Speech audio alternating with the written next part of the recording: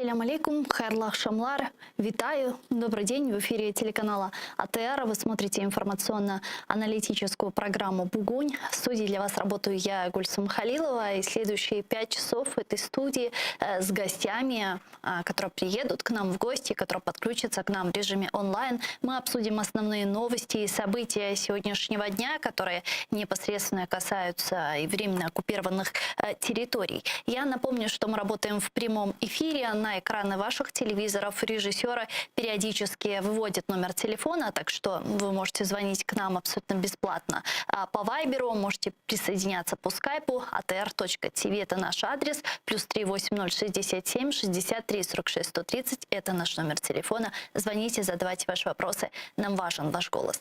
Не забывайте подписываться на наш YouTube-канал. Там мы вещаем как в онлайн-режиме, так и выкладываем самые интересные фрагменты из наших эфиров. Выкладываем практически все наши программы в записи. И, наконец, поддержать телеканал АТР вы можете, подписавшись на наш Patreon. Ссылку режиссера периодически выводят на экраны, по которой вы можете пройти, выбрать уровень поддержки и стать частью большой крымско-татарской семьи АТР. Это поможет нам продолжать работать на непростом информационном фронте. А этот блок я бы хотела начать со следующих новостей. Как известно, глава украинского внешнеполитического ведомства с рабочим визитом находится в Соединенных Штатах Америки. И вчера поздно вечером по Киеву была подписана хартия о стратегическом партнерстве Украины с Соединенными Штатами Америки на 10 лет. Под документом подписались руководители внешнеполитических ведомств обеих стран Дмитрий Кулеба и Антони Блинкен. Давайте послушаем цитату Министерства иностранных дел. Агресія Росії проти України закінчиться тоді, коли місце України як невіддільної частини Заходу буде інституалізоване та не буде піддаватися сумніву. Сьогодні ми зробили важливий крок у цьому напрямі та підписали нову хартію, яка дозволить Україні та США ще ефективніше протистояти спільним викликам. Политический аналитик Олег Саакян с нами сейчас на прямой связи. Пане Олеже, вітаємо вас. Ассаляму алейкум. Добрый, витаю. Пане Олеже, хартия о стратегическом партнерстве между Украиной и США. Что это за документ? Чем он важен для нас? Він важливий тим, що він охоплює майже всі сфери двосторонніх відносин, задає в них стратегічні вектори, певні пріоритети і навіть частково торкається інструментів того, як в проектному, в політичному режимі можна здійснювати поступ в цих напрямках. Тобто це такий стратегічний виклад візії і підходів у двосторонніх відносинах. Він відкриває певну сторінку, в якій тепер можуть інституції взаємодіяти одна з одною і виконувати, посилаючись на цю хартію, ті чи інші, скажімо, ту чи іншу співпрацю і взаємодію. А чем эта хартия, а чем эта хартия отличается от той, что была подписана в 2008 году? Есть ли принципиальные отличия? По безпековим питанням вона більш широка і всеохопна. Зрозуміло, що також протидія агресії сугубо, також вона є додатковою до неї. Але якщо говорити про в цілому, то, звісно, вона багато в чому наслідує і є спадковою до тієї хартії, яка в 2008 році була. Тут абсолютно і беззастережно. Оскільки це сам формат документу, він передбачає певні напрями і певне його структурування, яке є спадковим. В Министерстве иностранных дел Украины определили топ-5 новых положений документа по сравнению с 2008, и они тоже акцентируют внимание на ситуации с безопасностью. И снова мы увидели, что Соединенные Штаты Америки поддержали суверенитет, территориальную целостность Украины, стратегическое сотрудничество, членство в Европейский Союз и НАТО, в частности, в хартии говорится о том, что США поддерживают Украину на пути к полноправному членству в ЕС и НАТО. Это вопрос реформ и экономики. Если мы говорим о поддержке Соединенных Штатов Америки в вопросе противодействия Российской Федерации, что, в принципе, было отмечено в Министерстве иностранных дел Украины, что это может быть? Какие конкретные программы или проекты в этом вопросе мы можем увидеть? Или же вот все останется только в декларативном таком варианте? Цікавість хартії якраз в тому, що вона не стільки декларативний характер носить, скільки деталізацію. Тобто вона одразу вже дає не тільки загальні обриси за все хороше проти всього поганого, а вона по напрямках чітко розписується і доходить до конкретних речей, які потрібно зробити, на яких сконцентруватися. А потім вже відомства, спираючись на неї, розписують чіткі плани і рухаються в них в більш короткостроковій перспективі. Тому, направду, хартія, вона вже не декларативний характер носить, а вона є інструментальним. Тобто спочатку є декларація про наміри, певні меморандуми, домовленості тощо, а потім, коли вже підписується хартія, то це перехід до реалізації оцих от задекларованих позицій і можливостей. А якщо говорити про підтримку в протистоянні Росії, звісно, це розвідні дані. Звісно, це переозброєння. Також поруч з цим це тренування і це більша синхронізація з НАТО і використанням потужностей НАТО, зокрема навчальних, зокрема реабілітаційних і інших. Також це важлива компонента в безпеці інформації, кібербезпеці, там, де в нас доволі непогано співпраця з Сполученими Штатами. Поруч з тим, ми все ж таки не маємо своїх космічних систем. І тут ми так само спираємось на підтримку наших партнерів, зокрема Сполучених Штатів. Мається на увазі космічна розвідка тощо.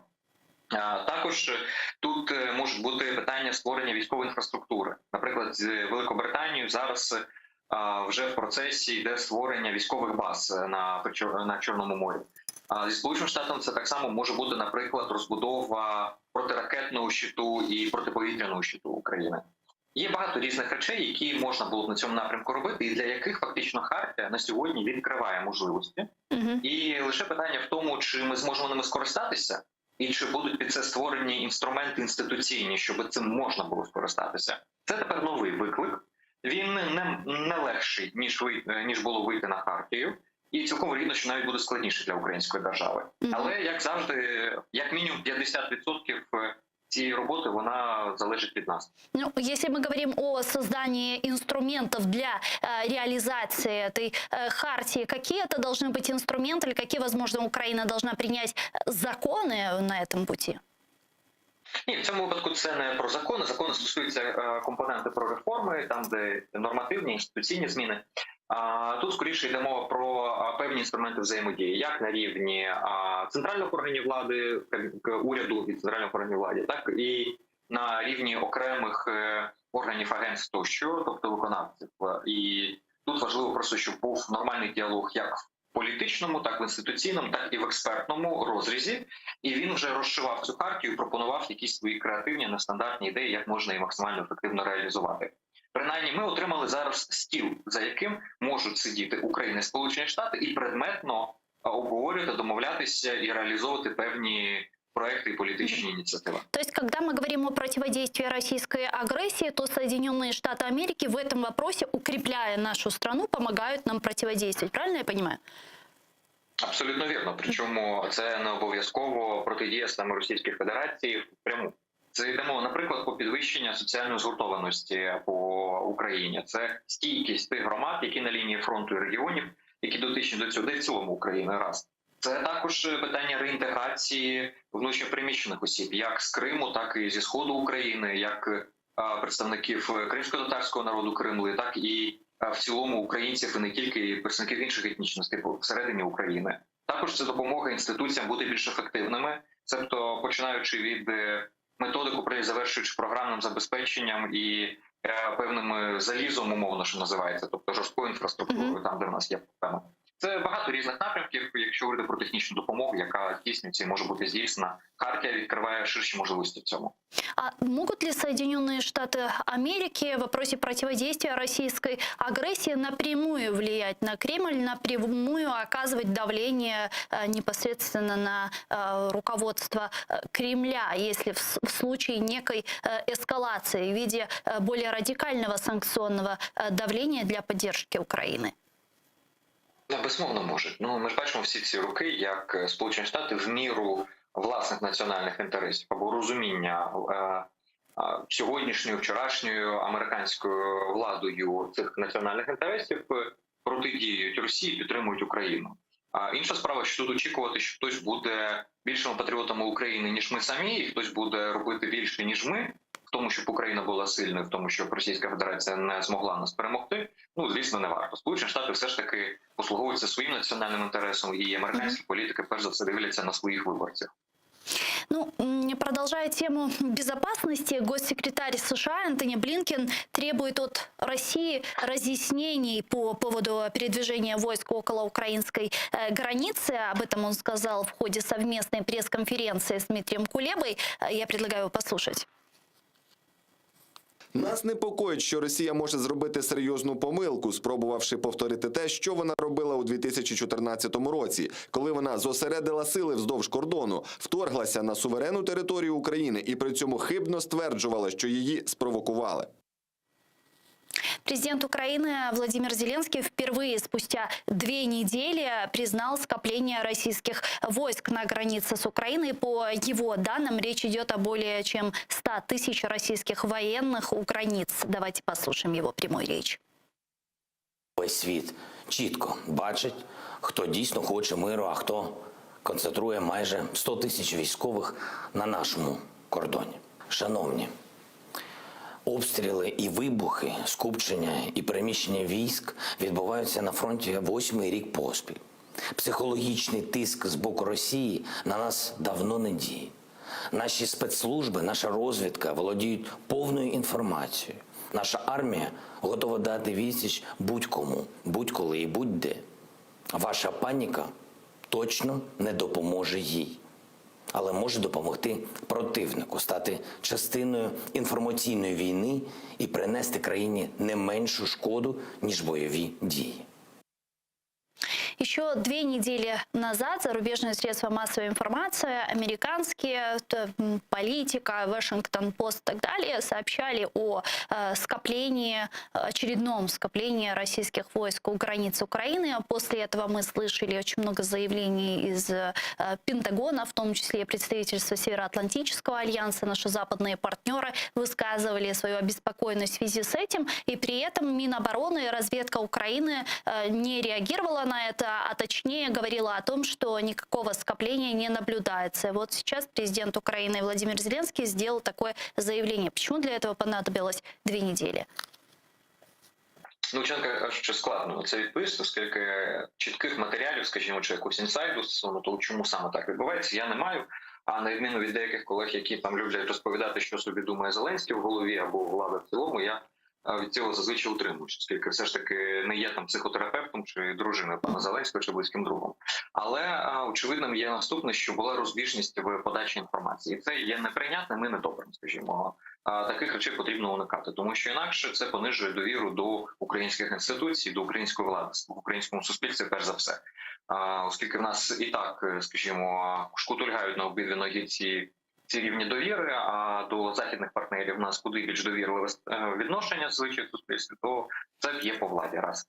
2. Цілком вирогідно можу припустити, що це пов'язано з тим, що наша розвідка весь час відслідковує ці пересування військ, і в принципі вони вже достатньо давно накопичили ці війська, плюс-мінус перекидання відбувалося в білоруському напрямку, якщо подивитися. Тому цілком вирогідно, що наша розвідка це розцінювала просто як чергові маневри без колосального збільшення кількості військ, тим паче перекиданням, скажімо, більше до білоруських кордонів. І тут просто виникла розбіжність в трактуванні тих же самих даних. Зі Сполучених Штатів плюс-мінус 200 кілометрів – це близько, з точки зору українського кордону, і з України те, що війська перекинуті на 250 кілометрів на північ від України і на 20 кілометрів від білоруського кордону, чи 30, це, звісно, може трактуватися інакше. Тут действительно такой философский вопрос. А что называть близко, что называть далеко? Что такое 250 километров для танков, в принципе? Звісно, це там 3-4 години ходу, якщо по хорошій дорозі, а так взагалі більше. Там 6 годин, умовно кажучи, з моменту старту. Але для Сполучених Штатів, звісно, великими мазками це виглядає трішки інакше. Плюс давайте не забувати все ж таки те, що наша розвідка, скажімо, скоріш за все, це передавала військова розвідка, яка трішки інакше, скажімо, моніторить ситуацію, і вони аналізують ризики безпекового характеру трішки в іншому горизонті, в оперативному, перш за все. А в Сполучених Штатах це, скоріше за все, все-таки йшла мова там у геополітичних, більш великих мазками викликах.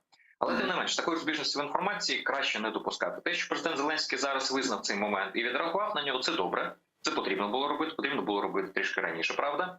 А в цілому тут є ціла низка проблем, які розкриваються всередині нашої держави. По-перше, це не розкоординованість цієї інформації. По-друге, це те, що в нас прикордоння, населене прикордоння, чесно кажучи, мало готово до можливої ескалації конфлікту і до розширення театру бойових дій. починаючи від того, як діяти в умовах надзвичайного стану, завершуючи питаннями цивільної оборони і першої медичної допомоги, тощо виживання в місті, якщо воно без електрики, без води, і те, що ми спостерігали на сході України в окупованих містах. Це, звісно, той комплекс питань, які потрібно комунікувати рівно для того, щоб люди не переживали, люди розуміли, що вони будуть робити у випадок моменту ЧЕ. Цього, на жаль, за всі роки війни нормально і достеменно не зроблено. Зараз є певні поступи в розвитку територіальної оборони, дуже не швидкі, будемо чесними, але принаймні вони почалися і вони діють. І тут я все ж таки сподіваюся, що доволі швидкі терміни, і ця ситуація, вона ще раз актуалізує, що територіальну оборону потрібно зараз в пришвидшеному вигляді створювати, і це має бути одним з пріоритетних питань. А как вы думаете, вот если сравнивать с событиями весны, когда мы тоже наблюдали вот концентрацию российских войск у границ Украины, более масштабную милитаризацию оккупированного полуострова Азовского, Черноморского морей, вот эти масштабные учения и нынешнюю ситуацию, вот они отличаются или опять Россия пытается что-то вот этим бряцканием оружия выторговать?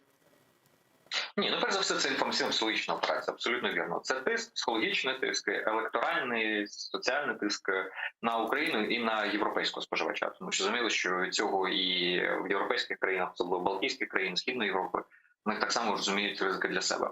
А по-друге, я не думаю, що це сильно розрізняється. І там очікувати зараз повномасштабної агресії Росії не варто від цього, але бути готовим до неї варто завжди. Я почему спрашиваю, просто вот когда, помните, весной было стягивание войск, как раз в Соединенных Штатах Америки прошли выборы президента, и, собственно, потом Джозеф Байден позвонил Путину, мы помним, как это все преподносилось в российских пропагандистских средствах массовой информации, вот Байден вдруг испугался, решил позвонить Путину, предложил ему встретиться, и вот Путин, такой вот лидер мировой, согласился и так далее. Потом, собственно, состоялась эта Женевская встреча. То есть, очевидно, для Путина было важно встретиться с Джозефом Байденом. И вот это бряцкание оружия в том числе и было для этого сделано. А вот сейчас что? Чего пытается добиться Путин? Зараз це не про візити, не про зустріч.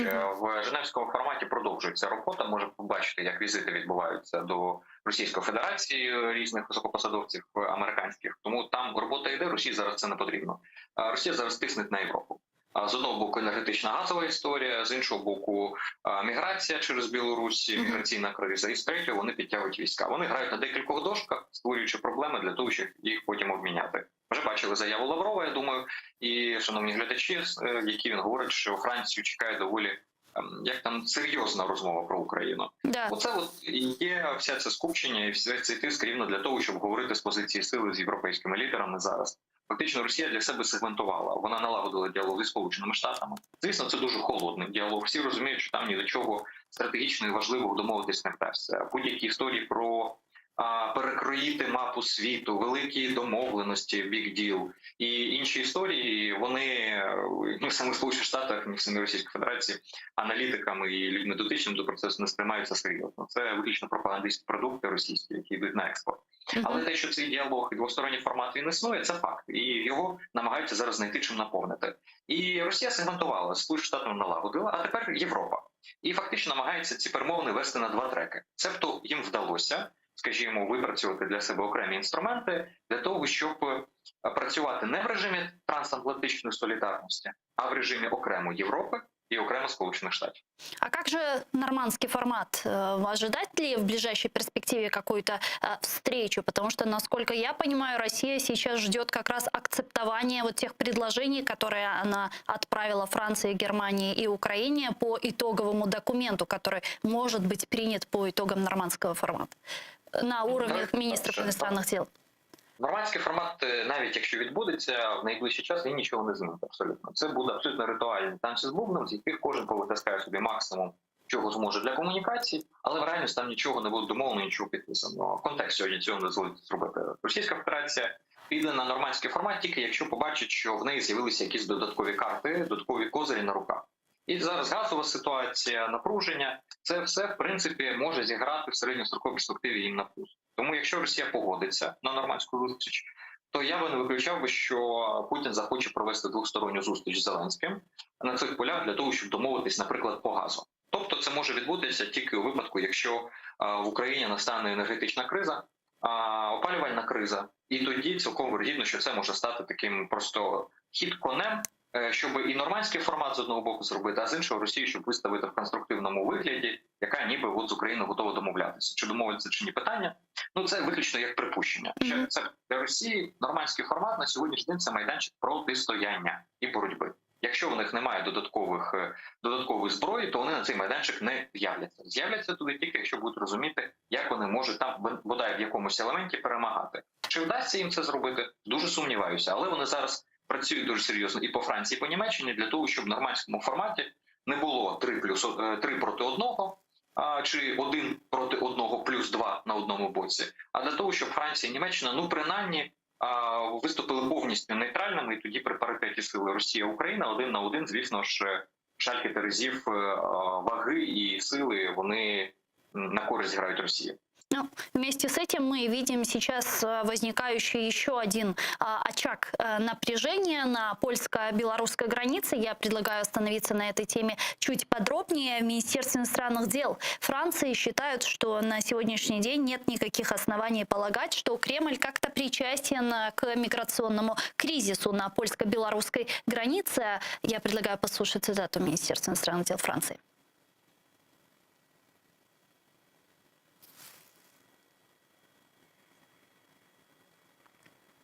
Я так понимаю, у нас какие-то технические проблемы, мы не можем вывести цитату Министерства иностранных дел Франции, но тем не менее. Пан Олеже, как вы считаете, вот то, что происходит сегодня на польско-белорусской границе, дело рук Александра Лукашенко или же действительно здесь есть след Кремля? Ну, там не тільки польські, там і балтійські країни, все ж таки, і Литва, і Латвія, вони страждають. Абсолютно байдуже, чи це придумано в Мінську і запропоновано Росії, чи це спущено з Москви в Мінськ на виконання. Але зрозуміло, що в сьогоднішньому становищі залежності від Російської Федерації дуже серйозно, як Білорусі, оскільки економічно і в військово в багатьох аспектах Білорусь залежна від Росії фінансово, так і самого Лукашенка, який на сьогодні тримається в кріслі виключно з доброї волі самого Кремля і можуть його зняти в будь-який момент. То есть автономно он действовать не может в этом вопросе? Ви абсолютно праві. Я якраз хотів сказати, що автономно чи самостійно в цих умовах Білорусь просто не змогла видіяти. Принаймні без освячення з боку Кремля таку спецоперацію проводити ніхто би Білорусі би не дав. Означає, що це елемент більшої гри. І вона абсолютно зрозуміла. І Франція в своїй заяві фактично говорить про цю гру. Просто вони в властивій манері Франції, французьким елітам намагаються задобрити Росію, тим паче напередодні візиту Лаврова, це такий собі пряник, де вони між строк сказали, що Росія має серйозний колосальний вплив на Білорусь і, відповідно, може вирішити цю ситуацію, скориставшись цим впливом. Тим самим вони сказали, ми чудово розуміємо, що ви за цим стоїте. Але при цьому на публічний загал сказали, що ні, звісно, це не Росія, це виключно Білорусь. У Лукашенка зараз така роль – тягати з багаття печену картоплю для Путіна. На цьому тлі Путін виглядатиме більш цивілізовано, раз. Два, він руками Лукашенка створює проблеми, а сам буде виступати тепер частиною рішення і пропонувати «давайте поговоримо». Направду, вся іронія цієї ситуації в тому, що з певними похибками на вітер ми можемо взяти і її порівняти з тією ситуацією, яка розвивається в російсько-українських відносинах навколо війни на Сході. Коли Росія говорить, сядьте і розмовляйте з окупаційними адміністраціями. Ми ж чудово розуміємо, що вони нічого не вирішують. Кажемо, сторона конфлікту Росія і суб'єкт Росія, а це виключно сьогодні інструменти реалізації цієї політики Росії окупаційної. А Росія каже, ні, сідайте з ними, спілкуйтеся. От зараз Росія те саме робить з Європейським Союзом. Говорить, сідайте, розмовляйте з Лукашенком. Чому ви не хочете з Лукашенком поговорити? Європа каже, вибачте, так, суб'єкта, Російська Федерація. І ви ж можете вплинути, ви ж вирішите ситуацію. Росія каже, ні, почекайте, спочатку Лукашенко, от поспілкуйтеся. Тому я сподіваюся, що ця ситуація з невизнаним Лукашенком і намаганнями, скажімо, посадити за стіл або змусити до перемови з Лукашенком з боку Російської Федерації і європейських колег, вона трішки отрезвить і дасть їм змогу подивитися і на ситуацію навколо російсько-української війни трішки під іншим кутом зору. Далеко не всіх, але принаймні для частини, я сподіваюся, що це стане холодним душем. Скажите, а вот тот миграционный кризис, который создает сегодня Кремль, вот чего он пытается этим добиться и какие действительно риски он несет для Европейского Союза? Серйозно, всі розуміли, що міграційне питання – це одна з ключових польових точок Європи. Вони її вирахували ще давно і запустили контрольовану міграцію з Сирії, пам'ятаємо, з Лівії. 15-й год, да. Стимулювали її в 15-му році. І вони зрозуміли, як це по Європі діє, як це викликає розбрат всередині Європейського Союзу між різними країнами. Тими країнами, які є на прикордоні, в тому випадку це була Греція, Італія, і тими країнами, які всередині або на півночі Європи, Скандинавська і Німеччина.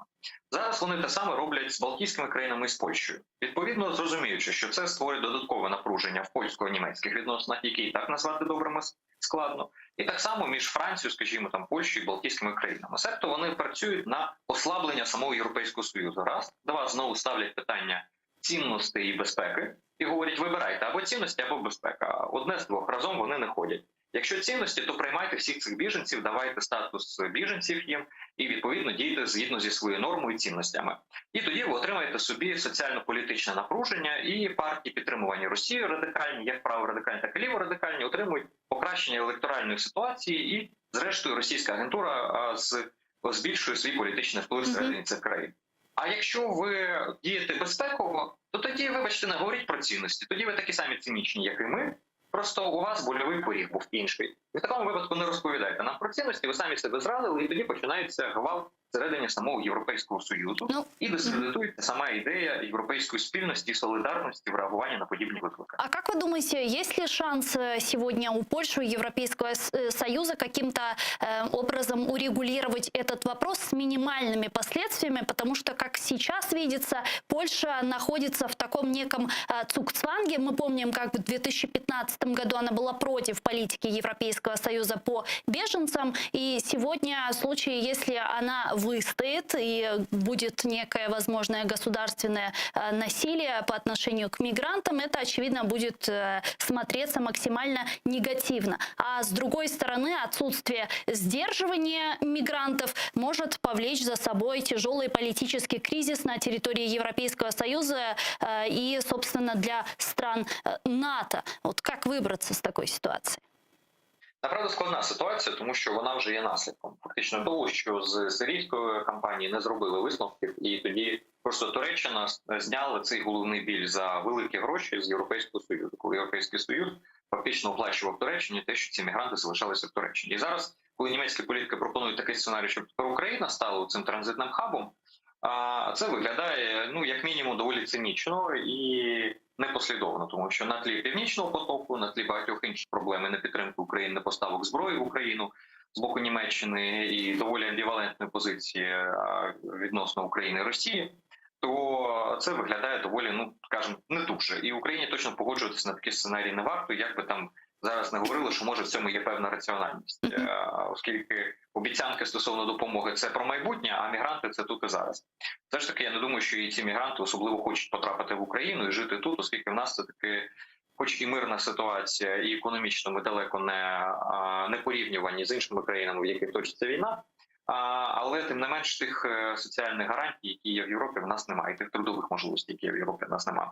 Тому для Польщі зараз дуже скрутна ситуація. Їм потрібно шукати якісь асиметричні інструменти, яким чином вони можуть з одного боку прийняти мігрантів, а з іншого боку профільтрувати, допустити тих, кого вважають за потрібне, а інших мігрантів відправити до країни або походження, або до країни, з якої вони прибули, тобто до Білорусі. В цьому випадку, я думаю, там авіатранспорт, інші варіанти можуть бути. А может ли Лукашенко развернуть мигрантов на Украину?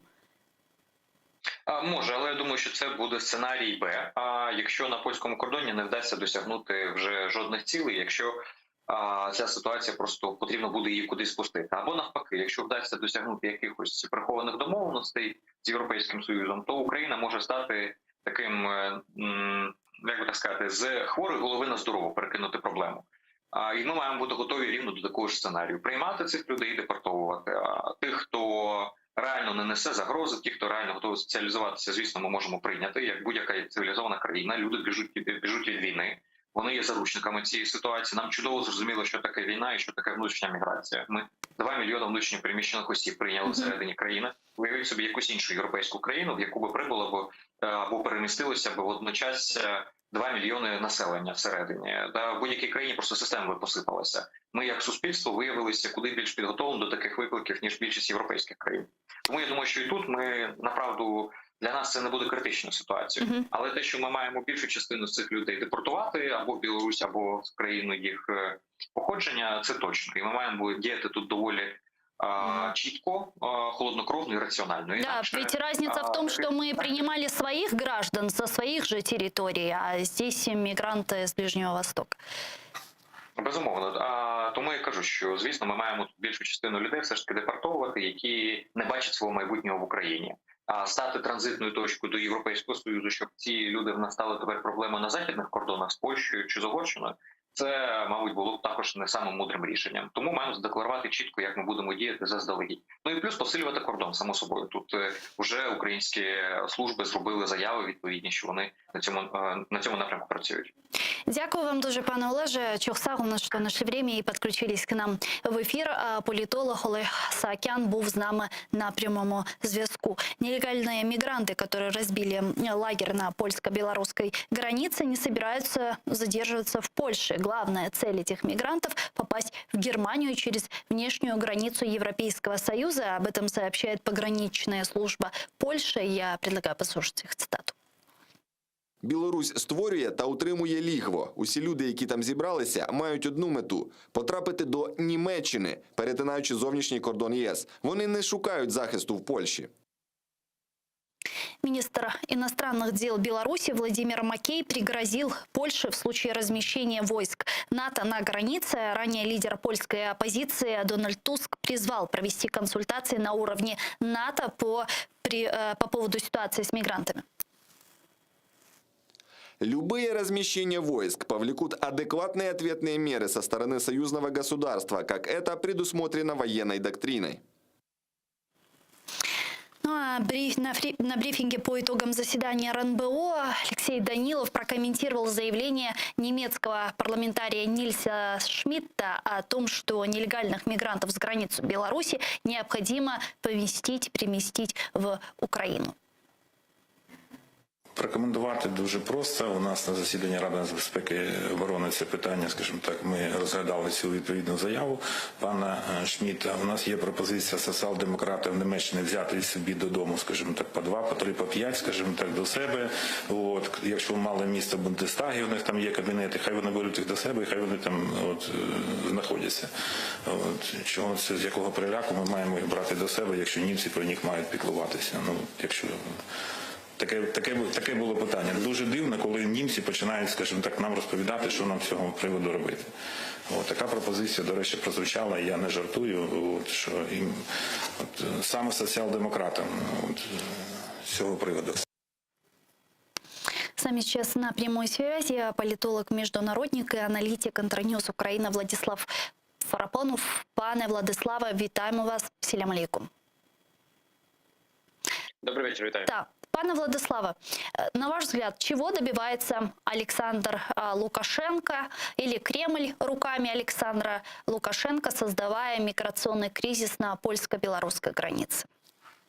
Ну, тут, ви знаєте, по-перше, я думаю, що очевидно вже, що стільки часу, насправді, скажімо так, нинішня влада, яка себе називає самовладою у Білорусі, насамперед очікує на те, що так чи інакше буде підтриманий насправді діалог із цим режимом, і на принаймні хоч будь-якому такому нормальному рівні, тобто це спроба, мені здається, вчергове нагадати про себе, що так просто ніхто насправді, скажімо так, якби не піде скажімо так, Мінська, тобто тут мені здається, що насправді питання в тому, щоб змусити Європейський Союз говорити з цим режимом напряму. Да, вчера в Европейском Союзе сообщили о том, что они готовят 5-й пакет санкций против руководства Беларуси, непосредственно против самопровозглашенного президента Александра Лукашенко. И сегодня Лукашенко пригрозил уже Европейскому Союзу в ответ на возможное введение санкций, а пригрозил он перекрытием газопровода Ямал-Европа.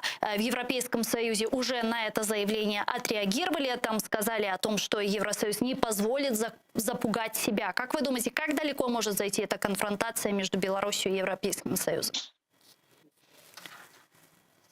Я не чую. Алло? Алло? Пане Владиславе, чуєте? Алло? Чесно кажучи, я дуже погано чув. Якщо можна, повторіть питання. Да. Пане Владиславе, сегодня самопровозглашенный президент Беларуси Александр Лукашенко пригрозил Европейскому Союзу в ответ на те санкции, на 5-й пакет санкций, которые они хотят ввести, отключением газопровода Ямал-Европа. Как далеко может зайти Лукашенко в конфронтации с Европейским Союзом?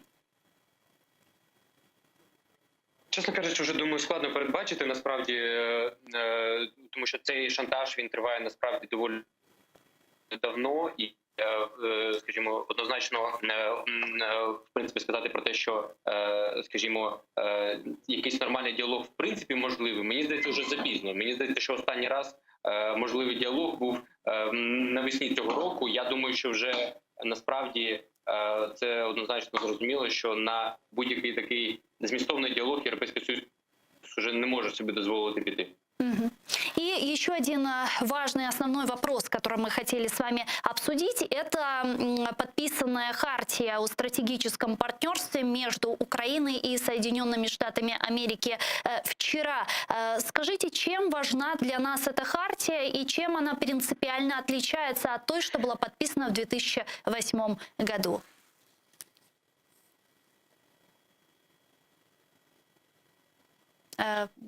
Повторіть, дуже поганий зв'язок. Повторіть, будь ласка. Пане Владиславе, зараз чуєте? Алло? Да, пане Владиславе, основной вопрос, который мы хотели с вами обсудить, это вопрос подписания хартии о стратегическом партнерстве между США и Украиной. Скажите, чем важна для Украины эта хартия, что именно она себя включает и чем она принципиально отличается от той, что была подписана в 2008? І тут я би сказав, що перший важливий факт, що вона насправді дійсно оновлює той спектр відносин, який можна називати, який в принципі може підпадати під поняття стратегічне партнерство. Тому що однозначно, що документ 2008 року він не відображав насправді ні прагнень України, ні готовності Сполучених Штатів реагувати на ті чи інші двосторонні чи багатосторонні виклики. Тому тут дійсно була потреба його оновити в цілому. Щодо конкретики, то тут насправді це підтримка у реальній боротьбі з Росією, це підтримка, в принципі, Кримської платформи, це підтримка так званого, в принципі, економічного плану трансформації, і той масштабний, який був презентований під час візиту президента до Вашингтону 1 вересня. Знову ж таки, це де-факто готовність взагалі проводити, тут саме по собі хартія, вона чим важлива, що вона розблоковує комісію з питань стратегічного партнерства. Тобто, що це свідчить про те, що американці готові стратегічно розмовляти на різні абсолютно теми. Тобто це як обмін, наприклад, розвідданими, так і посилення двостороннього партнерства. Тобто ми бачимо, що насправді документ доволі такий, я би сказав би, різноманітний, так само, як і, в принципі, як і той візит Володимира Зеленського до Вашингтону. Тобто, де-факто, це ще один вимір, продовження того візиту, продовження візиту до Києва. Тобто, сумарна, насправді, скажімо так, сумарна така і порція тих поінтів, які оголошувалися і були насправді оприлюднені ще раніше. Дякую вам дуже, пане Владиславе. Чохсагу, що нашли время і підключились к нам в ефір. Владислав Фарапонов був з нами на прямому зв'язку, політолог-американіст та аналітик Интерnews Украина. Возвращаясь к теме напряженности на польско-белорусской границе, Украина также начала усиливать охрану границ с Белоруссией и решили задействовать пограничников, нацгвардейцев, которых также привлекут силы территориальной обороны. Давайте послушаем цитату.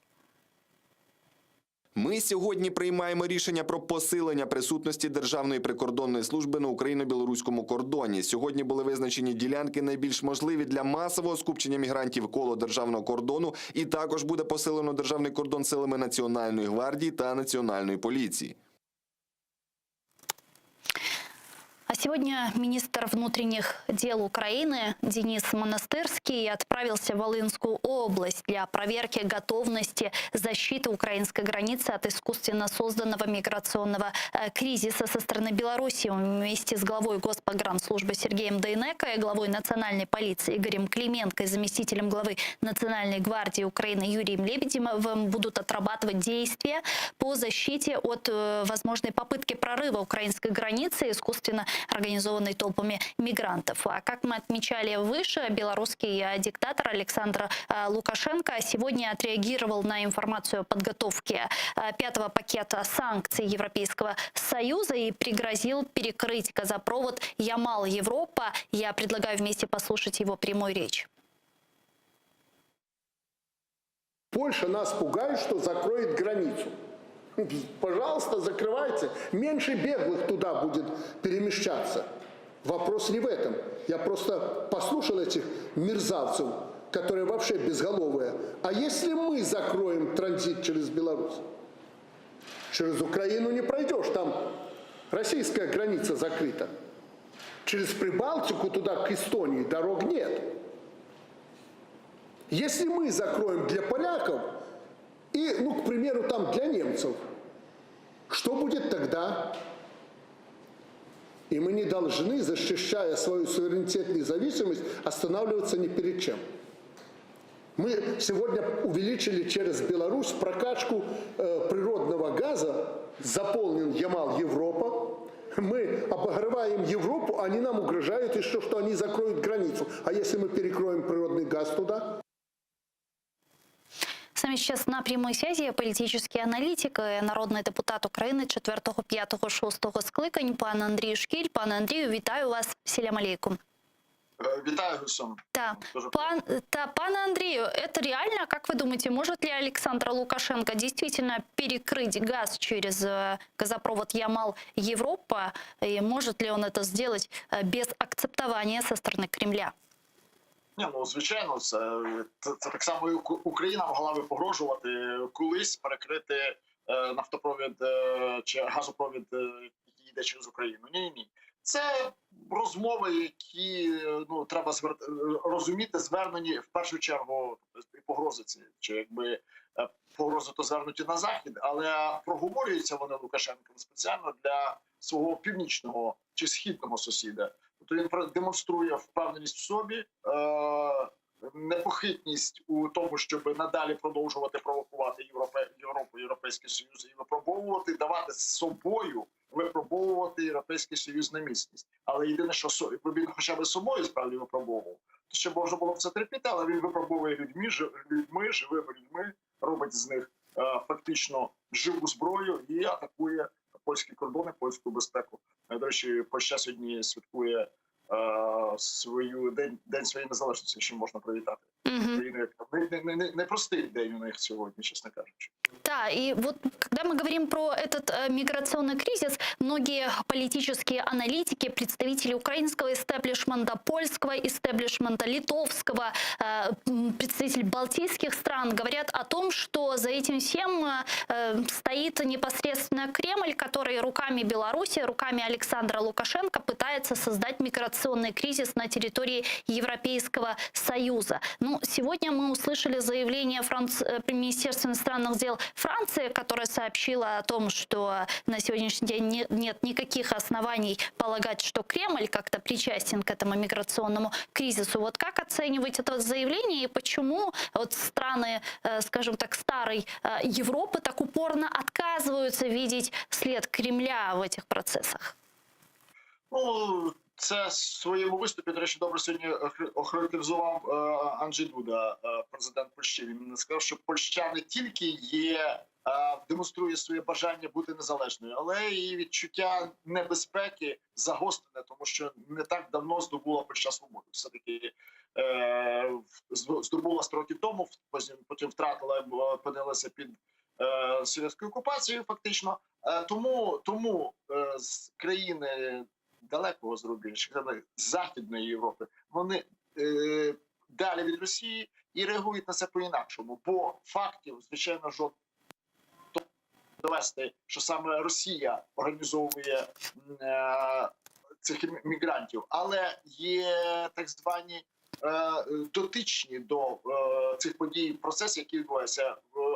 Аерофлот перевозить, ну принаймні так вважають експерти, перевозить цих пасажирів в Білорусі з Іраку, з Стамбулу, інших точок, з Сирії, зокрема. Ну тобто там є коло 10 точок, звідки перебувають ці люди до Білорусі, яких пізніше використовують якості потенційних мігрантів, як реально живого щита для того, щоб нанести живої зброї, щоб завдати збитків.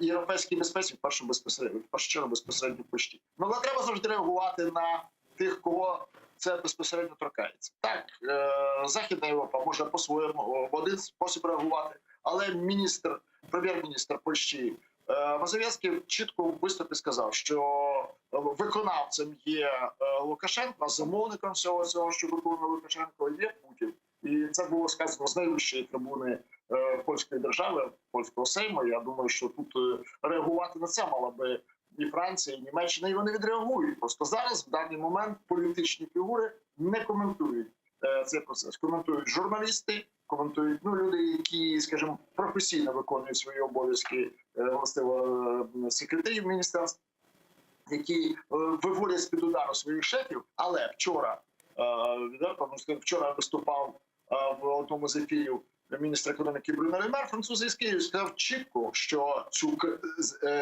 криза, яка створюється зараз в Європі, і газова, і міграційна, вона сценарій від неї пишеться.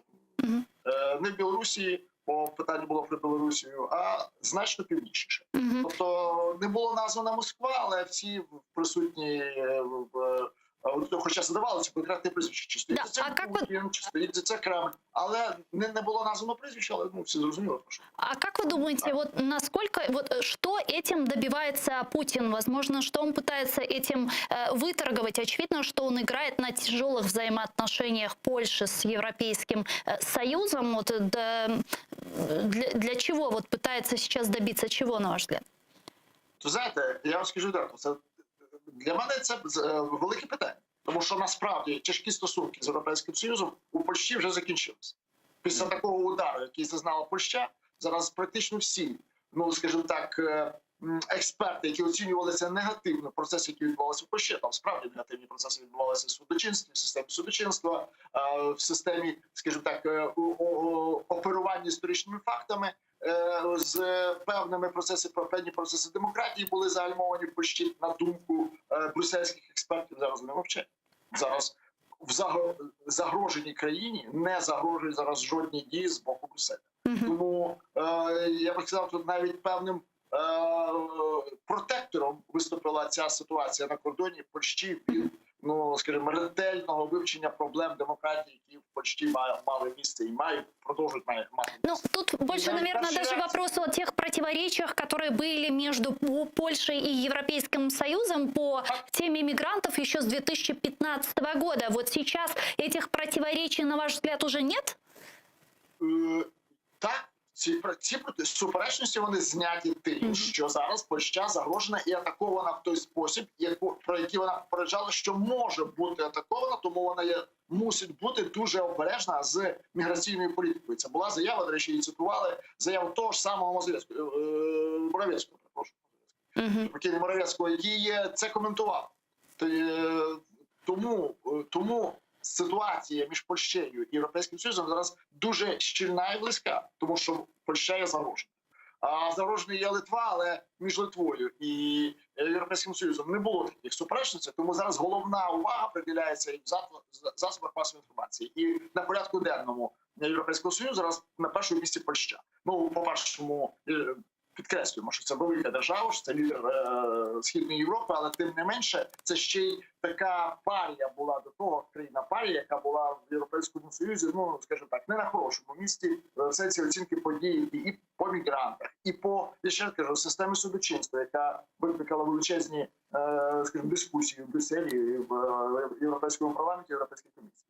Але це ні, все відкладено на, як кажуть, другу шухляду. Зараз головна проблема – забезпечення безпеки Польщі. І це забезпечення безпеки гарантував своєю присутністю в Польщі вчора Жозеп Борель, який сказав, що санкції проти Білорусі будуть. Звісно, він мусив прокоментувати запитання, чи будуть санкції проти Росії, але, властиво, ситуація з Аерофлотом, яка, скажімо так, витекла в засоби масової інформації про те, що можуть бути застосовані санкції проти Аерофлоту, ну, Белавія, це зрозуміло, і турецьких авіаліній, Turkish Airlines. Тобто це також була реакція Європейського Союзу на те, що чинник небезпеки для Польщі є дуже високий. І справді, якщо, скажімо, 3-4 тисячі людей буде прорватися кордон, буде дуже складно реагувати в демократичній державі на такі дії і протистояти в той спосіб, щоб це було, скажімо, ця картинка протистояння польської держави проти штучно створеної кризи виглядала, ну, адекватно. Дуже складно. И угрозы, риски для Украины. Какие несет эта вся ситуация?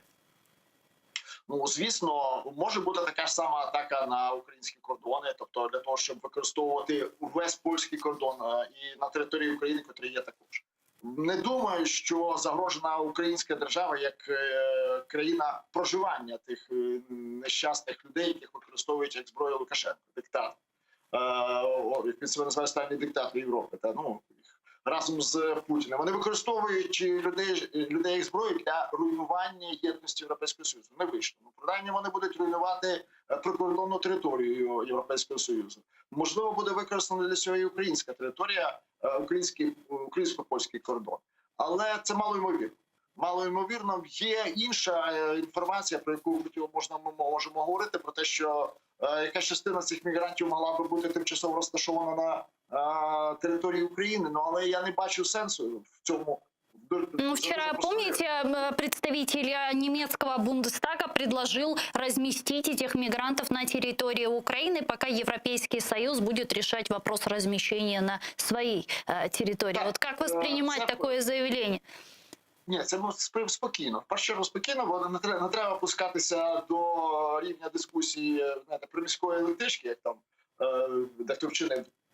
Це має бути дискусія. Окей, ви хочете, будь ласка, ми мусимо бачити, Україна мусить бачити пакет пропозицій, фінансова пропозиція, тобто яким чином це буде зроблено, фінансова, гуманітарна і таке інше. Тоді можна обговорювати. А це заява парламентаря від країни, яка ще не має повноцінної влади, ну, це треба тільки реагувати на це як політичну заяву. Але і навіть на неї можна реагувати по-різному. Можна нормально, можна не дуже. Але якщо заглибитися, що, наприклад, таку пропозицію Україні дасть Європейський Союз, мовно кажучи, а не окремий депутат з однієї з країн, з Німеччини, наприклад, так? А дасть Європейський Союз, то в пакеті ми мусимо бачити, як це має бути зроблено, термін і причини, чому саме Україна. Ось і все. Чому це Україна, наприклад, а не яка-небудь будь-яка інша країна. Тому те, що це сусідня країна і перетранспортування буде простим, не дуже так працює ця логіка, тому що відтранспортувати на таку відстань автобусами чи чим там, ну, достатньо складно.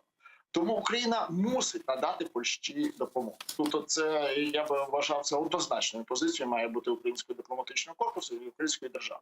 По-перше, вона має бути добре проартикульована. І я вважаю, що для цього має бути окремий виступ, не просто лист а окремий виступ, окреме звернення президента України до свого колеги президента Анджея Дуди, тому що у Польщі зараз тяжка хвилина, і тяжка, до речі, і урочиста. Можна було це поєднати з вітанням із Днем Незалежності і підтримкою. Це мала бути серйозна, велика, крупна заява, тому що Польща зараз потребує підтримки від Європейського Союзу і від кожної країни, і від України в першу чергу, бо Польща – це один з найнадійніших сусідів України, попри все. Навіть всупереч всьому вона є найнадійнішим сусідом України, найвірнішим, можемо це таким чином окреслити. Тому підтримка необхідна. І підтримка, якщо потрібно, навіть людьми, тобто вислати людей, які мають досвід роботи у подібних сценаріях протидії використанню людей як зброї, тобто це протидії масової маси, бо це організована Білорусією масове порушення білорусько-польського кордону. Це організована білоруською владою. И если мы говорим о украино-белорусских взаимоотношениях, министр иностранных дел Беларуси, наверняка вы видели это заявление, он сказал, что оккупированный Россией Крым является сейчас российской территорией. Давайте послушаем его цитату. Давайте.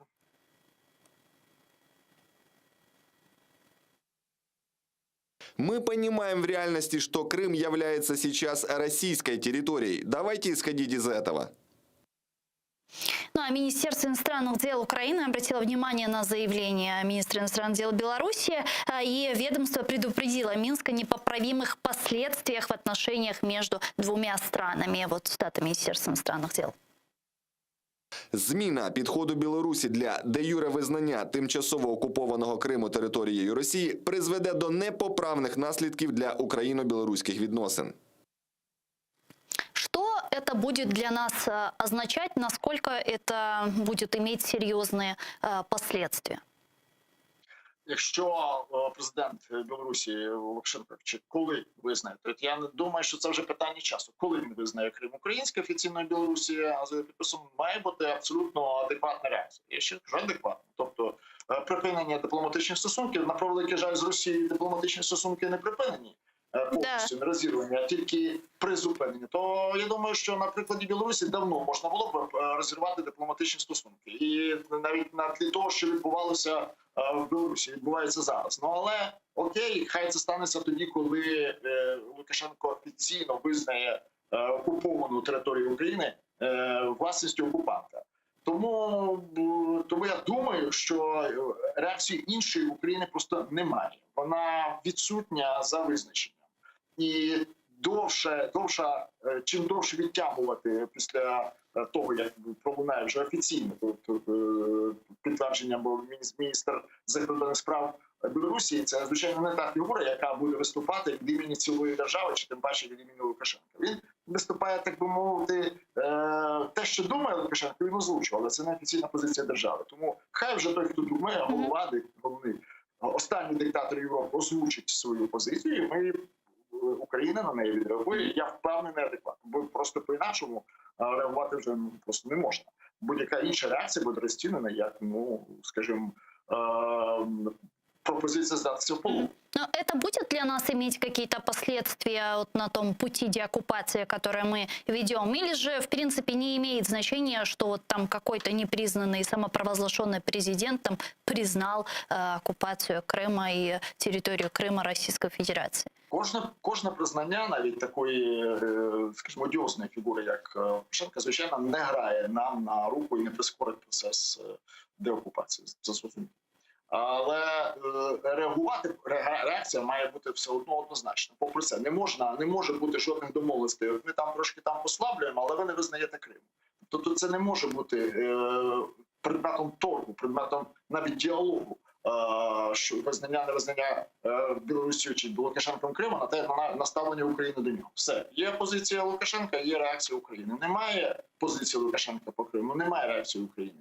Але робити вигляд, що з Лукашенком хтось в українській державі може знайти спільну мову і з ним домовитись, повірте, це більш ніж наївність. Це скидається на бажання, скажімо, замилити очі суспільству і зіграти там якусь свою гру. Але ця гра не буде нічого спільного мати ні з деокупацією, ні з демократією, ні з, врешті-решт, українською державою. Це може бути гра, яка принесе прибутки окремим гравцям, але в жодному випадку не держава. Тому тут має бути чітка позиція України і українського суспільства. Затягнулося вже стосунки такі дружні надто з Білорусією, але якщо виступить ініціатором цього розриву Білорусі, реакція має бути однозначна. Так, це і зле, що одна з країн, нехай яка б вона не була, вона це член ООН, країна з прапором і з представництвами, визнає Крим частиною Росії. Це зле, але зупинити цього не може бути, Україна не зможе. Україна зможе на це гідно відреагувати. Пане Андрею, наши гостевые редакторы ориентировали вас на минут 20 прямого эфира, но вы не против, если я задам еще пару вопросов и займу еще 5 минут вашего времени? Прошу, без проблем. Да. Пане Андрею, до этого мы видели, как Александр Лукашенко пытался лавировать между Европейским Союзом и Россией. И даже в вопросе признания оккупации полуострова он пытался сохранять некий нейтралитет. Но вот недавно он сказал, что он хотел бы посетить Крым. Сейчас мы видим это заявление министра иностранных дел Беларуси Макея по Крыму. То есть можно ли уже, наблюдая за всем происходящим, и, собственно, та накаленная атмосфера сейчас с Европейским Союзом, та конфронтация, на которую идет Александр Лукашенко, можем ли мы сказать, что он теперь полностью уже зависим от России, и, в принципе, де-факто, де-юре уже оккупация Беларуси Россией состоялась? Де-факто не відбулося. Я думаю, це буде по-інакшому оформлено, але де-юре це буде оформлено інакше. Зараз відбувається занурення Білорусі в Росію. Вона ще не втонула, процес ще не відбувся, але відбувається процес того, коли Білорусі тоне в Росії. 28 цих сходинок, всі ці декларації підписані в Росії Лукашенком. Все це призведе до того, що так, Білорусія буде поглинута Росією, і Росія, тобто в даній ситуації Путін, буде виступити таким миротворцем, який зупинить цей хаос на кордоні, який там відбувається, якісь там трошки там покращить життя середньостатистичного білоруса, можливо, чимось, продемонструє якусь там стабільність. І головне, що він продемонструє своєму ядерному електоратові вірність імперським, скажімо, імперській меті. Тому що ця імперська мета і рухає цим електоратом, який підтримує Путіна як імператора і повертальника земель руських, там Крим, повертає Білорусію, потім Україну поверне, потім все решта буде. Тобто це є наратив, який створює популярність Путіна. Він це відпрацював на Кримові, вони повернули, тобто забрали в Україні Крим, купували його, і це призвело до підвищення рейтингу. Війна в Україні не підвищила так сильно рейтинг Путіна. Тому він хоче безкровно, так би мовити, без шуму, як кажуть, і пилі, приєднати Білорусі до себе. Це буде оформлено як відновлення імперії, відновлення країни, яку він там втратив, чи вони там втратили велику, на думку Путіна і кремлівського його оточення. Це буде зроблено.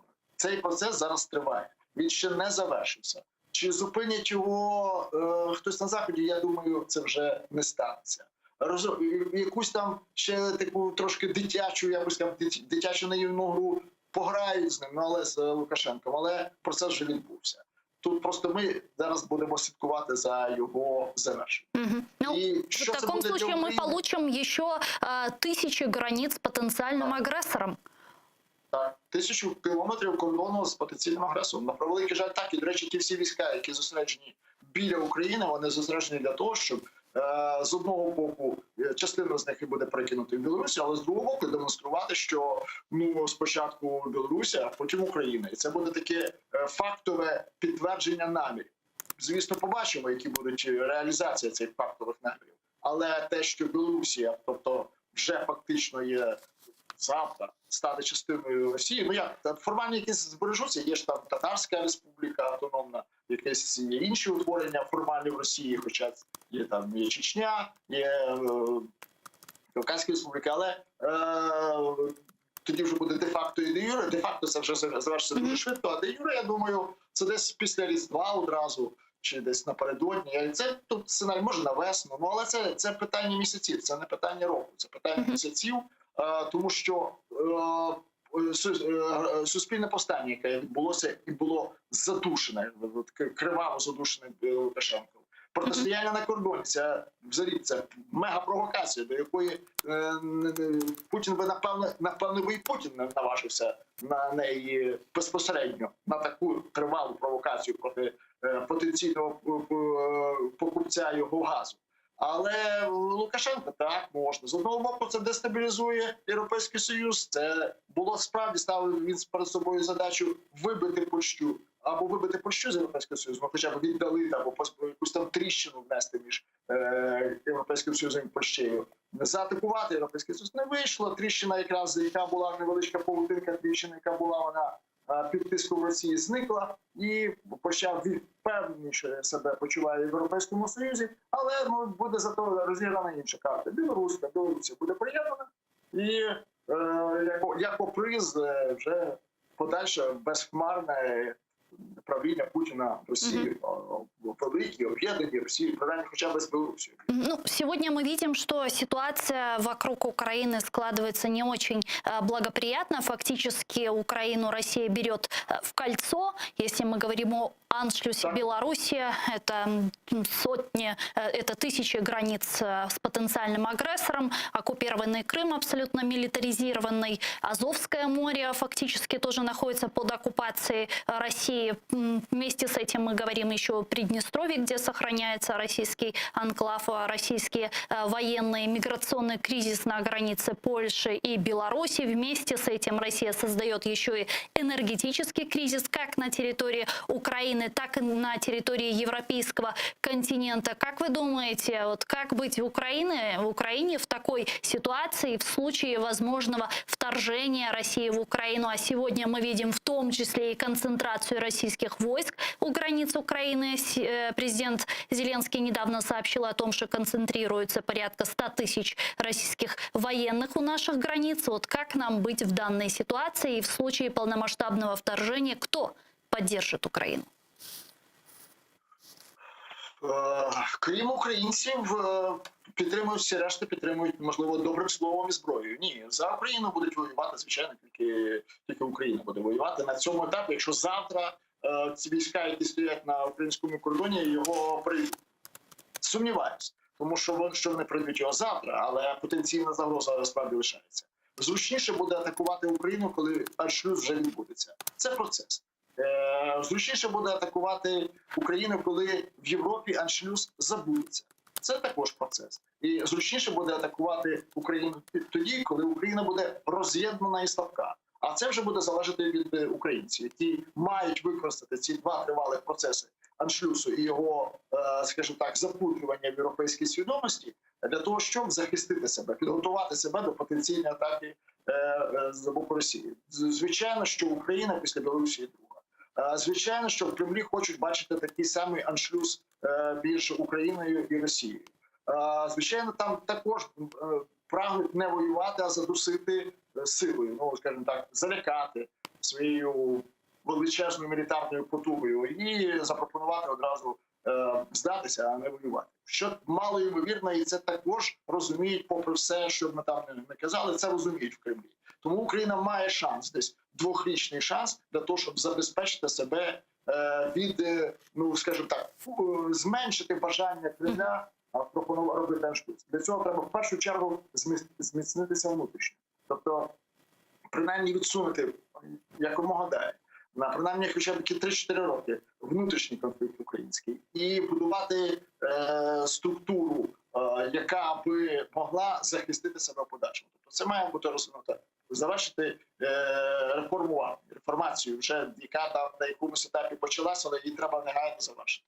Дати врешті-решт порядок судам, тобто повернути довіру до держави для того, щоб інвестор прийшов сюди і своїм капіталом також допоміг захищати Україну. Бо чим більше буде інвестовано капіталу, тим дорожчою буде атака на нього Кремлю. Це одна з таких фондів економічної безпеки. Друге, потужно зараз інвестувати в розвиток стосунків з країнами-сусідами. Тому що сусіди не зацікавленіші в тому, щоб безпека була на кордоні. Це в першу чергу та ж сама Польща. Щоправда, можливо, атака на кордон Польщі є частиною дестабілізації українського сусіда, а не стільки навіть європейського сусіда чи європейського союзного сусіда Польщі, бо вона є дуже важливим чинником безпеки Європи. Польща, якщо вона буде дестабілізована Росією, проблема для України буде значнішою, більшою. Розвивати стосунки зараз треба обов'язково поглибити, і так вони розвинуть з Туреччиною і Румунією, тому що Туреччина і Румунія – це безпека Чорного моря. Так, можуть 1000 кілометрів кордону білоруського, які після аншлюсу, це небезпека. Але коли буде Чорне море вільніше, і коли в Чорному морі будуть не тільки дружніми американські, але й турецькі і румунські флоти, то тоді Україні буде легше провадити зовнішню торгівлю, зокрема дешевими морськими шляхами, що цілком ймовірно. І найголовніше – інтенсифікувати процес долучення до Європейського Союзу. В першу чергу почати це з енергетичного пакету. В першу чергу, тому що Україна загрожена енергетично, і Україна має стати членом Європейського енергетичного пакету, Європейського енергетичного суспільства. До речі, на питання, яким чином боротися з російською газовою атакою на Європу, міністр економіки Франції відповів: будувати більше новітніх ядерних реакторів. Україна має на це також звернути увагу, тому що розвивати стосунки з тими країнами, які зараз інвестують в сучасні ядерні технології, і будувати нові якщо не блоки, то принаймні навіть замахнутися на нову станцію атомну, тому що атомна енергетика, вона зараз найдешевша і найменше задає болю в природі планети Земля, тобто найменше викидів вуглекислого газу після перетворення, скажімо, вироблення енергії, палкового жовлю енергії. Тому Дякую. це все складові. І ці складові мають бути в житті України. Якщо цього не станеться, то чекати після Білорусі українського шлюсу може бути доведеться недовго, якщо Україна не охоплюється. Дякую вам дуже, пане Андрію. Чухсагулно, що нашли время і підключились к нам в ефір. Андрій Шкіль, політичний аналітик, народний депутат України 4, 5 та 6 скликань, був з нами на прямому зв'язку. А я с вами не прощаюсь, мы сейчас прерываемся буквально на 5 минут, после вернемся в эту студию и продолжим информационно-аналитическую программу «Бугунь». Не переключайтесь, не забывайте подписываться на наш YouTube-канал, там мы вещаем как в онлайн-режиме, так и выкладываем самые интересные фрагменты из наших эфиров, выкладываем практически все наши программы в записи. И поддержать наш телеканал вы можете, подписавшись на наш Patreon. Ссылку на ваши экраны периодически режиссеры выводят. Можете пройти по ссылке, которую вы видите сейчас, выбрать уровень поддержки и стать частью большой крымско-татарской семьи АТР. Это будет помогать нам продолжать работу на непростом информационном фронте. Коршкинч.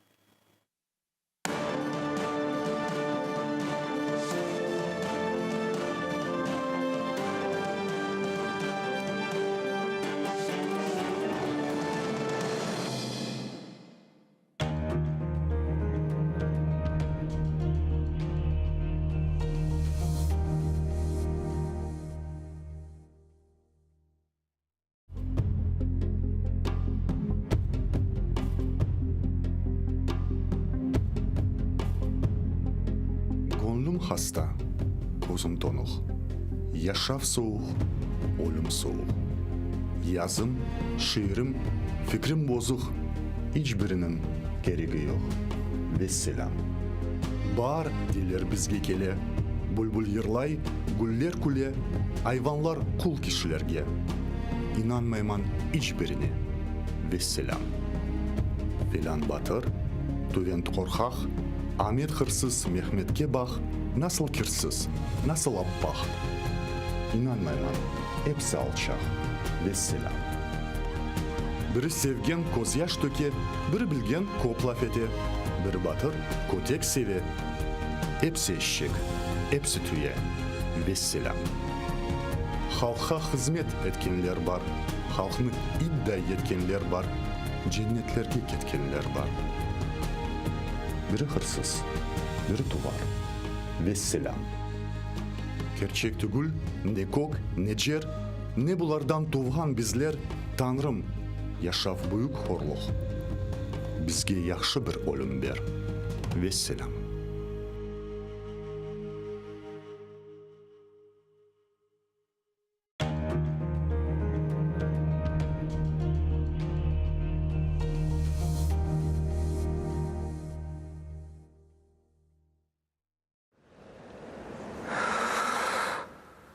Ишітесіңіз ма? Мен ақта ұмыттыңыз ма?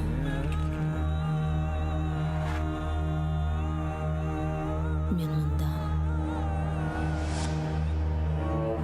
Бұл менің топырағым. Менің қырымым.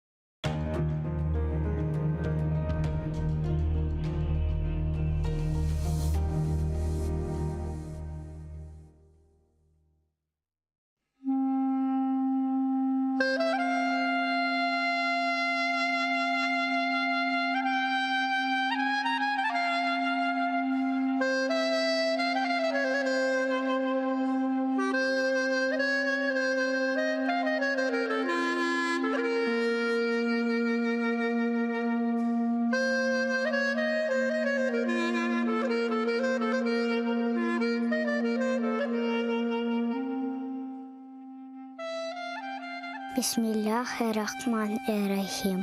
Yaratanım, Allah'ım, 99 ismin var. Ya Rabbim, haramlarga isteklerini bir yutunda devletlerini. Senden hayrı yok kimsemiz. Vatan için dua etemiz. İmdad bekle, haram hürmette. Rahim eyle açsın hizmette. Bizni haramda yarattın, yardımın ile. Sürgünden kaytık. Endi halkımız haramında. Devletli olsun vatanımızga. Biz için aziz Kırımımız. Takmında açsın bahtımız. Senden hayrı yok anlayacak. Yaratanım aç bizge huçak. Kırımlarga elini uzat. Yardım ver ya Rabbim. Bir bizge imdat. Bu aziz toprak ecdadım yeri. Kırımlarının tükenmez yeri. Adda bizlerini vatanımızga. Sahip olayı Kırımızga.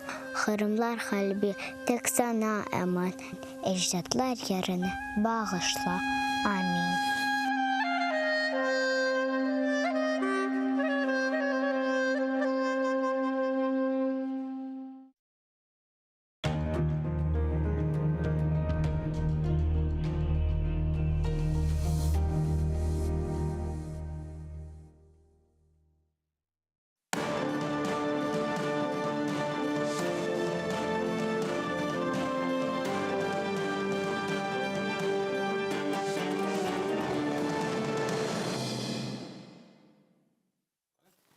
Assalamu alaikum, хайрлы шамлар, сайгылы АТР телеканалының телесерджілері. Бүгін информацион программасына серетесіңіз. Студияда сізлер үшін мен Гульсум Халилова чалышам ве невбеттеке бөлігімізні енді анлағаныңызға көре біз Қырым татар тілінде лаф етеміз. Енді мұсафирымыздың кем олғаныны да көрдіңіз. Мелемежіз азасы ве Қырым татар ресурс мерkezінің елбасшысы Ескендір Ғабариев. Assalamu alaikum, қош келдіңіз. Демек, сайгылар қадашлар, мен яйынымызға ве сас меселерінің музакерлеріне кечмезден evvel kaydetmege isterim ki biz canlı yayında çalışamız. Ekranlarınızga rejissörlarımız telefon numarasını takdim ete. Bizge canlı yayında telefonu açmağa imkanınız var. 067 63 46 130. яда скайп адресымызды қолланыңыз, atr.tv.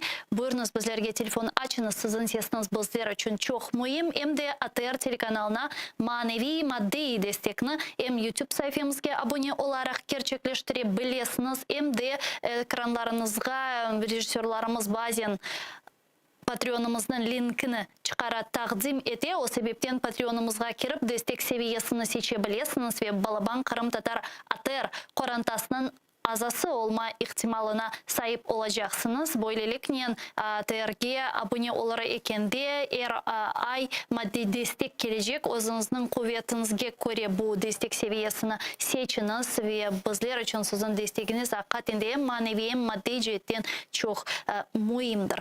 Ескендірға, мен бұл хаберні Böyle acele haberінен башламаға істейім, чүнки бүгін işgal етілген Қырымда адвокат Эдем Семидляевның мемори давасы бақылған еді ве аман-аман бірқач даққа евелсі алған хаберімізге көре işgalciler Эдем Семидляевны 12 күнге аписханеге қапатты, ona қаршы açılған мемори давалар бойынша. Не дерсіңіз? Олар кене көстерелер. Бұл адвокатларны хапсханеге отыртмақ стейлер, оларны хорхозмая стейлер, ве адвокатларын актив иштирак етмесінлер деп олеші япалар. Чүнки Эмиль Курбединов учил Эвель, оледы япханы ділер.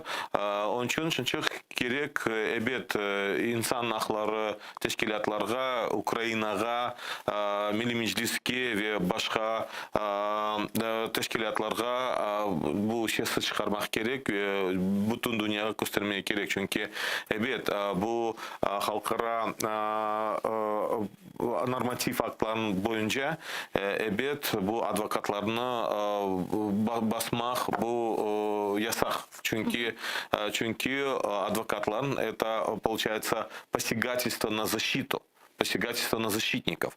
И он чун мен айтмағастейм, әбет шынчық аризаларын yapmaya керек, beyanatları бүтін ерде бір hafta evvel олар Семидляевны тұттылар, задерживали, даже там пытались психологически давить на него, когда заставляли там раздеться и так далее, якобы там проследить, что у него там есть ли какие-то на теле какие-либо там обозначения экстремистские и так далее. То есть это чистой воды такие вот провокационные, даже не провокационные, а вот действия, которые направлены на запугивание граждан. Потому что если запугивают адвокатов, то если, вернее, оказывают давление на адвокатов, то, конечно же, будут давить и на простых граждан. Что делать простым людям?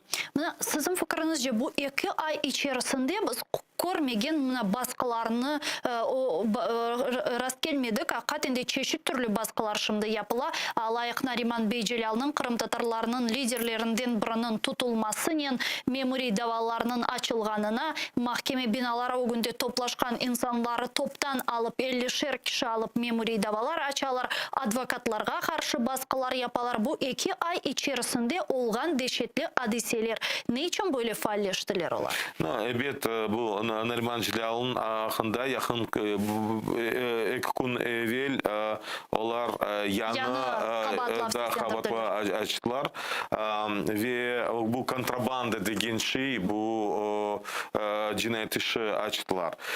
Но мен білесем, олар шынчық taraftan Rusya, taraftan işgalciler, taraftan көстермеге бүтін дүнияға стейлер, мұна біз varмыз, бақыныз. Bu 2 ай siz söylediniz devamında ne олар yaptılar? Bu biz Rusya'da biz bilemiz ne олар yaptılar. Çünkü sınırda büyük problemler çıktı, Avrupa'ya baskı ettiler. İkinciden, олар energetik meselesini көтерdiler. Bu fiyatları, bu gazga fiyatlarını көтерdiler. Ve biz görüyoruz nasıl олар. Ukrayna'ya baskı ettiler energetik taraftan.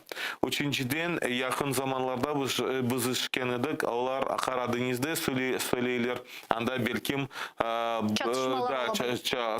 çatışmalar olmaya mümkün.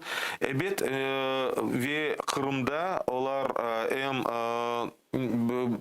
Meclisi'nin reisinin birinci muavini tuttular. Son baskı ettiler. Aziz Ahtemov ve Aslan Ahtemov onlarga baskı ettiler. Evet, onlar söylediler. Biz bir Kırım platformasının bir reaksiya göstereceğimiz bu birinciden. İkinciden, men bilesem, onlar şınçık. Ну, если перейти на общие вот такие геополитические процессы, то мы и в этой студии, помните, с вами говорили о том, что система, скажем, которая была сформирована после окончания Второй мировой войны, она сейчас пробуксовывает. И, соответственно, слишком дипломатично вы сказали, пробуксовывает. Ну, на самом деле она пробуксовывает, но она есть, она работает. И, конечно же, те страны, которые хотят идти вперед, они уже пытаются занимать определенные ниши. И мы просто сейчас уходим уже в международную геополитику. И, допустим, в этом случае, если мы видим, что Китай рвется в лидеры и, соответственно, выстраивает свою программу «Один путь», ну, не шелковый путь, они по-другому его называют, и, соответственно, выстраивают свое присутствие непосредственно и в Африке, и в Европе, и так далее. С другой стороны, мы видим, скажем, что происходит в Средиземном море, когда пытаются проявляться лидеры, и среди них в том числе и Турецкая республика, которая, опять же, пытается демонстрировать свою силу, свое влияние, свои возможности. Ну и, конечно же, мы видим, когда, если в свое время Соединенные Штаты Америки, особенно после 1991 года, были, по сути дела, лидерами в процессе и мировым жандармом, и как раз с приходом Трампа они публично стали отказываться от этой миссии, то мы видим, конечно же, ситуация пошла, скажем, в разные стороны. И, конечно же, Россия, будучи страной, от которой зависит или которая может влиять в энергетическом плане, и страна, которая имеет достаточно большую территорию, и страна, которая пытается быть глобальным игроком, хотя, конечно же, я бы ее не назвал глобальным игроком, они пытаются больше шантажировать, потому что по технологиям они отстают, даже по военной технике они отстают, хотя вот буквально на днях, опять же, они заявили, что они готовы уничтожать крылатые ракеты, они разработали новое вооружение, и, соответственно, в том числе это вооружение будет направлено в Крым. И поэтому здесь как бы каждая страна, я бы сказал, борется под небом за свое место в этом процессе. И другой вопрос, а где Украина? Другой вопрос, что должна делать Украина в этом случае. Другой вопрос, как должна повлиять, потому что Украина не должна быть объектом, она должна быть субъектом этих процессов. Конечно же, стартовые позиции у каждых стран разные, возможности экономические и финансовые разные. И поэтому, конечно же, здесь мы видим, что, возвращаясь уже конкретно снова к вашему вопросу, Российская Федерация пытается в лице Путина, или путинская Россия, я бы даже так правильно сказал бы, они пытаются сегодня демонстрировать миру не через какие-то новые технологии, не через развитие мира, не через укрепление или обеспокоенность за ситуацию с климатическим, с глобальным потеплением и ситуацией с климатом, потому что они не участвовали ни в Глазго, не участвовали ни в G20. И поэтому, но при этом они провоцируют всех. Они провоцируют Европу, они провоцируют мир весь, и, соответственно, провоцируют, конечно же, Украину. И, конечно же, в провокациях всегда очень удобная жертва, которая находится рядом с Россией, это Украина. И поэтому мы видим по всем фронтам, Путин приезжает в Крым и заявляет о том, что день примирения, да, у них такой есть праздник. Единство, вернее. Это именно он транслирует из Крыма. Он, опять же, о большом союзном договоре, он, опять же, демонстрирует из Крыма, хотя это онлайн-конференция. И таким образом, опять же, пытается и показать место и коренному крымско-татарскому народу. Но все эти этапы нужно выдерживать. Нужно набраться терпения, нужно набраться сил, нужно системно просто работать и видеть, а что мы хотим получить через месяц, через 2, через 3, через год. Вот для этого как раз должны быть индикаторы. И вот когда мы возвращаемся к крымской платформе, я уже неоднократно здесь мы с вами говорили, вот здесь офис крымской платформы и украинское правительство должны четко выработать вот эти индикаторы для того, чтобы нашим партнерам было понятно, а что мы хотим получить в рамках работы крымской платформы. Мына егер біз енді халықара мәселелер ақында лаф етмеге башладық, бұл мәселе этрafында мен Қырымтар ресурс мерkezінің Авропа инсан ақлары конвенциясының тержімесіні лаф етмеге істер едім. Төневін бұл демек конвенцияның презентациясыны өткердіңіз жанлы шекілде. Бізді тақып еттік, сейір еттік. Демек, Төневін біз яйынларымызда бұны тержіме еткен Шевкет аға Юнусов ве Бекер аға Мамутнин де бұл мәселені лаф етіп алдық. Хусусан біз тержіме мәселесіні лаф еттік. Мен сізден сияси мәселені әлбеттеке лаф етeceğim. Авропа инсан ақлары конвенциясының Қырым татар тіліне тержіме етілмесі не үшін мұйым? Ну, бірінші, бұл тәржімемен бақында, бұл біріншіден мұйым, чөнки біздің ұқуқи тіліміз да бір çox проблемларымыз бар. Әбет бұл тарафтан инкишафы yapmaya керек. Onun için biz 2019 senede biz Kırım Tatar tilge tercüman yaptık. Umumi insan hakları umumi beyanatı tercüman yaptık ve bu beyanatı biz ofisyal resursta Birleşken Milletler'in yerleştirdik. Evet. 526. tili oldu. Onun için bizge gerek Avrupa insan hakları. Biz Kırım Tatar ресурс меркези, biz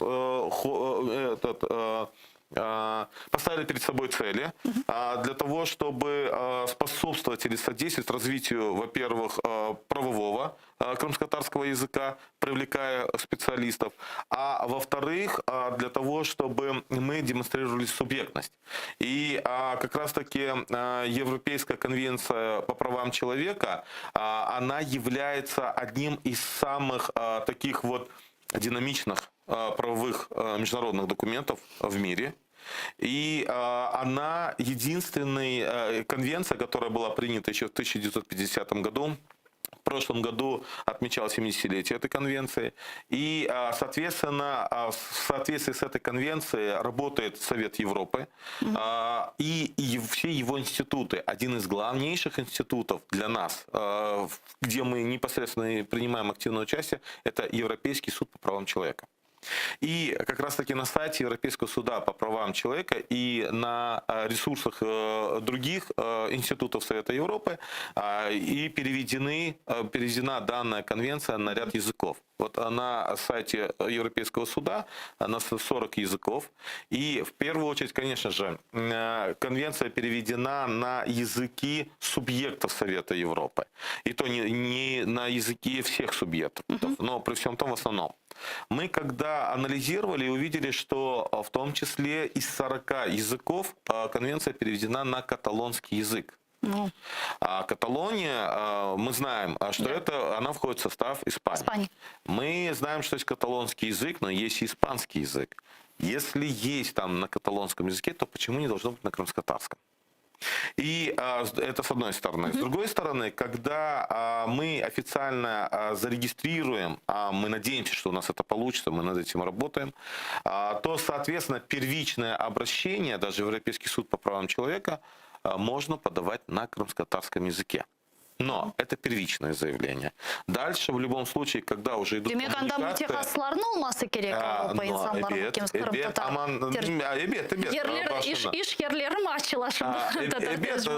Бунда чох совалер чхаджахлар. Эбет бу чизме керек оладжах. Аман.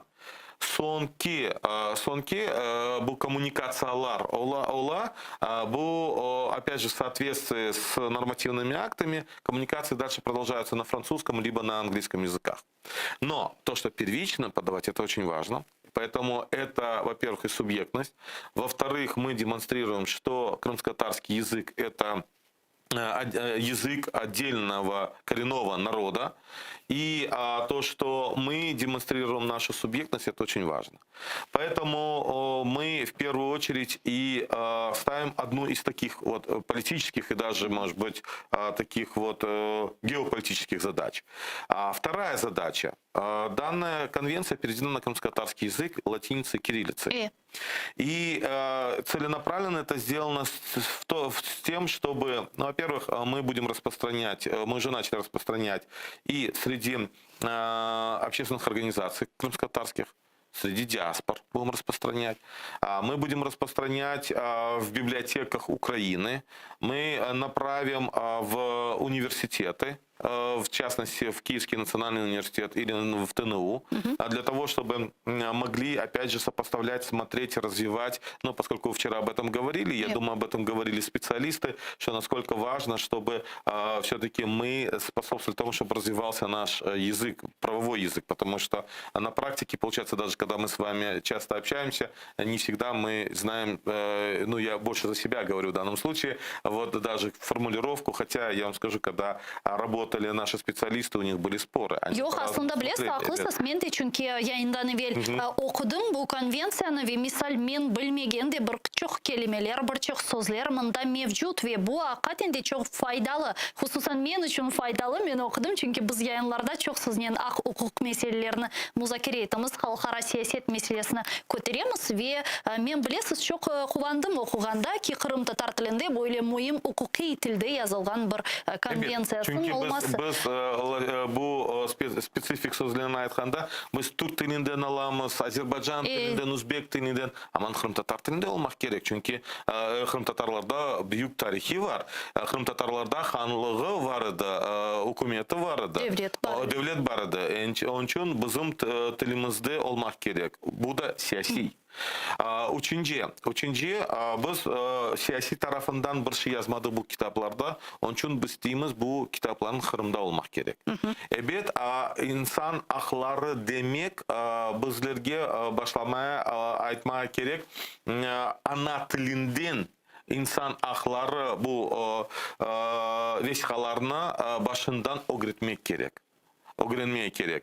Onun için biz deyimiz hem Kırım'da olsun bu kitaplar, hem bizim semiyadaşlarımız isteseler Latince, isteseler Kirillce okusun aman ana tilinde. Çünkü bu biraz bu tilimiz saklamak için, inkişaf etmek için ve bu identiçность göstermek için. Onun için biz böyle yapamız. Ne kadar yapamız. çalışıldı bunun üzerinde? Yarım yıl. Yarım yıl. Ну, даже 8 ay oldu. Bu çalıştık yarım yıl son bu organizasyon teşkili meselesi. Çünkü bu dizayn yapmaya gerekti, neşriyatka biz verdik çıkarmak için. Ne kadar ders çetildi şimdi? 500. 500 kitapçık ders çetildi. Ya maliyet meselesi grant yardımıyla çözüldü. Evet, bizge yardım etti Konrad Adenauer vakıfının temsilcisi Ukrayna'da. Biz çıktık tekliften, biz çalıştık onlarga. Onlar başından söylediler. Ne, nasıl bu problem? Bir büroga veriniz, tercüman yapacaklar, bir iki gün yapacaklar. Biz söyledik, yok.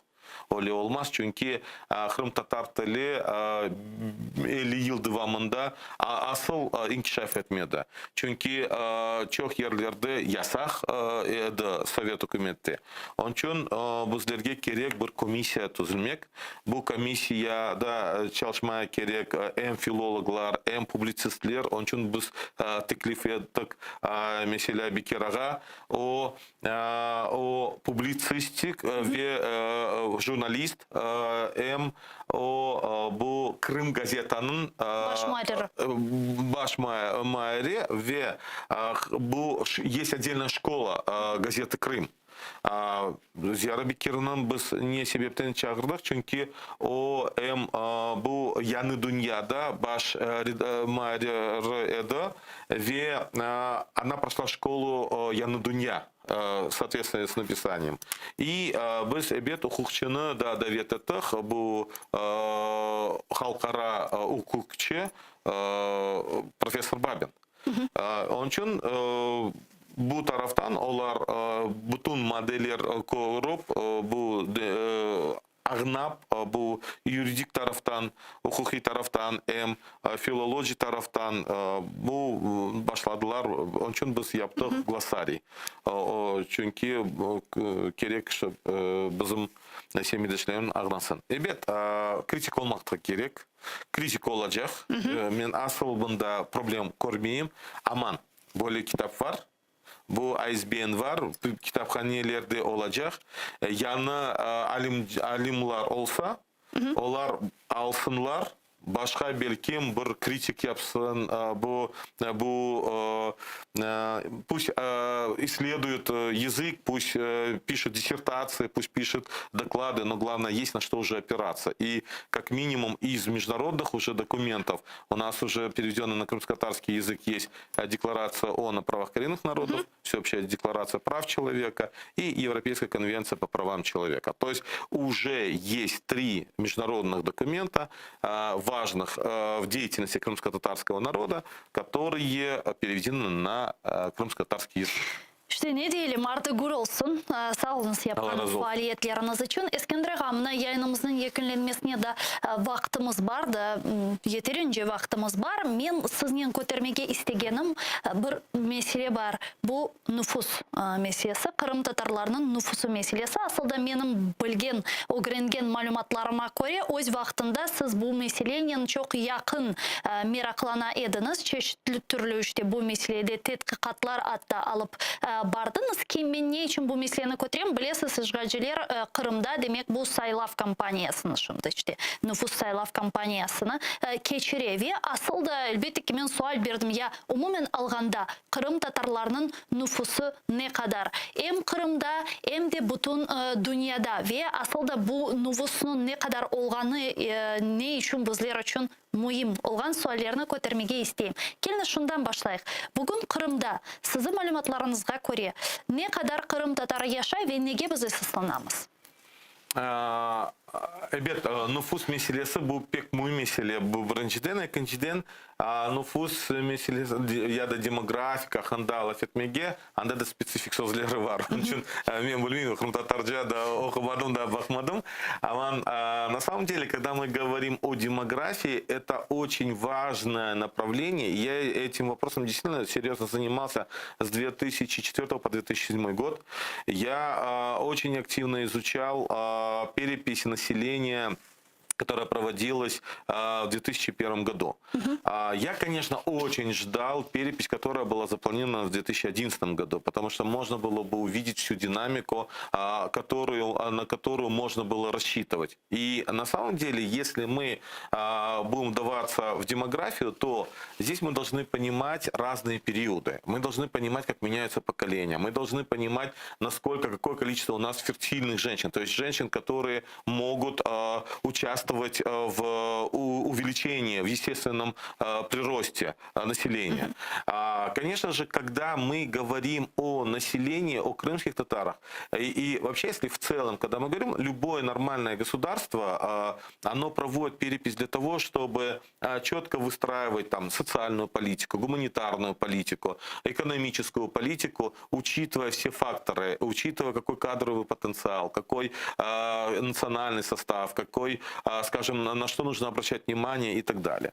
И вот как раз, конечно же, некоторые могут сказать, ну а что, органы статистики есть, там, допустим, МВД по-своему регистрирует, миграционные службы по-своему регистрируют. Кстати, в Крыму на определенном периоде мы в том числе и опирались на данные медицинских служб, да, в частности, имеется в виду Министерство здравоохранения. Почему? Потому что, когда фиксировали заболеваемость, и поэтому и был создан медицинский центр по обслуживанию депортированных народов, где бралась статистика, и, соответственно, они тоже давали определенные цифры, сколько же крымских татар. Так вот, если мы возьмем конец 90-х, начало нулевых годов, то данные были разные. Но, понятно, самые точные данные и самый лучший все-таки способ провести, понимать, что из себя представляет население, потому что это самый такой полный, это перепись, процесс, когда можно собрать информацию. Еще по данным переписи 2001 года крымских татар было 243 тысячи. Из них при этом, что самое интересное... Да, 250 деп айталар. Нет, то всегда округляли. Нет. Всегда округляли, тем более после 2001 года мы же видим, сколько времени прошло. И когда я изучал перепись, в первую очередь, что меня привлекло внимание, родным языком крымско-татарский считали 526 тысяч. Вот представьте, почти в 2 раза. Я думал, это ошибки, это опечатки. Я брал другие источники, которые показывали, и на самом деле оно подтверждалось практически во всех данных переписи 2001 года. Крымско-татарский язык родным считают 526 тысяч человек.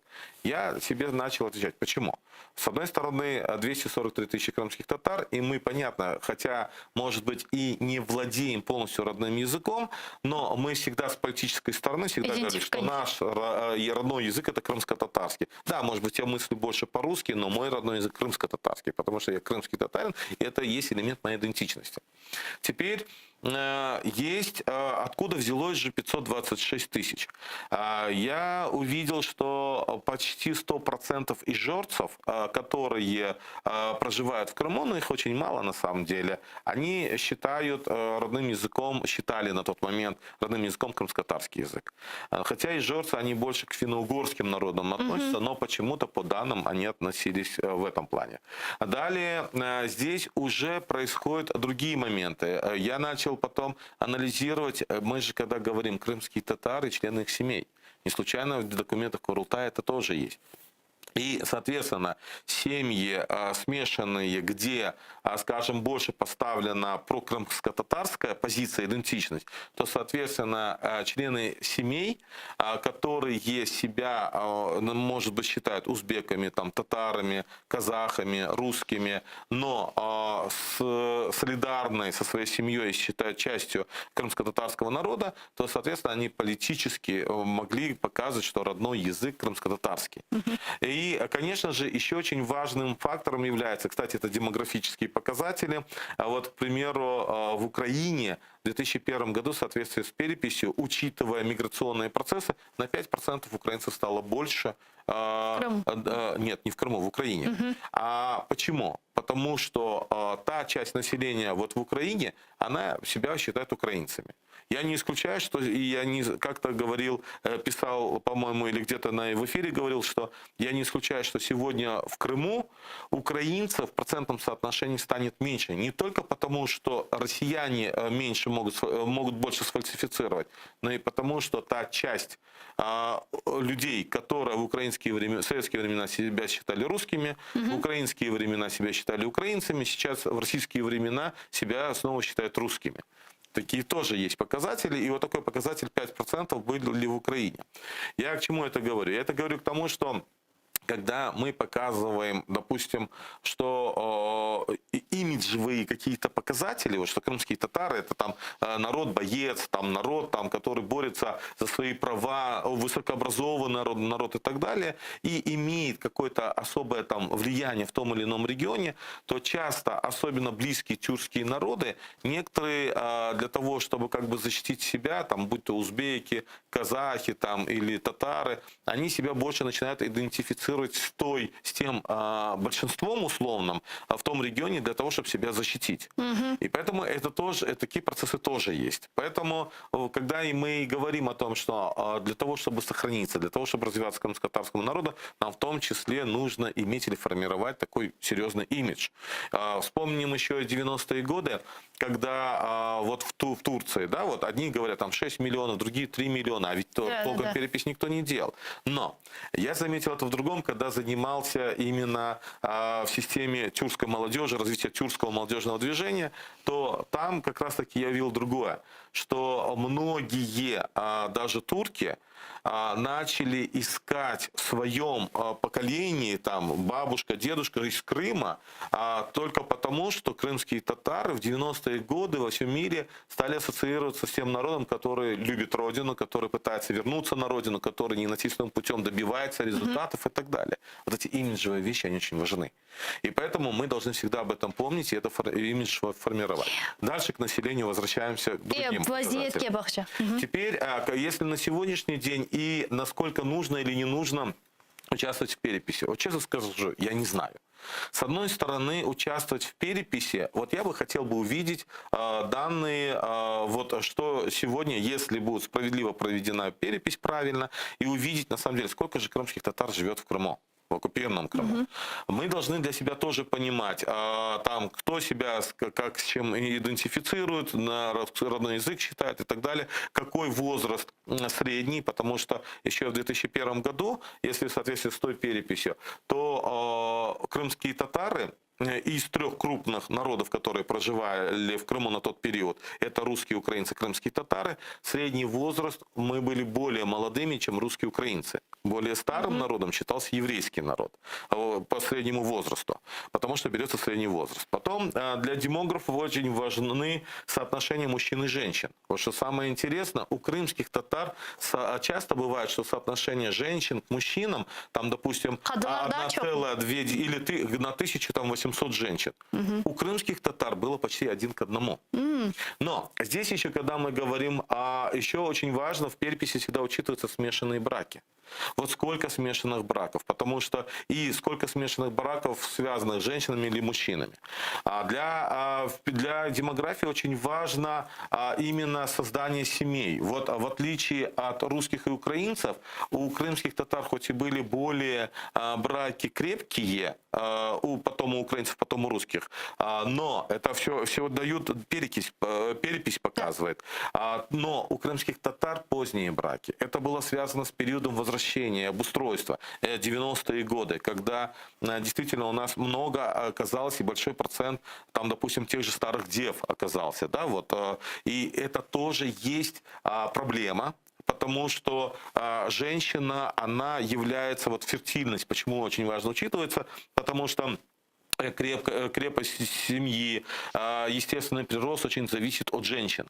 И вот здесь, когда у нас получается, что достаточно большое количество старых дев, это приводит к тому, что мы теряем определенное целое поколение.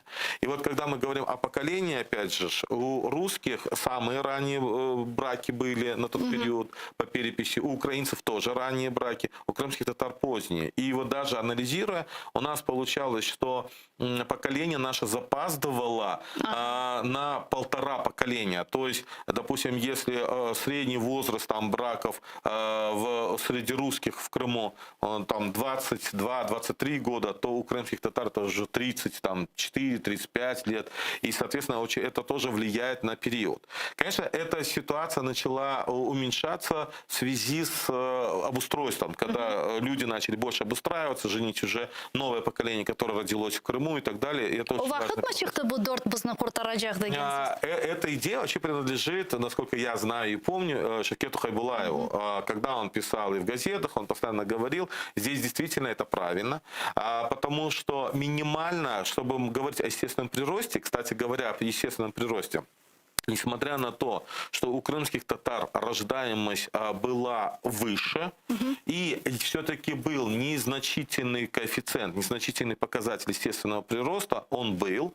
И поэтому, по соответствии с данными переписи 2001 года, допустим, если крымские татары составляли почти 13% в целом среди населения, то среди молодежи уже около 18%. Это мной лично были подсчитаны. Я вот смотрел, я специально все сопоставлял, потому что есть такое понятие в демографии, как, скажем, как оно называется, не стратегия, там немножко по-другому называется, то есть будущее, да, будущее, когда мы увидим через сколько лет, сколько будет. А уже детей, по идее, крымских татар было 25-27%.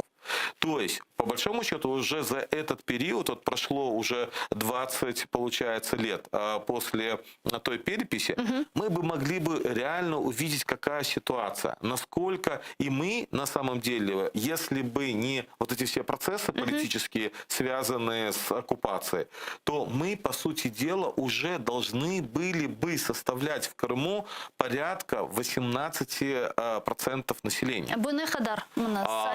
Ну, Мен mesela ben мен ne kadar ozumlu bilem, mına ben 26 yaşındam, ne kadar ozumlu bilem, mına Kırım Tatarlar Kırım'da 250-300 bin dep aytalar. Sanki dersin bu sayı osmi. Şimdi de işgalcilerinin Kırım'da geçirgen bu sayılavı o da bir taraftan tehlikeli çünkü onların da bizlerini az göstermek gibi niyetleri olacağına eminim. O sebepten buna kendi bu miktar osya mı asıldı? Şimdi ne kadar Kırım Tatarlar şimdi Kırım'da var sizce? Но Шинчих хрена мага. И опять же, возвращаясь к данным, допустим, вооруженных сил Украины, даже вот в 2000-е годы, они говорили, что крымских татар порядка 400 тысяч. А почему они говорили о 400 тысячах? Потому что речь была о том, что не все тогда еще были процессы все-таки, не полностью завершенный процесс получения гражданства украинского, паспортов и так далее. То есть эти тоже есть моменты. Но я думаю, что с учетом того, что порядка где-то 25-30 тысяч все-таки людей выехало, крымских татар, в связи с событиями, и выехали не только на материковую Украину, но есть и в Польше, есть в Турцию и так далее, поехали. Я думаю, что крымских татар в абсолютных цифрах сегодня должно быть не менее 350-380 тысяч человек, а может быть и больше. Но здесь, опять же, самый лучший способ это, конечно же, опять же, перепись. Другой вопрос, как относиться к переписи российской. В 2014 году я был один из тех, который активно ездил по всем регионам, встречался с людьми и говорил, ни в коей мере не участвуйте, и сам лично не участвовал, потому что, опять же, это опасно, и что они предполагают дальше делать с нами, с крымскими татарами. Другой вопрос, что в этом году понятно, что они будут фальсифицировать, они будут манипулировать цифрами, они будут пытаться стереть нашу идентичность. Поэтому я бы больше поставил бы задачу другую. И я думаю, она нам была бы по рукам, по возможностям. Это проводить самоперепись. И есть опыт у национального движения.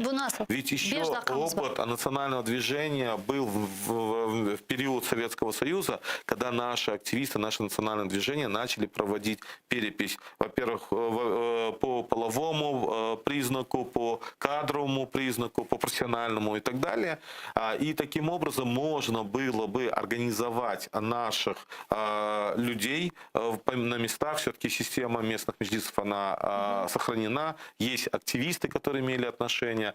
Просто собрать этих людей, специально обучить и провести. Она для нас нужна для того, чтобы мы могли выстраивать стратегические цели. Как сохранить народ, как его развивать, на что нужно уделять внимание, на какие профессии нужно уделять внимание. И если даже работать с международными организациями, мы должны в том числе и пробивать и места на такие-то, скажем, факультеты, и, скажем, обратить внимание на те процессы, как влияет на здоровье и так далее.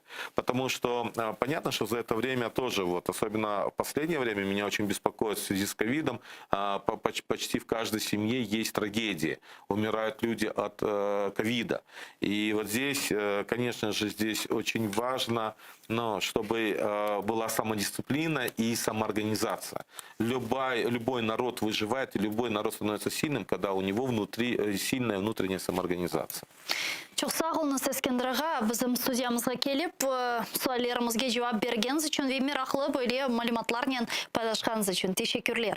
Milli Meclis azası ve Kırım Tatar Resurs Merkezi'nin yol başçısı Eskender Bariyev stüdyamızın musafiri edi. Saygılar arkadaşlar, men sizden sağlıklaşmayım. Görüşkence dep aytam. Şimdi ATR telekanalının yayınına 3 dakikadan sonra bugün informasyon programması elbette ki devam edecek. Fakat bu stüdyada sizlerin meslektaşım Ayder Mujdabayev şimdi selamlayacak. Sonra ondan sonra men bu studiyaga qaytacağım ve diğer musafirlerin yayınlarına devam edeceğim. Beyaz Rusya, Ahrusiya meselesi şimdi muzakere edilecek. Ahrusiyadan kelgen musafirlerden o sebepten seyretiniz meraklı olacak dep düşünüyorum. Görüşkence.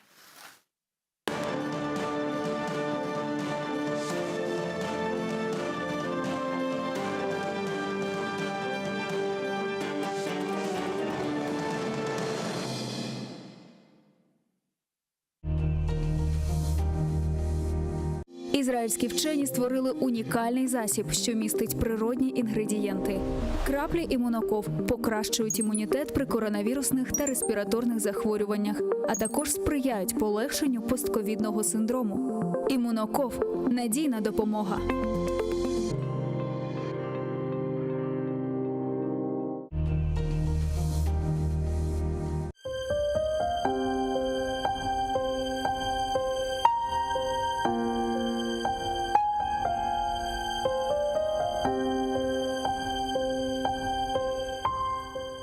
Ай, мұнарың сіл yüzünden, менден ұшы қызғанма. Мен бір ғарип yolcu едім, қалдым қарадағыларда. Ел шашырдым, күн ашырдым, сана бақып ағыларда, ақ чекерім. Ач yüzіңні, мені яман көз санма. Ач yüzіңні, сач нұрыңны, учырымлар, қаялар, ұшы қалсын, айдынлансын, көлгелері сілінсін. Топрақ топман, қардашы сен, көксіндегі шу ташлар, гранитлер, қара ерге, айна кебі көрінсін. Юрегеме сырдашы сен, көзімдегі шу яшлар, чечеклерге төкежегім, очықларға қарышсын. Таң йылдызы доғар екен, әлбет мені обеклер. Сач нұрыңны, елжі ғарип асыретіне қавушсын.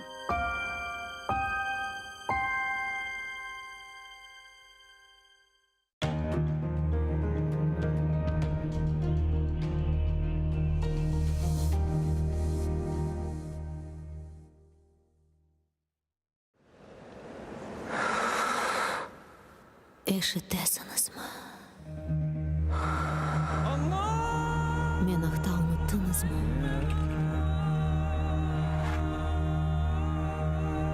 Мен мұндамын.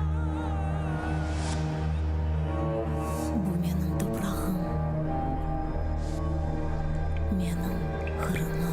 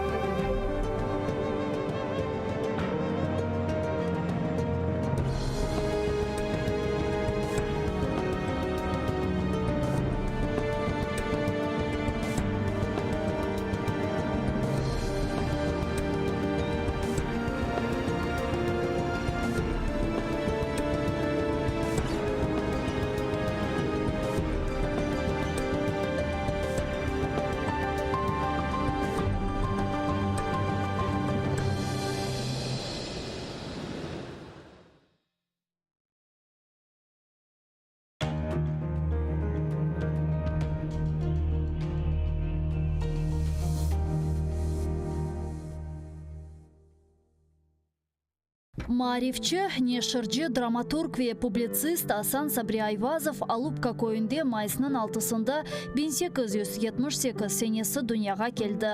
О елке тасыны иптидаи мектепте алды. Медреседе оқыды. Медреседе оқуыны бітіріп, мектеплерде муалlimlik yaptı. Sonra bilgi seviyesini yükseltmek maqsadымен кетіп, İstanbul ve Каир университеттерінде тәсіл алды.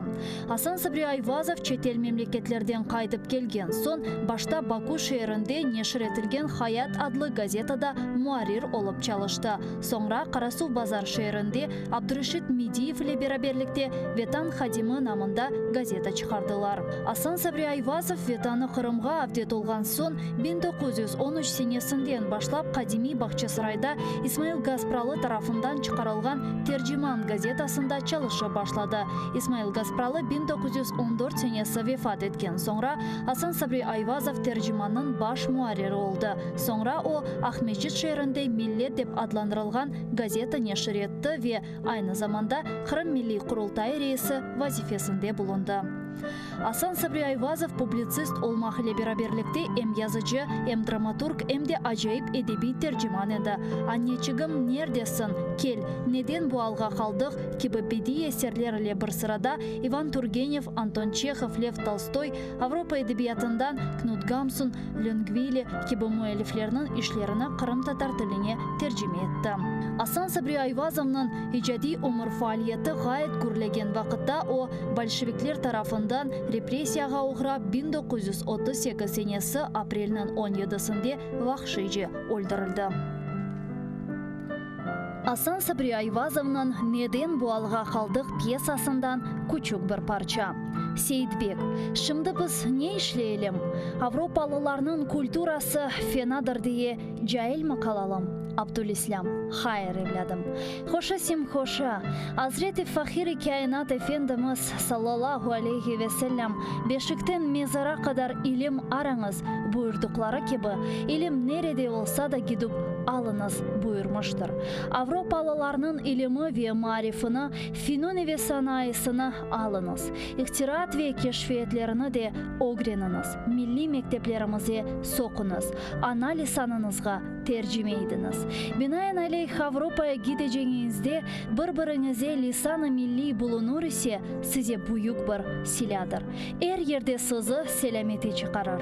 Еліңізде исламиет лисан кебі бір құвет олур ісе, Авропаның атешы сызы яхамас. Мамафих не Франкистанның Парижі, не Алманияның Берліні, не де Ингелтерінің Лондрасы, не де Авропа майшеті миллет ве қавмиетіңізі ұныттырамыз. İşte bizim fıkrımız budur, evlatlarım.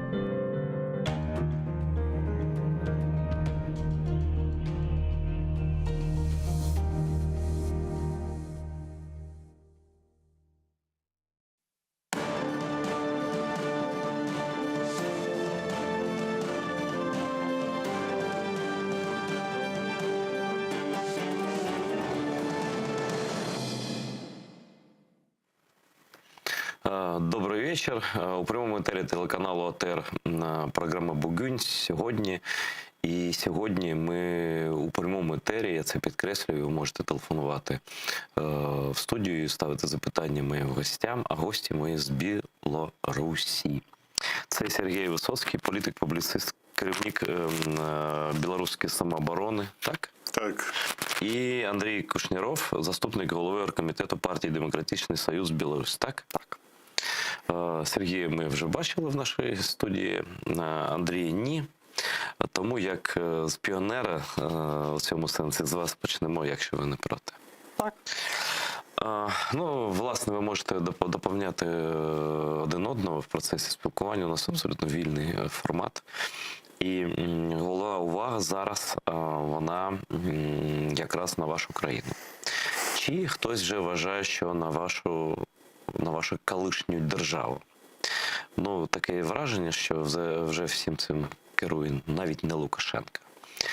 Тому що є свідчення, що у цьому нападі, спланованому на кордони Польщі, сусідній, до цього долучені літаки Аерофлоту, до логістики цього нападу, долучені спецслужб Російської Федерації тощо. Тобто Лукашенко, за деякими версіями, до яких я ставлюся з повагою, що Лукашенко, він грає роль такого, ну, скаженого пса, скажімо, да? Тобто Путін може робити що завгодно, він вже не може чинити спротив. І ось, а якщо що, Путін каже, так це ж не я, це ж батько. Ну, він же, ви ж знаєте його, він такий в нас, так. Ось, чи це правда так виглядає, чи і деякі експерти помиляються. Взагалі, що відбувається зараз в Білорусі? Ви кажете, Андрію, 3 тижні тому приїхали, да, сюди? Так. А ви, Сергію? Ну, десь це так, Міш, два. Ну, тим не менш, ви ж знаєте, що відбувається останніми днями. І тут просто вам повний карт-бланш для аналізу. Ну, давайте почнемо з вас, а так долучайтеся. Я буду розмовляти російською мовою. Можете навіть білоруською. Ну, краще російською, мабуть. Что происходит? опять-таки, если вот так смотреть, то Беларусь является, ну, своего рода узким местом для мигрантов. То есть эти мигранты приезжают из Сирии, из Ливии, из других стран. И едут они, в общем-то, тоже не в Польшу, не в Литву, они едут в Германию. Ну, по довольно очевидным причинам. То есть Беларусь, как страна, как правительство Беларуси, оно не может взять человека в Сирии и привезти его в Германию. Это длинная цепочка. Ну, то есть все это понимают. Как бы есть люди, которые работают там в Польше по доставке мигрантов, есть люди, которые работают со стороны там вот этих стран, там Сирии, Ливии. Говорят многие, что там задействованы российские, ну, какие-то спецслужбы и так далее. Такая информация часто ходит там, на уровне слухов, не слухов. Ну, я думаю, що проникнути просто давайте так. Ми ж уявляємо собі, що таке Росія. Да? Просто потрапити до Росії без бажання прикордонної служби, Федеральної служби безпеки Росії неможливо. Продолжить. Да, и опять-таки эти люди не смогли бы попасть в Беларусь, не смогли бы ехать дальше, если бы не было на то, ну, скажем так, желания и ну, определенных возможностей, предоставленных, ну, белорусской стороной. То есть Беларусь не инициатор, Беларусь использует, ну, вот эту ситуацию в своих целях. Эти люди Білорусь використовує, чи Білорусь використовують? Ну, я слышал тоже такую ситуацию о том, что вот Меркель с Путиным пытаются давить на Дуду. Есть и такая версия. Давайте пані Меркель вже не будемо турбувати. Германия с Россией пытаются продавить на ту же Польшу, которая сейчас с Евросоюзом в не очень хорошем. Вона заважає, і не трохи навіть заважає, Північному потоку другому. Так. Вот. Возможно такая ситуация? Возможно. Там, говорить, насколько это на самом деле, ну, правда, я думаю, если я там скажу, что да, это правда, нет никаких оснований. Естественно, ни Путин, там, никто со мной там, с вами не советуется. Пам'ятаєте, Сергій, та і ви, Андрій, Путін же не визнавав рік зелених, так званих зелених чоловічків у Криму. Да. Тобто тут на думку Путіна ми спиратися не можемо. Вот я немножко по-другому это вижу ситуацию, конечно, потому что корень все-таки надо искать в нашей ситуации 2020 года, белорусские события. События очень жесткие. Тобто повертаємося на рік назад. К сожалению, без этой справки невозможно прийти к этому. Право, це цікаво. Це ваш погляд з потому Білорусі. что произошли очень мощные народные протесты. Мы все видели это. Вот. Но понятно, что они произошли с очень мощным внешним влиянием. С влиянием русских денег, российских олигархов, российских специалистов, которые были в штабах. Мы все это теперь узнаем. И, в общем-то, лидеры этих штабов и сегодня те, которые остались на свободе, не скрывают, что это было так, что они работали и дружны, и теперь дружны со своими российскими партнерами. И, как мы видим, теперь они уже практически не скрывают своей открытой дружбы, вроде как онлайн с Суздальцевым, да, или там, значит, постоянное интервью на российских медіа. До речі, я перепрошую, просто сьогодні з'явилося відео, ну, воно дуже коротке, ми навіть його показувати, напевно, не будемо, де стоїть пані Тихановська на балконі Бундестагу. І там Бундестаг, всі депутати німецькі, стоячи, аплодують. Великому чоловіку епохи. Великому чоловіку. Ну, це, да. Може бути, це так і є. Може, ми чогось не бачимо просто, Сергій? Я думаю, що ми много чого не бачимо, друже, на жаль. Ми много чого не бачимо, це вельми страшно. Ну, я читаю коментарі від білорусів, білоруських патріотів, від різних людей. И, ну, людей, конечно, распирают эмоции, самые разные отзнаки, ну, вот такие, как неолиберальный фашизм. Вот такое, да, ну, когда люди становятся по струнце, не даючи и не учить альтернативная позиция. Ну, не аплодируют диссидентам, сидевшим людям, которые в советские годы еще змагались, такие же есть, как Зенон Поздняк и іншие. Не аплодируют там людям, которые там керували работницьким рухом, тепер в Німеччині. Тобто в білоруській опозиції сталася заміна, так, чи підміна, на вашу думку? Подмена, страшная подмена. Але що відбулося?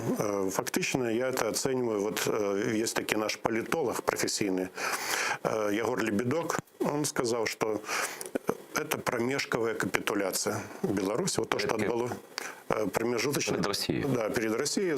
События 2020 года, я добавлю, это фактично была такая форма гибридной войны, дотичной белорусской державности. Люди вышли, але фактично за ими стояли з двох боків російські режисери. Так буває. Люди виходять, як у вас так само було свій час, антимайдани маю на увазі, наприклад, так?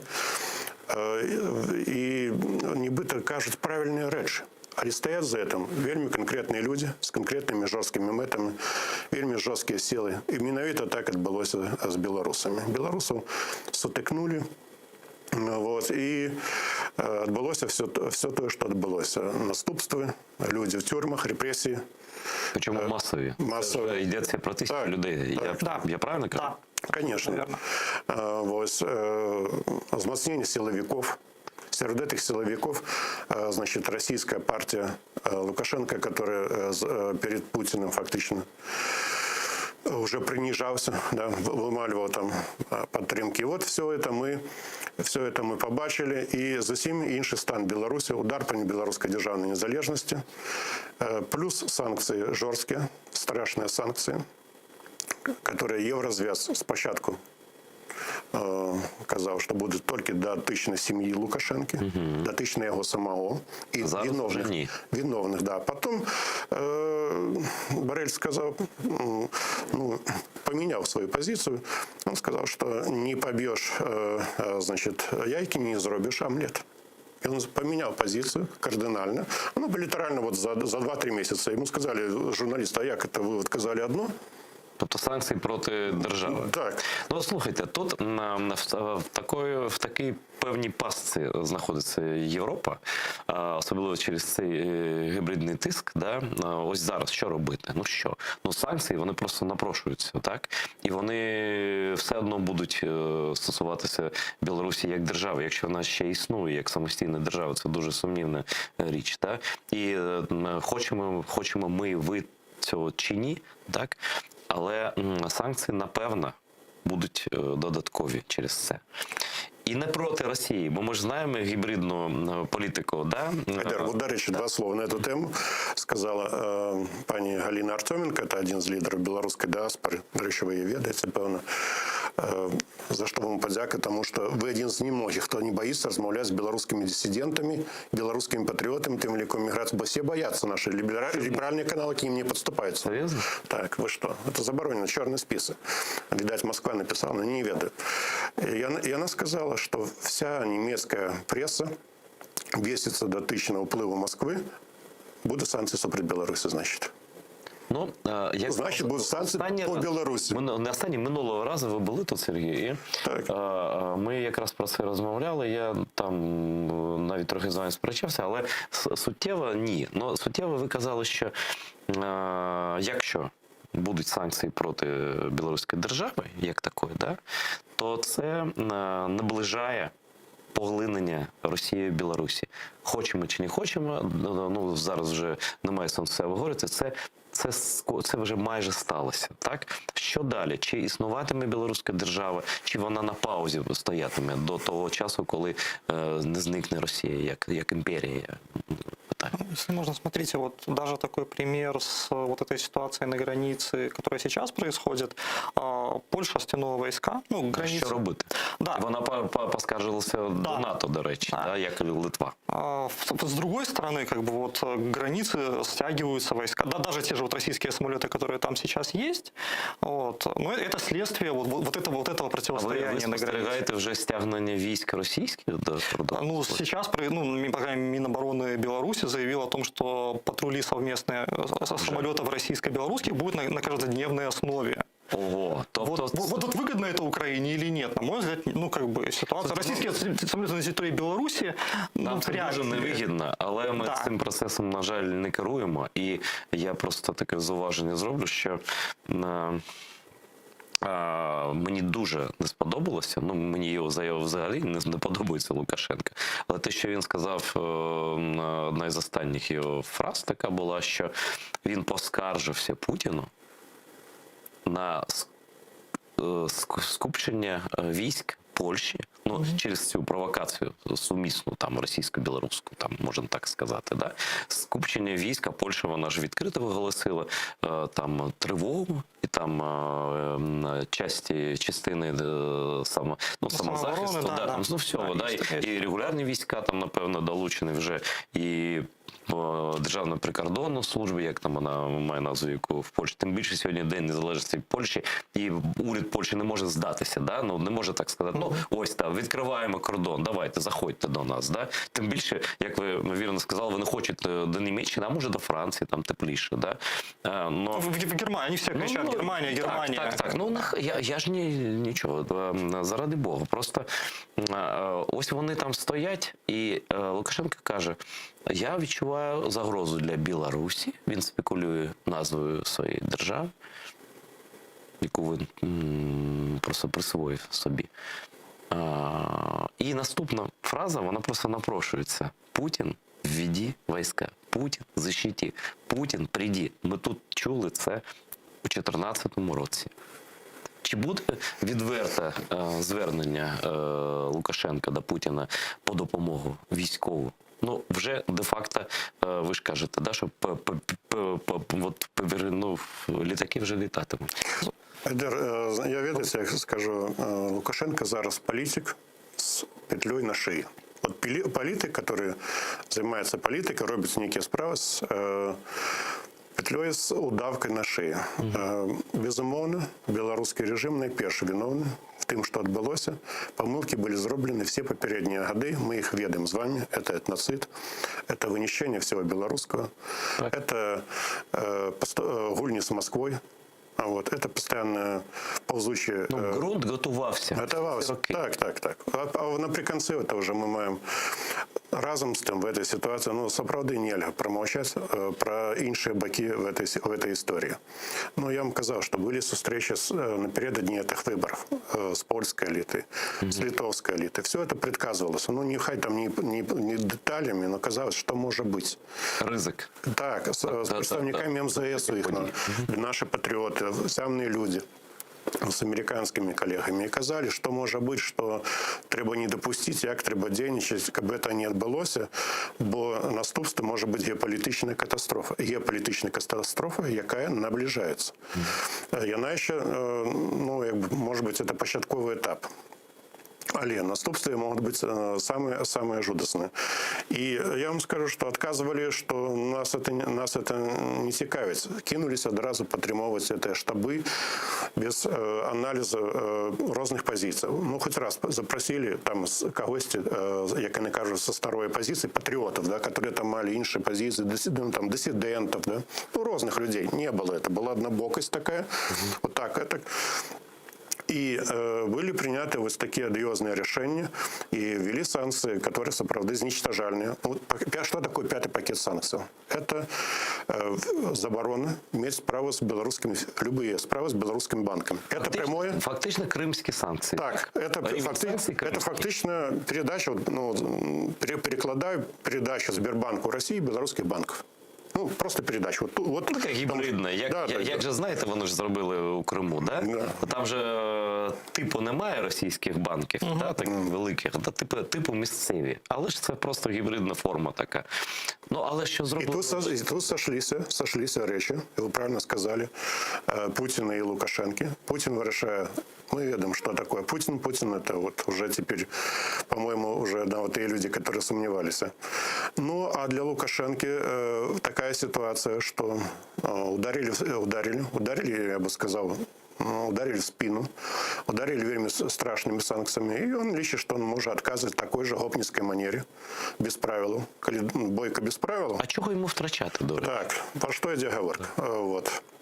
Тому, коли ми вже ведали, що, і він ведав натурально, що рихтується 5-й пакет, що він буде введений і так, Ну, от. Тому, справді, от в таку річ, нічого доброго в этом не може по визначенню. Це акт відчаю з його боку?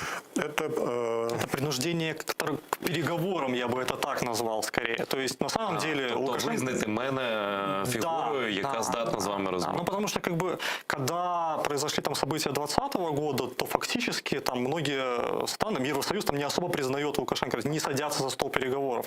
И начинаются санкции. Но когда вы называете человека диктатором, когда вы говорите, что вот это авторитарный правитель, а действуете с ним так, как будто бы это демократически избранный человек, это странно. То есть, если вы говорите, вот, это человек, там, допустим, он диктатор, и ему, как диктатору ему надо сохранить лицо, потому что на этом как бы строится его власть, как авторитарному правителю. И это, с этим человеком вот в 2015 году, например, разговаривали. В 2015 году были выборы, тоже были выборы, опять-таки у нас большинство выборов проходит с огромными нарушениями. І всі це знають. І всі це знають, да. І завжди так було. То спілкується, то не В спілкується. 2015 году не мешало как бы это Але, разговаривать. здається, це останній шлях, як Лукашенка, як реального...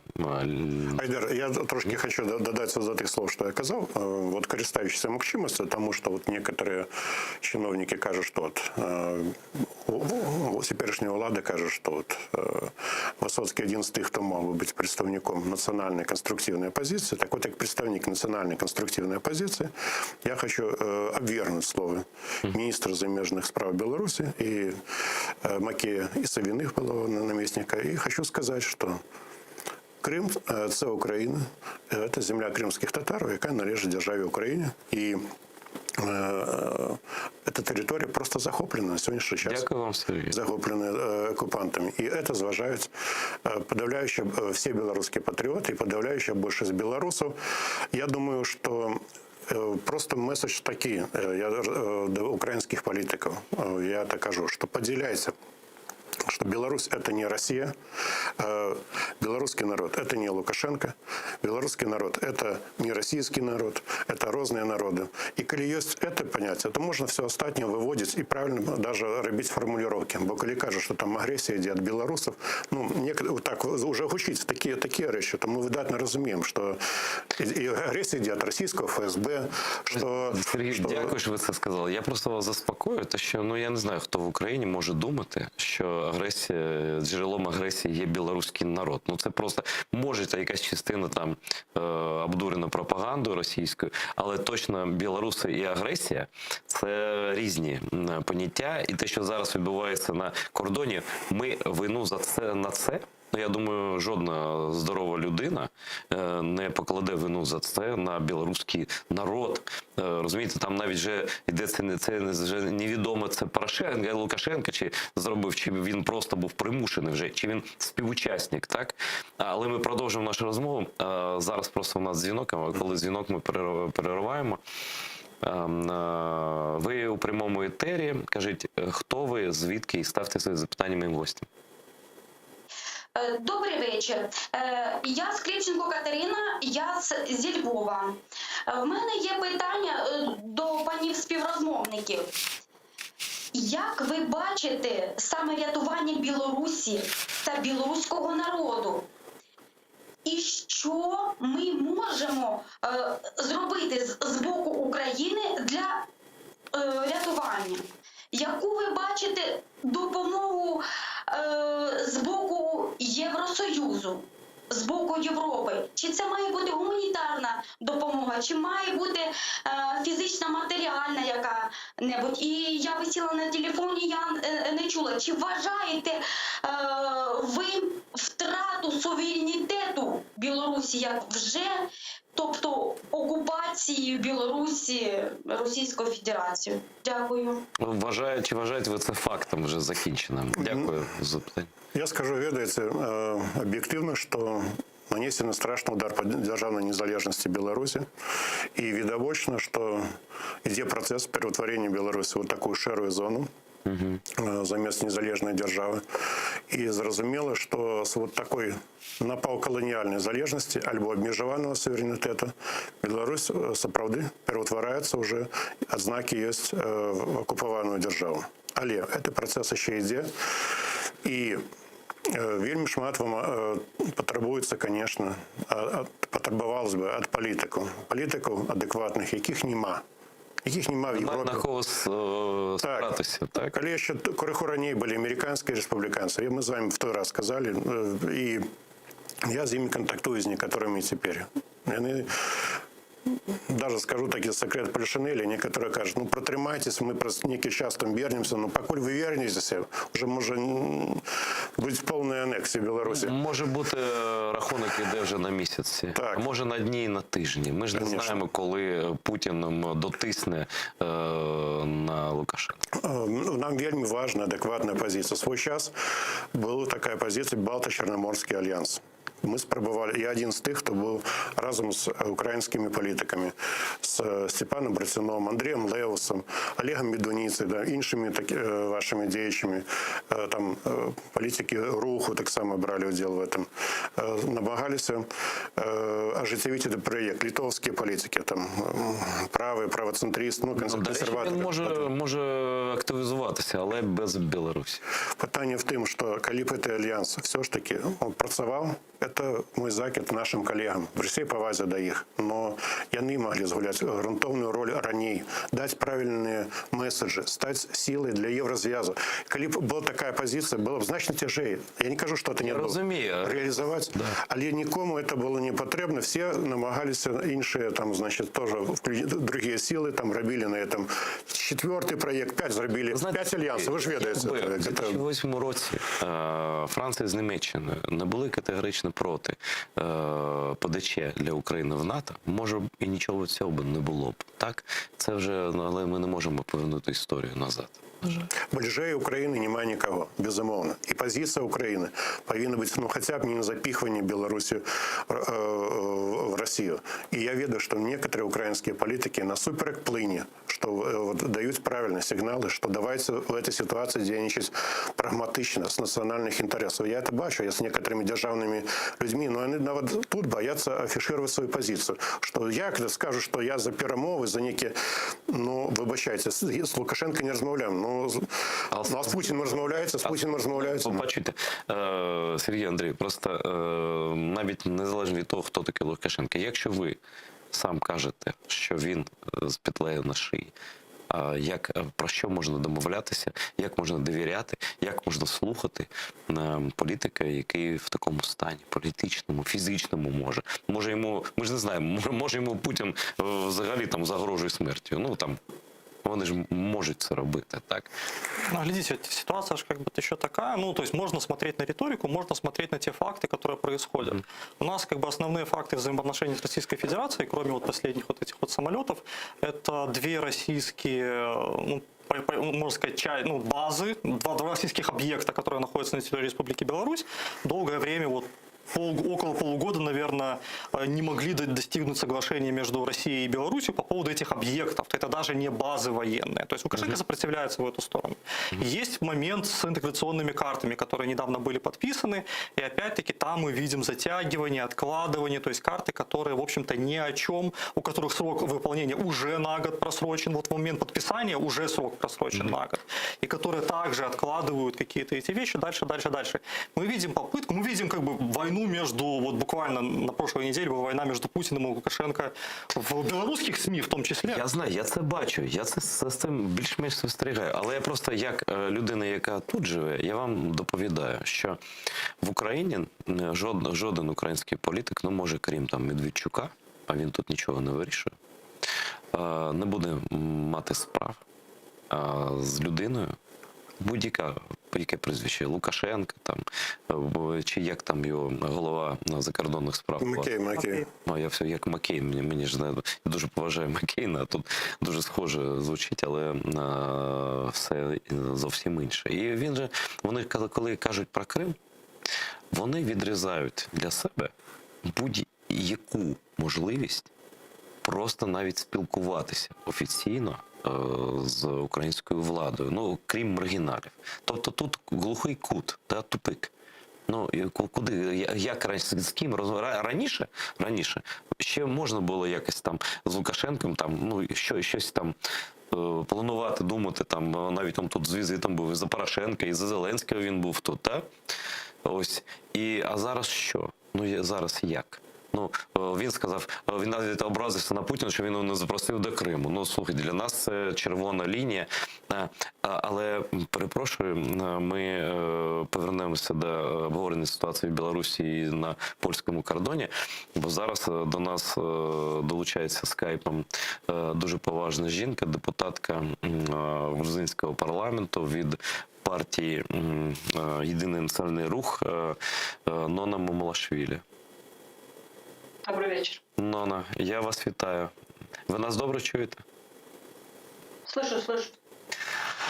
Я можу ставити запитання українською? Пожалуйста. Сьогодні світ побачив кадри, ну я б так сказав, приниження людини. Навіть, не говорять, що це третій президент Грузії, просто, скажімо так, людини, так? Михайла Саакашвілі. Ми тут не обговорюємо в студії, як хто до нього ставиться, як до українського політика, чи навіть до грузинського політика. Просто я хочу, щоб ви з місця подій розказали, що відбувається, що зникло зі зв'язку. Що відбувається зараз? Просто нам дуже цікаво. То, что вы видели, вы, наверное, смотрели сегодня кадры, это было ужасно. То, что вы сегодня видели, грузинское правительство опубликовало на самом деле, что произошло, и как его выкрали сначала из Руставской тюрьмы, где его изначально держали, и на 41-й день голодовки он и вся оппозиция, и все международные друзья наши просили перевести его в мультифункционную клинику, где ему могли бы оказать полный сервис, потому что его здоровье становилось хуже. Но грузинское правительство отказывалось, естественно, это все делать. И позавчера мы видели, что семья Саакашвили подошла к тюрьме, чтобы с ним встретиться, и оказалось, что его там уже нету. В течение 3 часов мы старались разобраться, что происходит, но оказалось, что грузинское правительство выкрало Саакашвили, и как мы узнали уже вчера, ему сказали, что его переводят в частную клинику, и этим обманом его посадили в машину скорой помощи, и когда его привезли уже в тюрьму в Гданскую, где ему также устроили так называемый шумок, эти криминалы, против которых он в свое время вел такую крупномасштабную войну в Грузии, он отказался выходить из машины, он отказался выходить из скорой помощи, и, как оказалось, его потом уже вот так вот насильно вытащили представители властей и перевели в клинику, в тюремную клинику.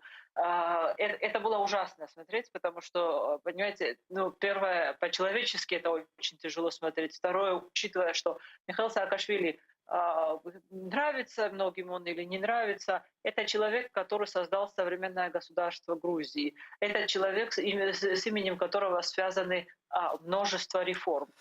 И вот этого человека, третьего президента Грузии, тащат как, я не знаю, как животное и издеваются над ним. И плюс сейчас вот это еще показывают по телевидению.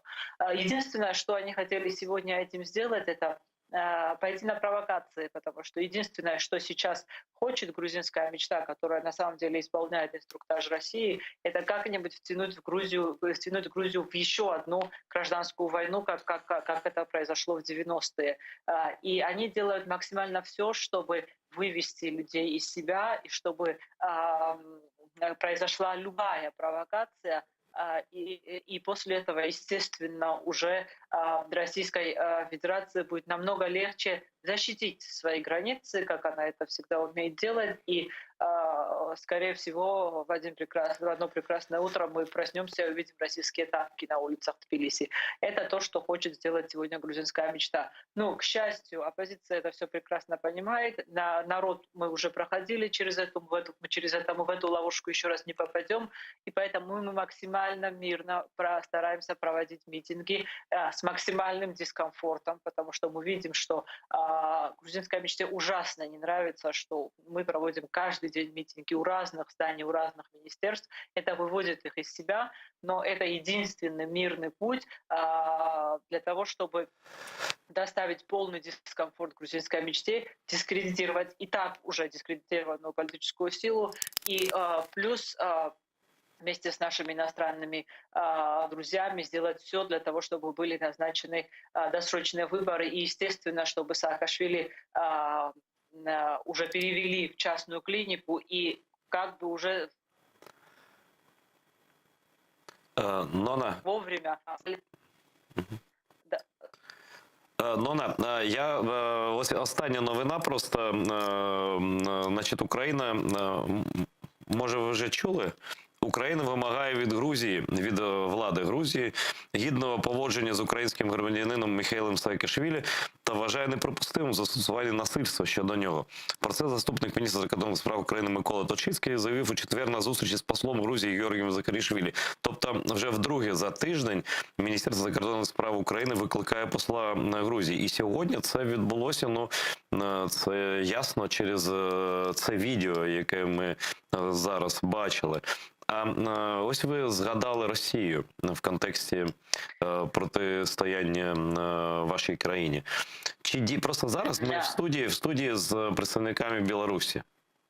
І чи вам, я не випадково попросив вам зателефонувати, щоб ви була з нами, тому що мені щось трохи нагадує ситуацію. Вам нагадує ситуація в вашій країні з ситуацією в Білорусі?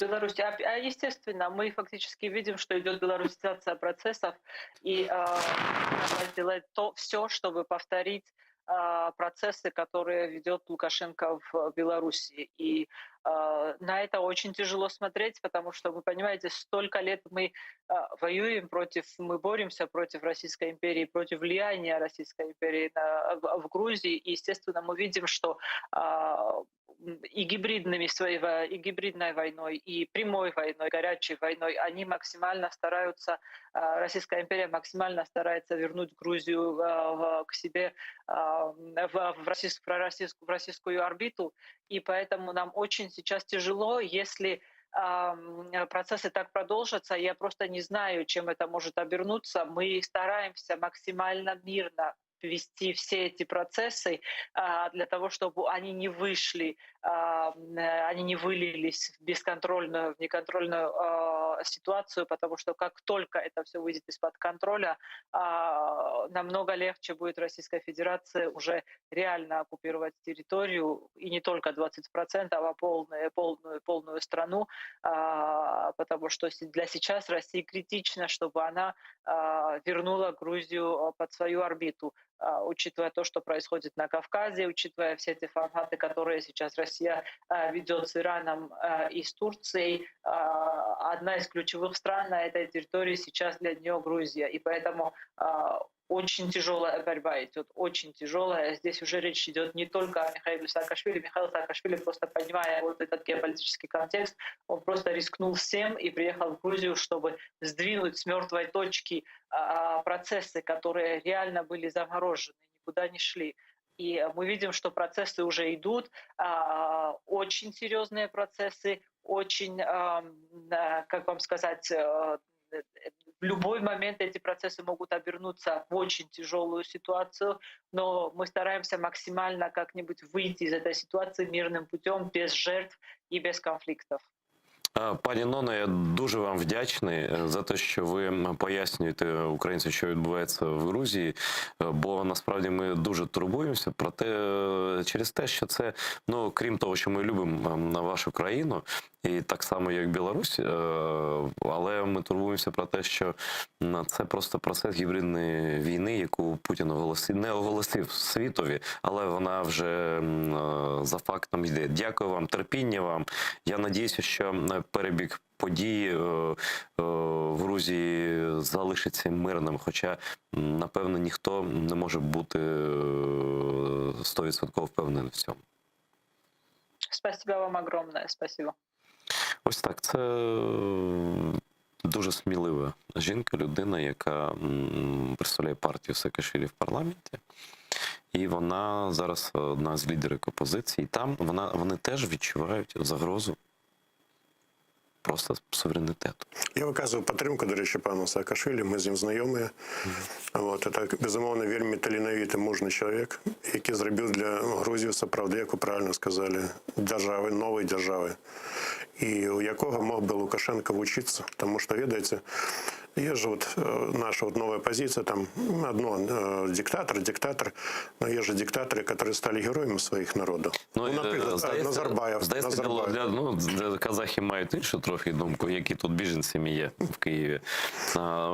Але здається, що всі такі добрі побажання вже трохи запізнилися. І Путін спіймав той момент, коли зміг накинути ту саму петлю на шию. Хотів він цього, не хотів, дуже, не дуже. За фактом. Айдар, я скажу одну річ. Видите, коли, я сказав, були в цій події, починалися вибори в Білорусі, і ми, білоруські патріоти, многі зверталися до представників Литовської Республіки, Польщі, нас не чули. Со мною не розмовляли. Мені позвонили 2 дні назад. 2 дні назад позвонив чоловік, литовський політик високого рангу. Ну, разумеется, то бок, где вы были весь этот час? Где вы были ранее? Где вы были, шановные польские коллеги, да, весь этот час? Что вы робили? Чему обосновывалась ваша политика? Чому ви ніколи не йшли на діалог з білоруськими патріотами? Що це за гульня з цієї, нашої пані Світлани? Вибачайте, Лукашенко ці вибори програв, але і вона програла. Коли вибори не відбулися, як визнає міжнародне законодавство, вони справді, то не може бути переможців. Я думаю, тут програв білоруський народ. Програв білоруський народ. Але, розумієте, це не кінець історії. Ситуація вельми жорстка. Прибувають нові мігранти, коли там буде 100 тисяч, коли там буде 200 тисяч. Які мури, який дрот витримає? Коли 200 тисяч людей, ви ведаєте, що це таке? Ой, дивіться, у мене є відео, може ви бачили його. Такий якийсь пропагандист, вам вони краще відомі, білоруський, в своїй програмі, просто, там є хамські речі в бік поляків. Я заздалегідь перепрошую у польських друзів. Надіюся, вони не образяться, бо ми теж чуємо від росіян і від інших різних людей образливі речі на адресу українців, кримців. Але це просто як документ треба послухати, щоб оцінити ступінь напруження і, може бути, оцінити плани. Це дуже коротке відео, потім ми обговоримо. Я видел это. Хамский бесстыдный смех пшеков в лицо детям, умоляющим о глотке воды. Ляхи, с огнем играете.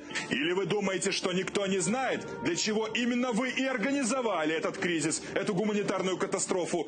Пшеки, уймитесь, не будет Америка за вас воевать. Историю свою забыли? 39-й год ничему не научил. Боевой мощи нашей армии достаточно для того, чтобы полностью разгромить весь ваш так называемый Балто-Черноморский союз. Я уже не говорю про потенциал союзного государства. Но мы не хотим разрушенной Варшавы и беженцев из Литвы в Балтийском море. Ей-богу, не хотим. Успокойтесь, ляхи, возьмите голову в руки. Так или иначе, шансов у вас нет. Но если детские слезы вас не приводят в чувство, то приведут стратегические самолеты Ту-22М3 военно-космических сил Российской Федерации. Можете выбрасывать свой натовский металлолом. Бегите! Це, на мій погляд, просто звучить як оголошення війни, бо тут все докупи, і сльози дітей, а за ними танки, як колись Путін казав, а перед нами підуть діти і жінки. Хто це такий, по-перше, а по-друге, там без дозволу, я думаю, такі слова ніхто не може сказати. Що за цим стоїть? Які ваші версії, Андрій? Озаренок, как и люди, которые вот подобно ему на государственных каналах позволяют себе подобную риторику, позволяют оскорблять людей из другого государства и из своего в том числе. Они такие люди, которые... Місцева Скабєєва, да? Да, он достаточно раскрученный. Вот действительно, вот за таких людей стыдно. Это позор белорусского народа. Вот такие люди, которые вот это вот делают, и те люди, которые разрешают им это делать на государственном канале, это действительно печально. И вот мы здесь в Украине хотели бы, приехав сюда в Украину, мы бы хотели сказать, что далеко не все люди в Беларуси, очень мало людей в Беларуси могут себе позволить вот такие. Я думаю, що білоруси не готові воювати з Польщею, з Литвою, з Європейським Союзом, з НАТО і з Сполученими Штатами. І вся ця маячня про те, що наша армія там когось переможе, це просто розраховано на що? Повірити на тверезу голову це неможливо повірити, але це напад якийсь ідеологічний. Это накал страстей, это эмоции. Люди, которые повышают этот вот градус эмоциональности. И когда мы говорим про вот такое нецивилизованное поведение, если мы берем там Украину, Польшу, Литву, то со стороны вот этих стран я лично, например, ожидал бы какого-то все-таки более цивилизованного, то есть не вестись на вот это, а наоборот снижать градус. Польщі? Ось скажіть, будь ласка, сьогодні свято, польське національне свято, головне, День Незалежності. І ось подарунок. І хто в цьому винен, потім розберемося. Але зараз виглядає так. З території Білорусі, і для якої Польща не ставить жодної загрози, йде напад. І, як ви сказали вже, Сергію, а може бути тисячі, може десятки тисяч так званих біженців тощо. А чого доброго чекати Польщі? Вона має тільки захищатися. І, до речі, сьогодні буде з Литви колишній міністр закордонних справ в моєму праймі. Дивіться, після 21:15, там після новин, буде заступник колишній міністра закордонних справ Литви, теж поговоримо про цю ситуацію. А що робити? Мені здається, що це вже цукцванг, і варіантів вже немає. Чи ви бачите? Всегда есть вариант охладить немножко ситуацию. Опять-таки, когда мы говорим про Польшу, Литву, мы видим, вот в Польше сидит Латушка, в Литве сидит там Светлана Тихановская, и они имеют поддержку от государственных программ. Открытую. Это российские политики. Российские политики, принимаемые поляками и литовцами, которые ведут антибелорусскую политику. Вот Светлана Тихановская приезжает и говорит: введите санкции против моей страны. Вот тоже не очень хороший вариант. Я дозволю себе додать своего коллегу. Это все-таки Озаренок. Это, видите, такая одиозный персонаж в Беларуси. Это, безумовно, хам. Это само собой. Но это такая досить комичная еще фигура. Пародия на Соловьева. Такая вот брутальная, брутто. Тому, к ему ставится, ему самые одиозные речи он озвучивает. Его батька был одним из лидеров русского национального единства. Я з ним сутикався свого часу на вулиці. Я думаю, звідки я пам'ятаю це? Який його батько знімав в фільмі про мене, класика жанру. Просто там була велика, коли-нибудь буде у вас можливість. Это все так. А на самом деле, вы разумеете, логика противостояния. Вот Беларусь, белорусский народ став закладником боротьби глобальних сил. Він припинив бути суб'єктом. Народ завжди суб'єкт. Питання в тим, в якій мірі, як він повинен далі діяти, проти кого. Розумієте, зараз взятися за зброю, це опошнє сродок, я кажу, опошнє поспіється. Зараз, до речі, білоруси, принаймні, вже не бачать, що ворог-то хто виграв від цієї братозабойчої стички. Що, кто выиграл? Российские самолеты в Беларусь прилетели, незалежность наша подсекается, конфликт с соседями организовывается. Вот что отбылось. Кто от этого всего отримал? И мы вот теперь бачим, кто реальный ворог, кто от этого всего, что теперь уже многим белорусам не треба розжовувати. От я вже бачу, що... А зрозуміло багатьом, що Білорусь може стати ареною військового конфлікту? Безумовно, це страшна річ. І от до чого ми прийшли, але питання в тим, що, друже, в любой ситуации треба, знаете, зробити все, що мог, потім сказати, я зробив все, що мог, і будь-що буде, так? Вот, щоб не допустити якраз цієї бойні, бо може бути все, ситуація надзвичайно серйозна. І коли нема здорового сенсу, і коли ніхто не хоче розмовляти, ні з ким не хоче розмовляти, ми ж розуміємо, хто від цього далі буде, все йде до, вибачайте, все йде до війни. Уже идет миграционная война, идет гибридная война, дальше уже начинается... А яку форму, ну як ваш прогноз, да? Матиме ця війна? Яку? Які варіанти? Чи може Путін заспокоїться з Лукашенком? Ну, тобто, якщо Європа буде жорстко діяти, скаже, він відползе. Ну, так було вже. Та? Він так хвилями тиск посилює, потім відходить, дивиться, ну як це бандитський такий спосіб життя. Так?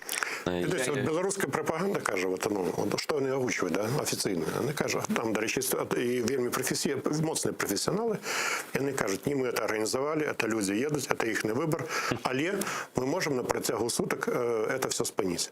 А як? Він каже, ми можемо на протягу суток, коли буде добра воля, вони кажуть, з іншого боку, коли ми перестануть, ми раніше цих людей спиняли, брали на себе, а чому тепер ми повинні брати це все на себе, коли от нас так вмазали, да? Чому Тобто виглядає це так, що ви лобіюєте Лукашенка, що ви пропонуєте Заходу, який там вже ніби визначився, що він незаконний президент, таки визнати його президентом і почати розмовляти з ним. Нас позицию патриотов ненавидят, невероятно ненавидят, непрямая Лукашенко не любит, ненавидят россияне, ненавидят либеральные колы на Заходе. Чому? Бо ми в інтересах свого народу і зважаємо інтереси наших ближайших сусідів. Тому що коли зав'яжеться бойня, при всій повазі до інших народів, ну найбільш потерпять білоруси знову, українці, поляки, от наші всі народи, які жили в мірі завжди. Яка світова війна, вона на них тих самих. Холокост у нас, Голодомор у нас, значит, Куропати у нас массово. Ну, пора ж уже включать, ситуация такая, что треба идти на все. Для обороны незалежности мира все просто для нас. Сергій може в тому, що Лукашенко що ніхто не довіряє. Замечательно доверяют Путину, замечательно доверяют Эрдогану. Опять кризис с беженцами. Ну, это же не первый кризис. Я розумію, але довіри до них теж немає. Ну, до Путіна точно немає довіри. Але вони спілкуються з ним через що? Через те, що вони бачать в ньому. Так вони знають, що вибори не такі собі, да? Але він має реальну владу у своїй країні. Безумовно. Яка б вона не була.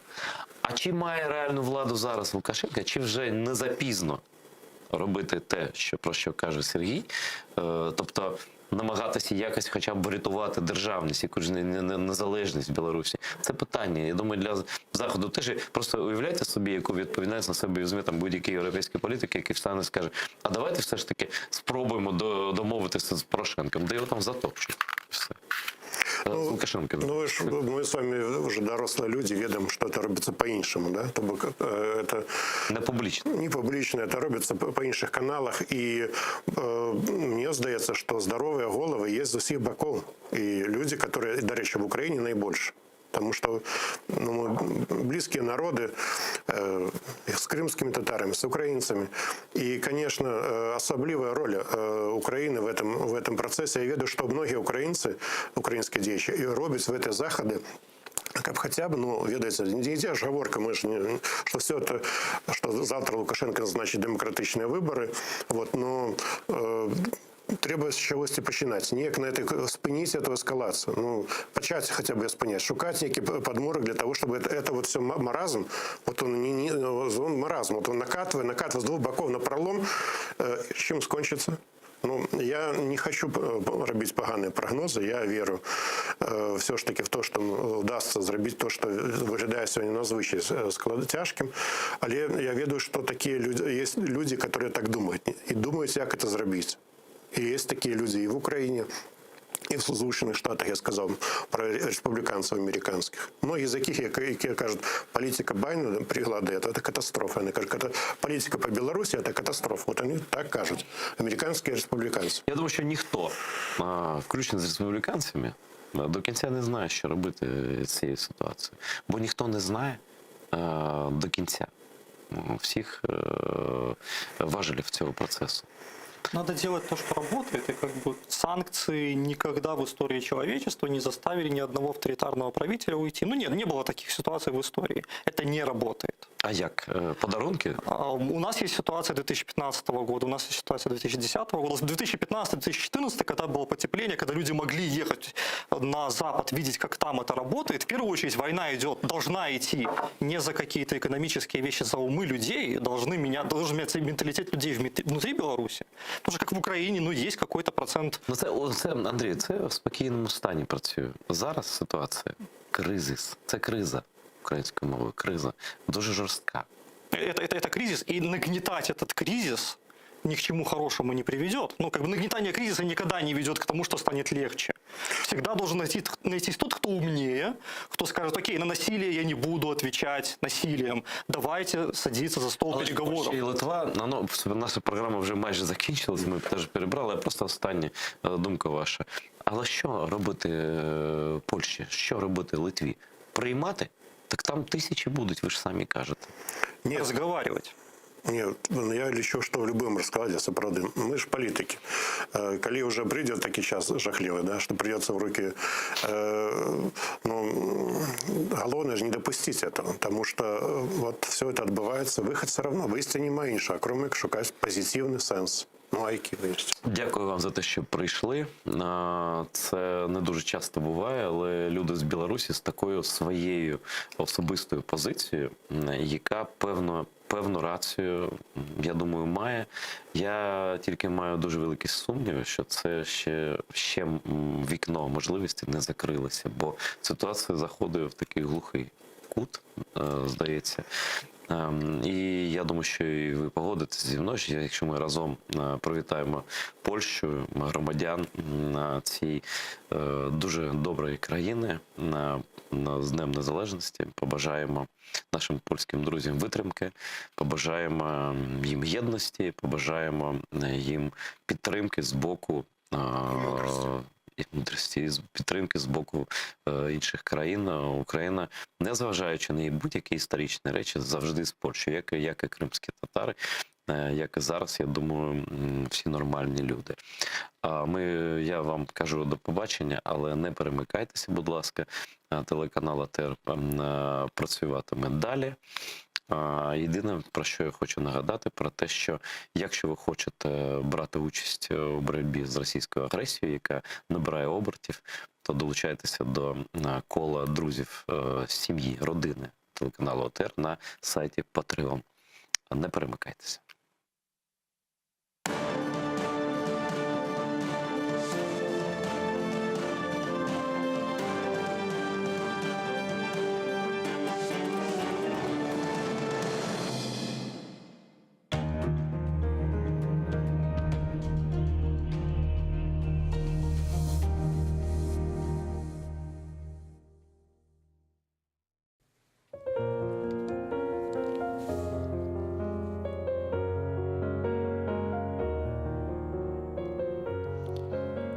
Дерендір деңізін, суында қайық. Не güzel адасың, мақтауға лайық. Юксектір дағларын, серіндір аван. Білмейім, не вақыт, бақылыр даван. Саварма туманым, башында чатырдақ. Көрерма окунны, менің башым сақ.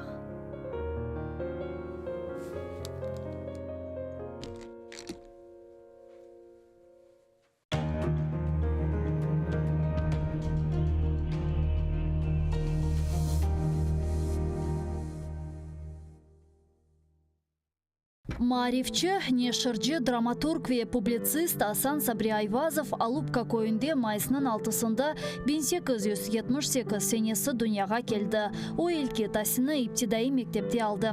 Медреседе оқыды. Медреседе оқуыны бітіріп, мектеплерде муалlimlik yaptı. Sonra bilgi seviyesini yükseltmek maqsadıyla ketip, İstanbul ve Kair üniversitetlerinde tahsil aldı. Асан Сабри Айвазов çetel memleketlerden qaytıp kelgen son, başta Baku şehri шерінде нешіретілген «Хаят» адлы газетада муарир олып чалышты. Соңра Қарасу базар шерінде Абдурашид Медиев ле бераберлікте Ветан Хадимы намында газета чықардылар. Асан Сабри Айвазов Ветаны Қырымға авдет олған сон 1913 сенесінден башлап Қадими Бақчасырайда Исмаил Гаспралы тарафындан чықарылған Терджиман газетасында чалышы башлады. Исмаил Гаспралы 1914 сенесі вефат еткен. Соңра Асан Сабри Айвазов Терджиманның баш муарирі oldu. Соңра о Ахмечит шерінде Миллет деп адландырылған газета нешір етті ве айны заманда Қырым Милли Құрылтай рейсі вазифесінде болынды.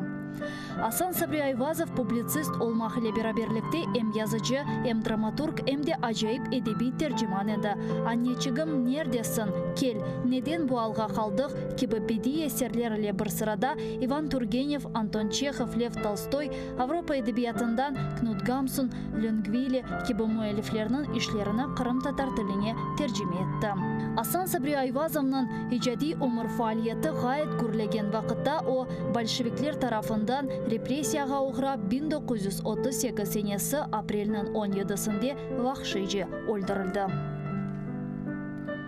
Асан Сабри Айвазовның «Неден буалға қалдық» пьесасындан күчік бір парча. Сейдбек, шымды біз не ішлейлім?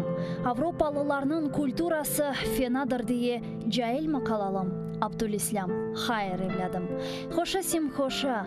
Азрети Фахири Каинат Эфендіміз саллаллаху алейхи веселлям бешіктен мезара қадар илім араңыз бұйырдықлары кебі, илім нереде олса да гидіп алыныз бұйырмыштыр. Авропалыларның илімі ве марифыны, финуни ве санайысыны алыныз. Иқтират ве кешфиетлеріні де огреніңіз. Милли мектеплерімізде соқыныз. Анализаныңызға терджимейдіңіз. Бинаен алейх Авропая гидежеңізде бір-біріңізе лисаны милли бұлынур ісе сізе бұйық бір силядыр. Әр ерде сызы селаметі чықарыр. Еліңізде исламиет лисан кебі бір құвет олур ісе Авропаның атешы сызы яхамас.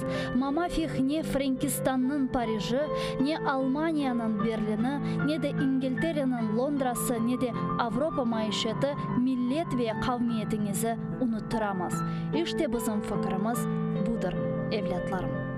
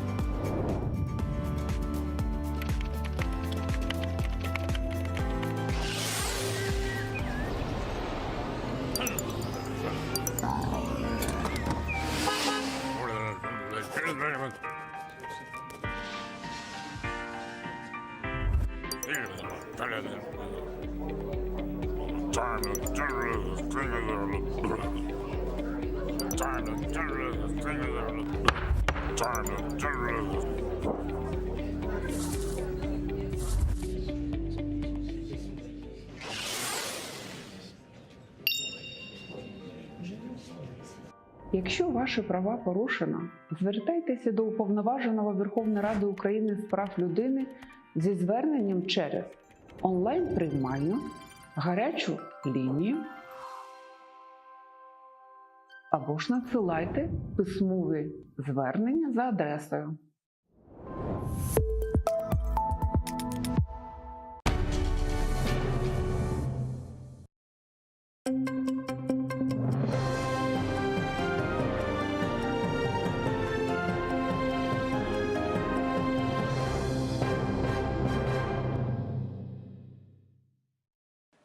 Чергова помста окупаційних силовиків. 12 діб адмінарешту. Окупаційний суд Центрального району Сімферополя засудив адвоката Едема Семедляєва начебто за непокору поліції. Сьогодні його викликали до окупаційного центру по протидії екстремізму для повторного складання на нього адмінпротоколу. Наприкінці жовтня цей протокол окупаційний суд повернув силовикам через низку помилок.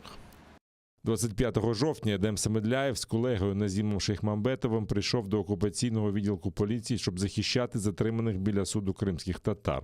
Адвоката не лише не пропустили, а змушували роздягтися догола, щоб, мовляв, перевірити наявність екстремістських татуювань. Самедляєв відмовився та отримав адміністративний протокол за непокору вимогам силовиків. Його склав горизвісний співробітник Центру по боротьбі з екстремізмом Руслан Шамбазов, той самий, який катував кримського татарина Ріната Параламова та інших політичних бранців та причетний до переслідування адвоката Еміля Курбєдінова. Окупанти склали протокол і на дружину Едема Самедляєва за неправильне паркування. Вона приїхала до окупаційного суду, аби представляти інтереси чоловіка у суді. Силовики підігнали евакуатори, аби забрати її автівку. Зараз Едвіна Самедляєва має сплатити штраф. Протокол на неї склав все той же Руслан Шамбазов. Теперь мне предстоит заплатить протокол, составлен сотрудником полиции по требованию Шамбазова Руслана Ринатовича. С чего я сделала такие выводы, так как кроме машин, которые были припаркованы возле моего автомобиля, больше никаких машин эвакуировано не было. Можно наблюдать. Машина была припаркована вот здесь, и другие машины, две еще были припаркованы также здесь. Два эвакуатора забрали эти автомобили. Мой автомобиль, я находилась в автомобиле, он был заведен, но сотрудник полиции все равно составил на меня протокол. Я предоставила все ему необходимые документы. Я продемонстрировала протокол Шамбазову Руслану Ринатовичу, сказала, поблагодарила его за это. Он низко мне поклонился, то есть ответил, что пожалуйста, я так понимаю. Вот такая вот месть.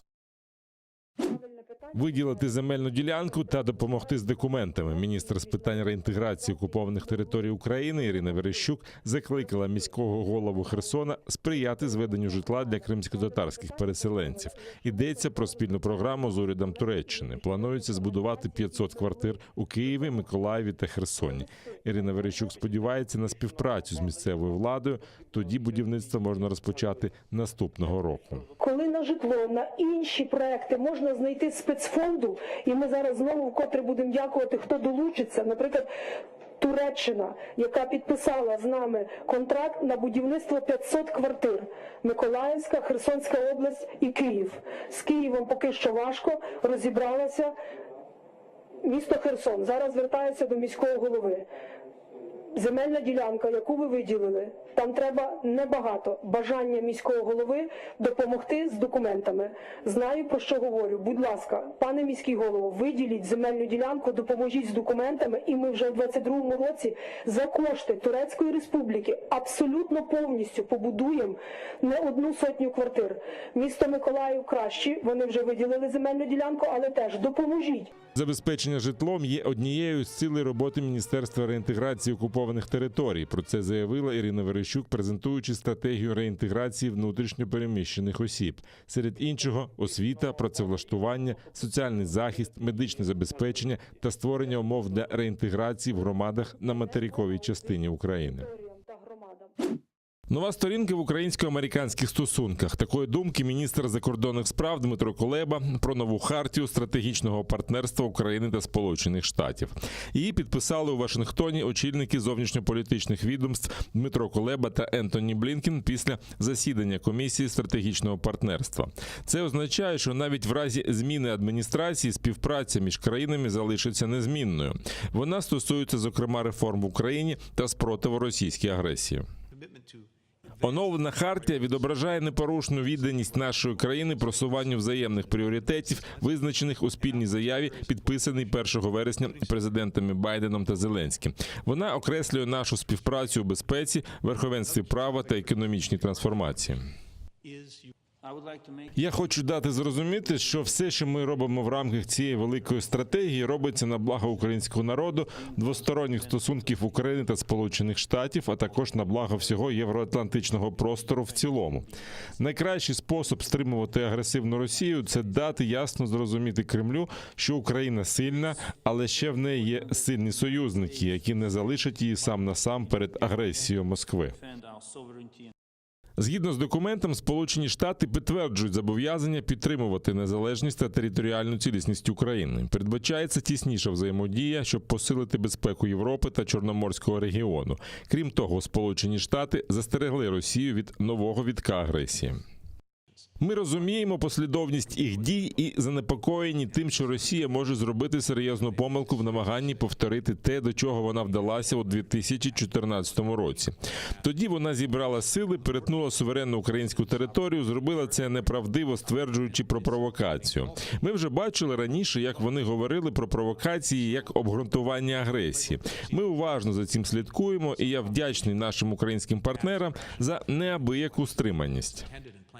Ми всі маємо розуміти, що те, що розгортається нині в Європі, є складною грою з багатьма елементами. Це енергетична криза, пропаганда, дезінформація, кібератаки, нарощування військових сил, спроба Росії використати міграційну кризу в Білорусі. І в цих умовах ми маємо залишатися пильними, стійкими та виправити усі прогалини.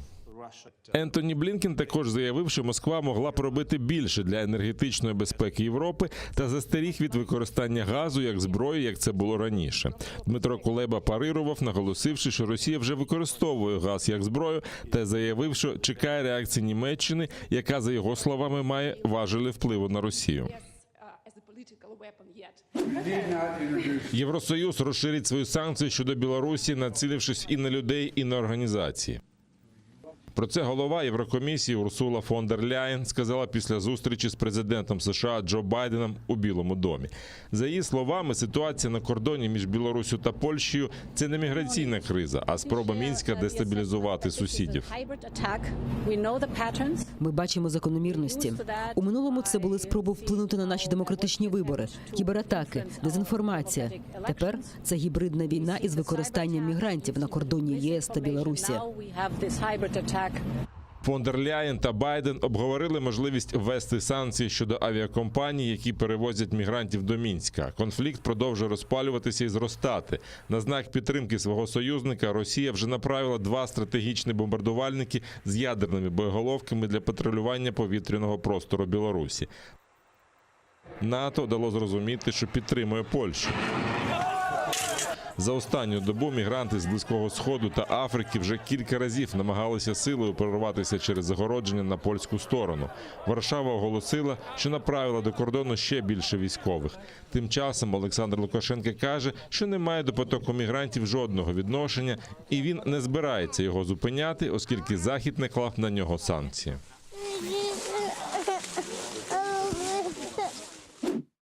МЗС України застерігає Білорусь від офіційного визнання тимчасово окупованого Криму російською територією. Таку позицію міністерства висловив речник Міністерства закордонних справ України Олег Ніколенко. У МЗС вважають, що юридичне визнання тимчасово окупованого Криму територією Росії призведе до непоправних наслідків для українсько-білоруських відносин.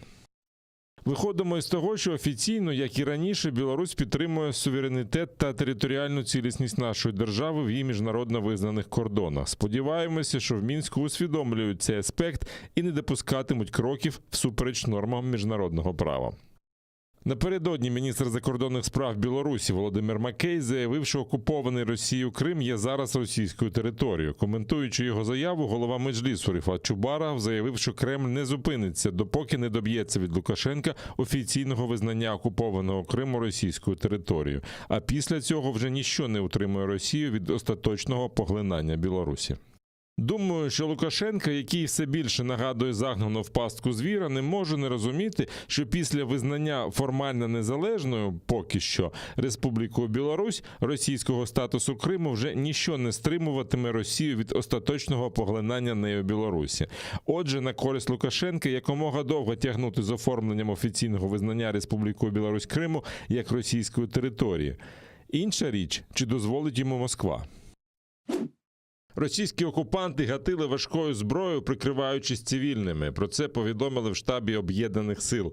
Зранку окупанти щільно били з артилерії калібру 122 мм та 120-х мінометів в бік оборонівців Мар'їнки. При цьому артилерійський вогонь ворог вів з цивільного кварталу Петровського району окупованого Донецька. В штабі Об'єднаних сил зауважили, що до найближчих людських домівок було близько 100 метрів. Аби не наражати на небезпеку цивільних жителів окупованого Донецька, Українські військові не відкривали вогонь у відповідь. Обійшлося без втрат в лавах українського війська. Минулої доби ворог бив з мінометів по оборонцях Причепілівки, а на решті ділянок фронту застосовував інше озброєння. Поблизу Катеринівки, що на Луганщині, окупанти відкривали вогонь з великокаліберних кулеметів. В бік Широкиного російські найманці здійснили обстріл з гранатометів різних систем і стрілецької зброї. Біля Золотого 4 противник обстріляв наші позиції зі стрілецької зброї. Неподалік Новотошківського ворожі війська вели вогонь з автоматичних станкових гранатометів та стрілецької зброї. Українські захисники відкривали вогонь у відповідь, не застосовуючи заборонене мінськими домовленостями озброєння, та змусили противника припинити обстріли. Завдяки зусиллям українських воїнів рубежі наших підрозділів залишилися незмінними.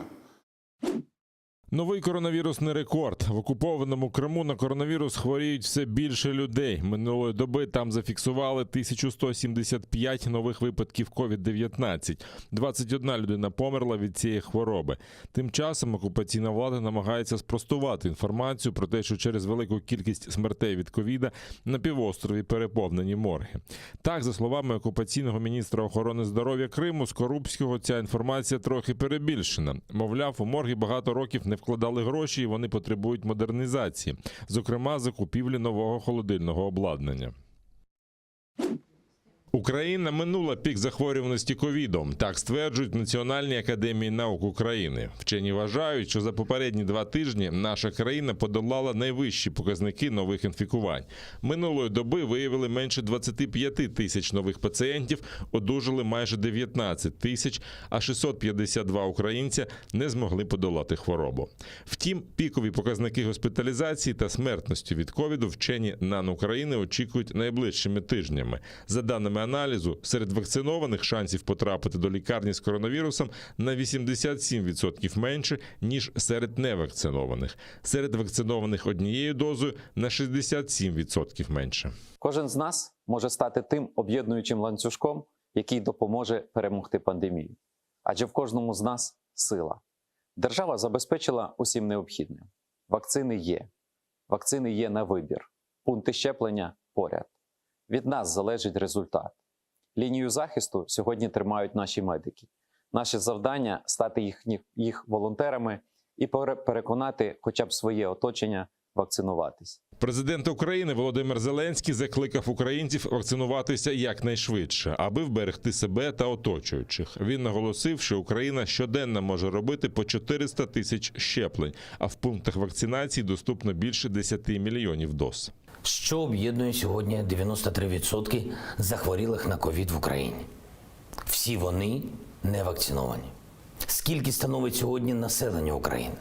Понад 40 мільйонів. Що об'єднає завтра всіх українців, які хочуть, аби ці 40 мільйонів не перетворились на 20? Всі вони будуть вакциновані. Наразі ми готові до всього і забезпечені всім. Працює 536 закладів, є 76 тисяч ліжок, з них 72 тисячі з киснем. Медична система готова як ніколи, але не треба перевіряти це на собі. В Україні вже зроблено більше 20 мільйонів щеплень. За даними Міністерства охорони здоров'я, вже 34% повнолітніх українців отримали бодай одну дозу. Міністр Віктор Ляшко зауважив, що перші 10 мільйонів щеплень зробили впродовж 7 місяців. Решту – 10 мільйонів усього за 2 місяці. Так виглядала найбільша битва в історії Речі Посполітої. Під її кордони прийшла армія імперії Османа. Бій почався 2 вересня 1621 року і тривав трохи більше місяця. У Києві відкрилася виставка на згадку про Хотинську війну.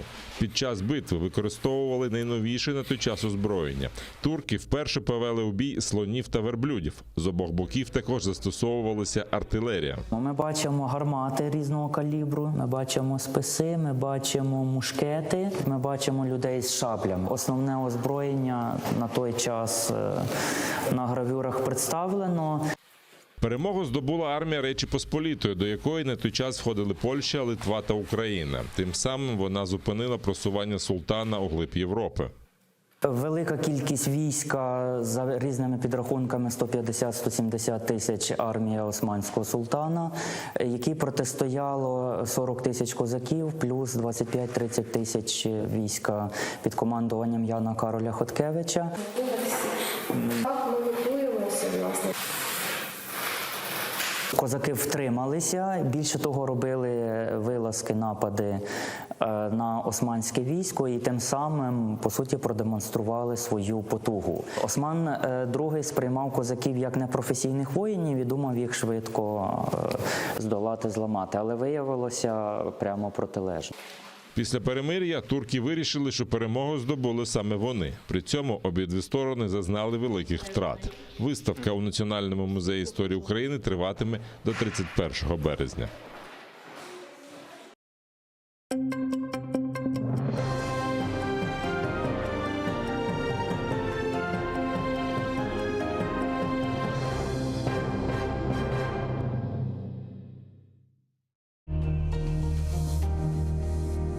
Ізраїльські вчені створили унікальний засіб, що містить природні інгредієнти. Краплі імуноков покращують імунітет при коронавірусних та респіраторних захворюваннях, а також сприяють полегшенню постковідного синдрому. Імуноков – надійна допомога.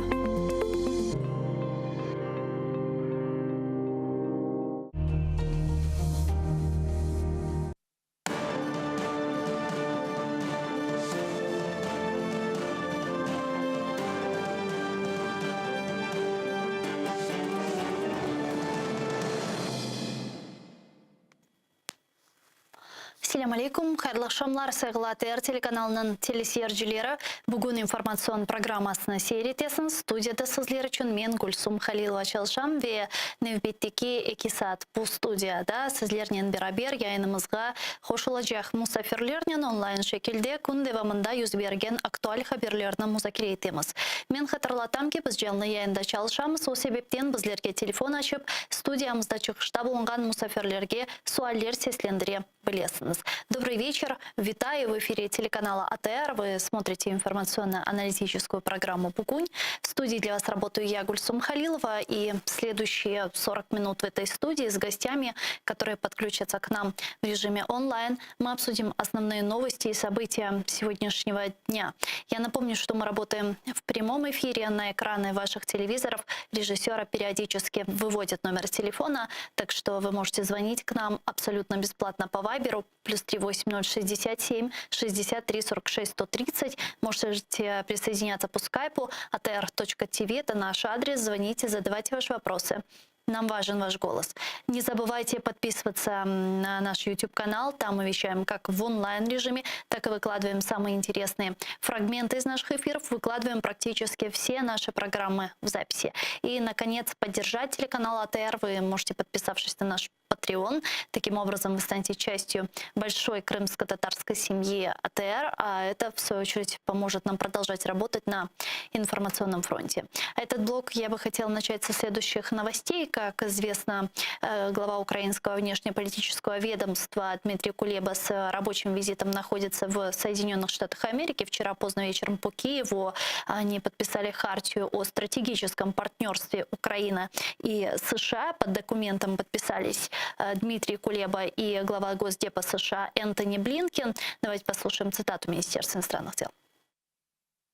Агресія Росії проти України закінчиться тоді, коли місце України як невіддільної частини Заходу буде інституалізоване та не буде піддаватися сумніву. Сьогодні ми зробили важливий крок у цьому напрямі та підписали нову хартію, яка дозволить Україні та США ще ефективніше протистояти спільним викликам. В Министерстве иностранных дел Украины определили топ-5 новых положений документа по сравнению с Хартией 2008 года. Первое – это безопасность. Соединенные Штаты Америки поддерживают суверенитет и территориальную целостность Украины в пределах ее международно признанных границ, включая Крым. Это сотрудничество. Хартия предусматривает расширение взаимодействия США и укрепление обороноспособности Украины, усиление безопасности в Европе и Черноморском регионе, а также имеется в виду и укрепление энергетической энергетической безопасности. Членство в ЕС и НАТО. США поддерживают Украину на пути к полноправному членству в ЕС и НАТО. И свое внешнеполитическое будущее Украина имеет право выбирать самостоятельно, но без внешнего вмешательства. Это реформы. В документе отмечаются реформы, в частности, правосудие, создание антикоррупционных органов, земельная реформа, децентрализация, диджитализация и деолигархизация. Экономика. Также США поддерживает план трансформации украинской экономики, нацеленного на реформирование и модернизацию ключевых секторов экономики и продвижение инвестиций. С нами сейчас на прямой связи Юрий Ванеток, политичный консультант, юрист с Соединенных Штатов Америки. Пан Юрию, вітаємо вас, салям алейкум. Здравствуйте, очень приятно. Пане Юрию, чем важна эта хартия о стратегическом партнерстве, подписанная между США и Украиной? Я думаю, что, во-первых, она показывает системность отношений. И для Запада, для Америки именно системность — это очень важно, очень важен процесс. И поэтому, так как у вас новая администрация и новые люди, ну, так как и у нас, часто меняются, очень важны персональные контакты. Их не заменишь ни скайпом, ни какими другими технологиями. Поэтому это самое первое. Это немножко философски, но это самый важный фактор. Министр иностранных дел Украины Дмитрий Кулеба сказал, что эта хартия в том числе включает в себя противодействие российской агрессии, более активная и эффективная помощь в этом вопросе со стороны Соединенных Штатов Америки. Вот на какие конкретные программы и проекты в этом направлении может рассчитывать Украина теперь? Я думаю, что она может рассчитывать на, может быть, пересмотрение Норд-2. Это мое мнение, но это тоже мнение кое-каких людей в Вашингтоне, потому что, с одной стороны, Норд-2 — это результат, я бы сказал, глобализма, который поддерживается сегодняшней администрацией у нас. Один из вариантов глобализма. С другой стороны, это экономические интересы, но это интересы против экономики Украины и против правил Европейского Союза. Поэтому я думаю, что это может изменить результаты этой ситуации, которая, я так понимаю, сейчас Ветренко и другие люди у вас в администрации очень громко от этого отказываются, отталкиваются от этой ситуации. Так, а как оно может изменить, если Соединенные Штаты Америки сами дали зеленый свет, когда заключали это соглашение с Германией по Северному потоку-2? Ведь Байден вряд ли сейчас откажется от этих заявлений, откажется от идеи сохранения или своих отношений с Германией, от налаживания, скажем, такого трансатлантического сотрудничества. Вы абсолютно правы. Тут нельзя ожидать резкого 360 градусов назад. Тут можно ожидать замедлений, тут можно ожидать каких-то, как сказать, mitigating factors, какие-то факторы, которые снизят негативный эффект для Украины этой ситуации. Вот я бы сказал таким путем. У нас система работает очень часто не в нюансах, а в легитимном сером, я бы так сказал. Вот недавно 6 представителей республиканской партии призвали Джозефа Байдена ввести санкции против Северного потока-2, а точнее ввести поправки в оборонный бюджет Соединенных Штатов по санкциям в отношении Северного потока-2. Вот какова вероятность того, что администрация Джозефа Байдена серьезно отнесется к этим заявлениям, прислушается и возобновит санкционные давление на российский газопровод? Мое мнение, что шанс довольно высокий. Это, естественно, мое мнение. Я просто знаю людей, которые, политиков и в Сенате, и в Конгрессе, которые участвуют в Ukrainian Caucus. Это группа, которая изучает и поддерживает суверенность Украины. И такие люди, как Роб Портман, критически относились и относятся к этому. Он очень большой активист и специалист, сенатор Портман. Я его неплохо знаю лично. Мерфи, Фицпатрик в Конгрессе. Конгресс тоже имеет каукус, который работает с Украиной.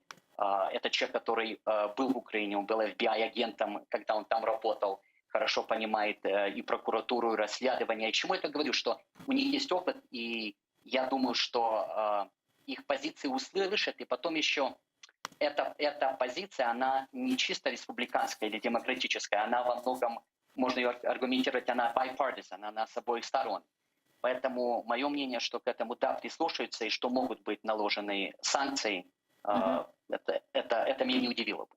Ну, вот многие аналитики, кстати, у вас тоже хотела спросить, говорят о том, что в администрации Байдена есть два основных крыла. Одно крыло лидерства, которого занимает Блинкен, это такое более радикальное крыло, в том числе по отношению России, которое говорит о том, что нужно вводить санкции против России, нужно ужесточать давление на Россию из-за ее агрессивных действий. А вот другое крыло под руководством Керри, оно больше придерживается вот этой политики умиротворения агрессора, переговорного формата с Путиным и так далее. Это так действительно? Я думаю, что это можно корректизовать таким путем. Я бы сказал, что Блинкен для меня, я его в принципе не знаю, я с ним пересекался, но мы не знакомы, но я знаю его историю. Он, как у вас, видно, говорят такое слово, государственник. И это человек с большим опытом. Это человек, точно так же, как и Джейк Салливан, который очень образованный человек. И раньше он сейчас в позиции, которую имел Блинкен. К чему я говорю? Что я думаю, что это люди, которые берут среднюю дорогу, которые аналитичные. И хотя они миротворцы, это история демократов, я думаю, что в данной ситуации, я не думаю, что они будут предавать интересы Украины. Потому что украинская суверенность и отношения между Америкой и Украиной сейчас становятся, я думаю, более важными. Опять же, это становится таким системным путем, и репутация Украины сейчас в процессе, начальном процессе реабилитации. Она из-за скандалов с Трампом, из-за скандалов с Байденом, которые показали Украину довольно колючей в Вашингтоне, сейчас идет изменение этого. И я не думаю, что Россия имеет что-то, что она может променять, или что она может сделать, чтобы дали задний ход. Поэтому из-за напряжений с Россией, из-за интересов нашего взгляда на демократию, я думаю, что тут есть причина быть оптимистичным. А что скажете по поводу Керри? Я думаю, что Керри, да, действительно больше миротворец. Но опять же, я считаю, что и он, и Блинкен, и многие люди в администрации Байдена, это плохой термин, я бы сказал, что они глобалисты. И это тоже, потому что есть много видов глобализма, но это те, которые считают, что это как бы позиции, я бы сказал, Сороса, это позиции, опять же, очень упрощаю, но это позиции, которые отличаются от protectionism, от защитной позиции, которую держала прошлая администрация, которую держала до какой-то степени даже неоконс у Буша. Поэтому на базе этого вещи более гибкие и в каком-то плане, в плане экономики, может быть, даже менее принципный, но это не то, что к Украине не относятся с важностью и не уважают ее суверенность. Джозеф Байден во время своей предвыборной кампании сказал, что Украина для него будет приоритетом во внешней политике. Вот учитывая все факторы, которые мы сегодня наблюдаем, в том числе и Северный поток, который мы с вами упоминали выше, остается ли Украина, на ваш взгляд, приоритетом для США во внешней политике? Я думаю, что да. Я думаю, что она остается. Единственное, что немножко боятся Украину из-за скандалов. Немножко боятся ее хаос, ее нестабильность. Но она, кроме того, что она стратегически важная для Америки за напряжением с Россией, она действительно единственная чистая попытка на демократию с многими проблемами, так как и Грузия. Потому что все остальные постсоветские страны, они стали, как сказать, они стали псевдодиктатурами. Может быть, не такими, как Белоруссия, но может смотреть на Евразию и так далее. Они другие. И поэтому Украина — это наша надежда.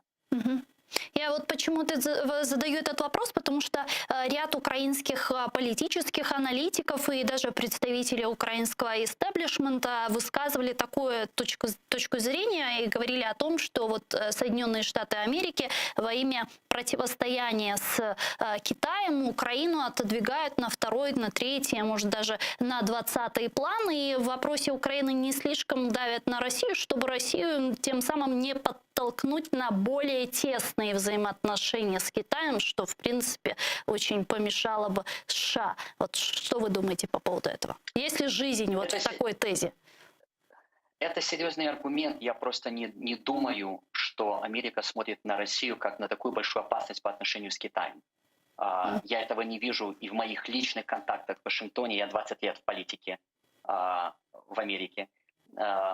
Я не вижу такого опасания. Может быть, мы ошибаемся, но мы так на это не смотрим. Мы смотрим на Россию больше как на такую хулиганскую колонию. Я не говорю, что это правильно, я говорю, что это реальность. Вот. А Украина, да, она может быть на втором и на третьем месте, она не будет на 20-м по многим причинам. Мы туда глубоко инвестированы, она важна для нас стратегически. Мы понимаем, что если она распадется и превратится в Югославию, я так немножко утрирую, это будет очень плохо и для Европы, и для нас. Поэтому и для безопасности, и для идеологии, которая у нас есть, я не вижу того, что она будет полностью отодвинута. Она может где-то стать не таким приоритетом, как мы раньше говорили, но она всегда будет важной у нас. Сейчас в Украине очень активно обсуждается вопрос очередного стягивания российских войск к границам Украины. Вы знаете, что буквально несколько недель назад довольно авторитетные зарубежные издания, в том числе «Политика», «Вашингтон-Пост», писала о том, что Россия снова концентрирует свои войска у наших границ. В частности, вот Энтони Блинкен вчера потребовал от России разъяснений по поводу передвижения войск вокруг Украины. Вот как в целом в Соединенных Штатах Америки американский истеблишмент смотрит на эту напряженную сейчас ситуацию? Я думаю, что и демократы, и республиканцы, и те, которые изучают Украину и постсоветское пространство, этого боятся. То есть это не просто Россия, которая показывает мышцы, мы знаем, что Россия может. Я не думаю, что у нас отработана стратегия, как этому противодействовать, кроме санкций и кроме материальной поддержки Украины, которая, к сожалению, может быть, не самая эффективная из-за экономических и других проблем там. Дякую вам дуже. Спасибо большое, що знайшли время і підключились к нам в ефір. Юрій Ванеток був з нами на прямому зв'язку. Політичний аналітик, консультант, юрист з Соединенных Штатов Америки. Как я сказала выше, госсекретарь США Энтони Блинкен потребовал от России разъяснений по поводу передвижения войск около украинской границы. Об этом он сообщил в ходе совместной пресс-конференции с министром иностранных дел Украины Кулебой. Я предлагаю вместе послушать его цитату. Нас непокоїть, що Росія може зробити серйозну помилку, спробувавши повторити те, що вона робила у 2014 році, коли вона зосередила сили вздовж кордону, вторглася на суверенну територію України і при цьому хибно стверджувала, що її спровокували. Президент Украины Владимир Зеленский впервые через 2 недели признал скопление российских войск на границе с Украиной. По его данным, речь идет о более чем 100 тысяч российских военных. Об этом заявил он в своем видеообращении к украинцам. И вот что сказал. Весь світ чітко бачить, хто дійсно хоче миру, а хто концентрує майже 100 тисяч військових на нашому кордоні. Шановні, обстріли і вибухи, скупчення і переміщення військ відбуваються на фронті 8-й рік поспіль. Психологічний тиск з боку Росії на нас давно не діє. Наші спецслужби, наша розвідка володіють повною інформацією. Наша армія готова дати відсіч будь-кому, будь-коли і будь-де. Ваша паніка точно не допоможе їй. Але може допомогти противнику, стати частиною інформаційної війни і принести країні не меншу шкоду, ніж бойові дії.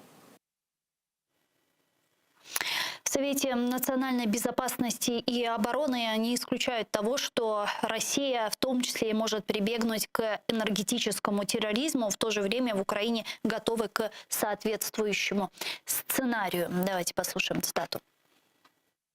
У разі необхідності, якщо буде продовжуватися складна ситуація, ми не виключаємо використання Російською Федерацією енергетичного тероризму щодо України. Будуть прийняті відповідні рішення швидко та жорстко в інтересах нашої країни. Помощник государственного секретаря США по вопросам Европы и Евразии Карен Денфрид заявила, что Вашингтон следит за действиями России вдоль украинской границы. По ее словам, во время недавнего визита в Москву американские чиновники предупредили российское руководство о последствиях. И напомню, что неделю назад в Москву прилетел вместе со своей делегацией глава Центрального разведывательного управления США. Кожного разу, коли ми бачимо надзвичайну військову активність Росії поблизу України, ми даємо зрозуміти, що будь-яка ескалація або агресивна акція викликає велике занепокоєння для США. Ми чітко усвідомлюємо, що підтримуємо суверенітет і територіальну цілісність України. Ми будемо продовжувати стояти на стороні України та засуджуватимемо будь-яку агресію Росії проти України в усіх її формах. Зараз з нами на прямому зв'язку народний депутат України 7-8 скликань, заступник Генерального прокурора України в 2020 році, пан Віктор Чумак. Пане Вікторе, вітаємо вас, селям алейкум. Добрый вечер. Добрый вечер. Пане Виктора, сегодня президент Украины Владимир Зеленский заявил о том, что на границах с Украиной Россия скопила более 100 тысяч своих военных. На протяжении последних 2 недель наши западные партнеры, НАТО, Пентагон высказывают обеспокоенность относительно передвижения российских войск у границ Украины. Есть ли у вас какие-то опасения в этом вопросе? Готовит ли Россия какую-то эскалацию? Ну, дивіться, ми можемо говорити про те, що приблизно така ж сама кількість 100, 130, 120 тисяч російських військ – це постійна цифра, яка знаходиться поблизу українських кордонів. Вони можуть бути ближче, можуть бути далі. Але це от, та цифра, якою можна оперувати практично постійно. Це та кількість батальйонних тактичних груп, яку можна там, спостерігати поблизу українського кордону от останній рік. Тому казати, що це якась нова цифра, або нова цифра збільшена, якась нова цифра, говорити не варто. Говорити, що це цифра якась трохи нижча, ніж була за останні часи, теж можна сказати, що це ті постійні сили, да, які Росія буде тримати на українських кордонах, і якраз таки для нагнітання ситуації. Цих сил достатньо для того, щоб провести якусь там локальну, достатньо серйозну, потужну наземну операцію, наземну військову та наземно-воздушну операцію. Але, скоріше за все, цих сил недостатньо для того, щоб мати стратегічну перевагу на українсько-російському кордоні. Ну, действительно, у нас уже идет 8-й год войны, уже 8-й год нашей территории оккупированы, и мы на протяжении 8 лет говорим о том, что Россия милитаризирует оккупированные территории, в частности Крым, и даже было огромное количество сообщений о том, что он туда уже завозит ядерное оружие, но тем не менее, как вы думаете, почему именно сейчас американцы вдруг стали на этом так акцентировать внимание? И, кстати, не только американцы в этом вопросе выразили свои опасения, наши партнеры из стран Балтии в тому числі. Ну, дивіться, я би сказав, що от якраз таки це напруження, воно за своїм характером або за своїм рівнем нижче, ніж те, що було на початку минулого року, по-моєму. Весною було. Да. Весною. Тому от тоді там точно була набагато більше ступінь напруження і ступінь, я би сказав так, реакції з боку Заходу. Сьогодні воно теж є, сьогодні воно теж достатньо високе, але вже Захід реагує, я би сказав, знаєте, не те, що повільно, а Захід реагує дуже сильно, жорстко, але можна навіть сказати планово.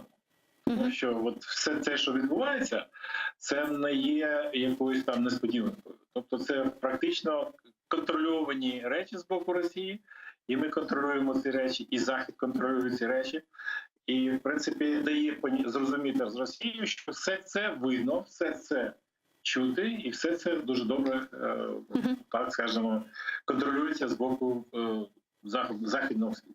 Вот буквально несколько часов назад прошла новость, что президент России Путин снова провел переговоры с канцлером Германии Ангелой Меркель, и стало известно, что он пожаловался снова на Украину и сказал следующее: за деструктивную политику Киева, которая все больше делает ставку на силовые методы, в том числе используя нарушение Минского комплекса мер ударные беспилотные аппараты. Конец цитаты. Очевидно, что Путина очень сильно раздразило применение Украиной байрактаров. Как вы думаете, будет ли в дальнейшем Украина применять беспилотные аппараты на востоке Украины, и насколько это может изменить баланс сил на Донбасі?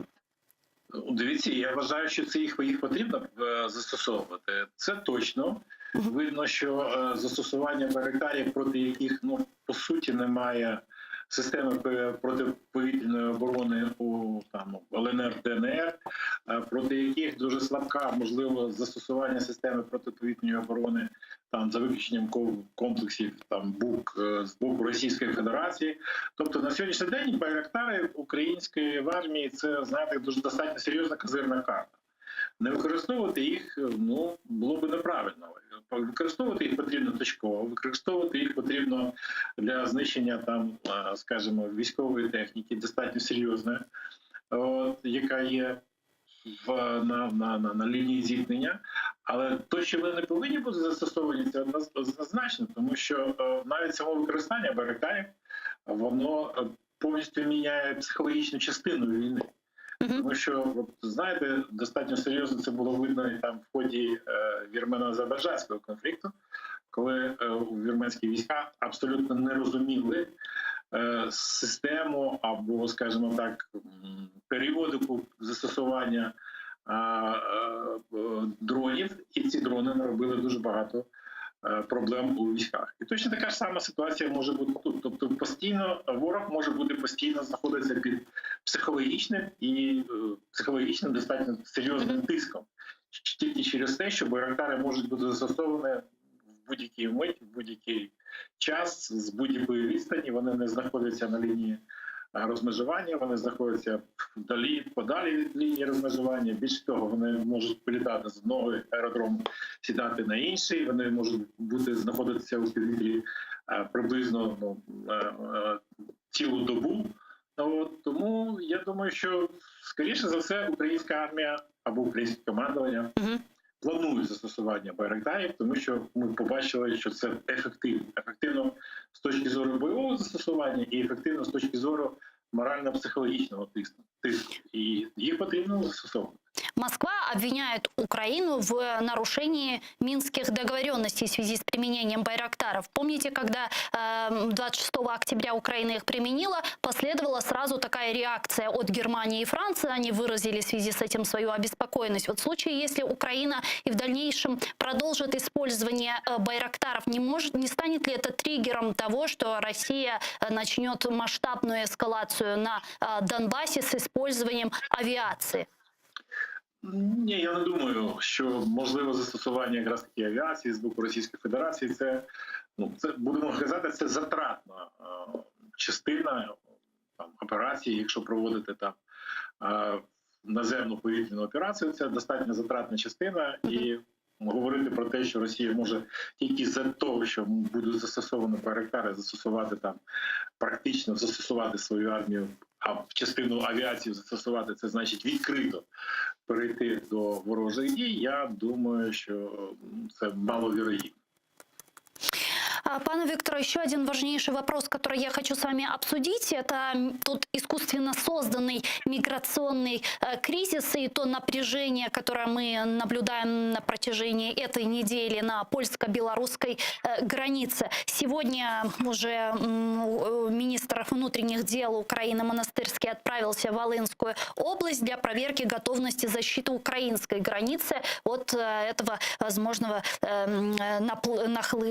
наплыва наплыва мигрантов уже к нам в страну. Вот как вы думаете, чего добивается Александр Лукашенко или, возможно, Кремль руками Александра Лукашенко, создавая этот миграционный кризис, и действительно ли несет ли он некие угрозы для нас?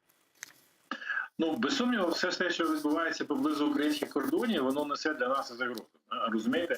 Якщо б загроз не було, то б не було такого серйозного посилення прикордонників, Національної гвардії, поліції, якраз таки на кордоні з Білорусі. Хоча Дейнека виступав, Дейнека це мається на увазі керівник Державної прикордонної служби, і він сказав, що на сьогоднішній день ситуація поки що контрольована на білорусько-українському кордоні. Але чого добивається Лукашенко, чого добивається Путін?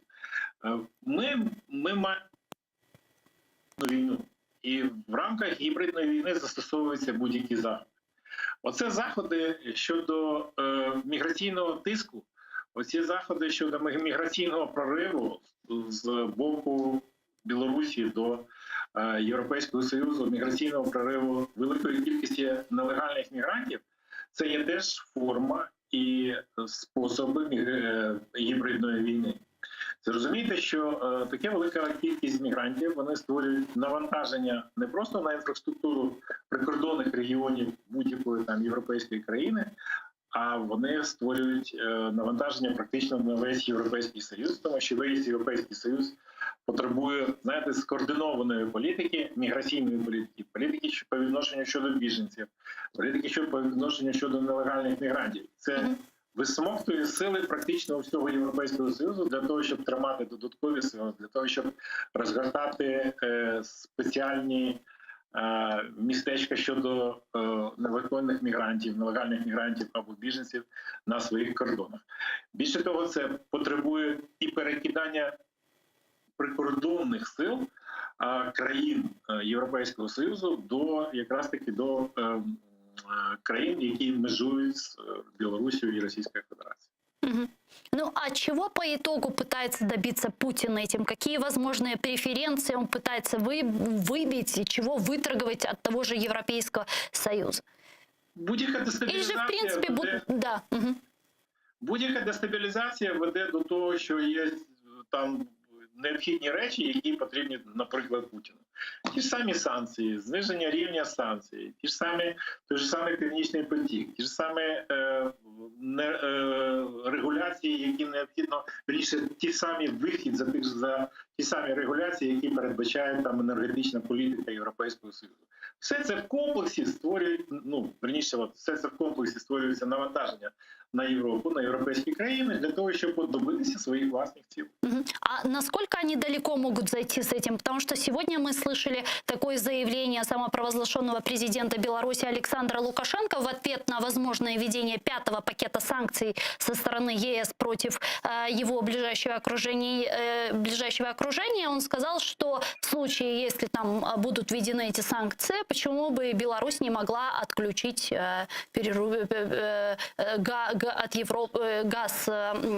Европу от газа, да, и перекрыть трубопровод Ямал-Беларусь. Вот может ли на это пойти? Розумієте, все можна припустити, тому що по великому рахунку людина, яка є ізгоєм в Європі, то в принципі мало що тримає її на, скажімо так, у цивілізованих стосунках з європейськими партнерами, тому що все одно є ізгоєм. І говорити про те, що може вона чи ні застосувати, гіпотетично ми можемо сказати, що так може. Гіпотетично ми можемо сказати, що так може, тому що енергетична зброя, нафта, газ і все таке інше, ми ж зараз вже це бачимо, абсолютно є теж гібридною зброєю Російської Федерації, а зараз вже разом із Російською Федерацією і Білорусі по відношенню до європейського співтовариства, по відношенню до України і до інших країн.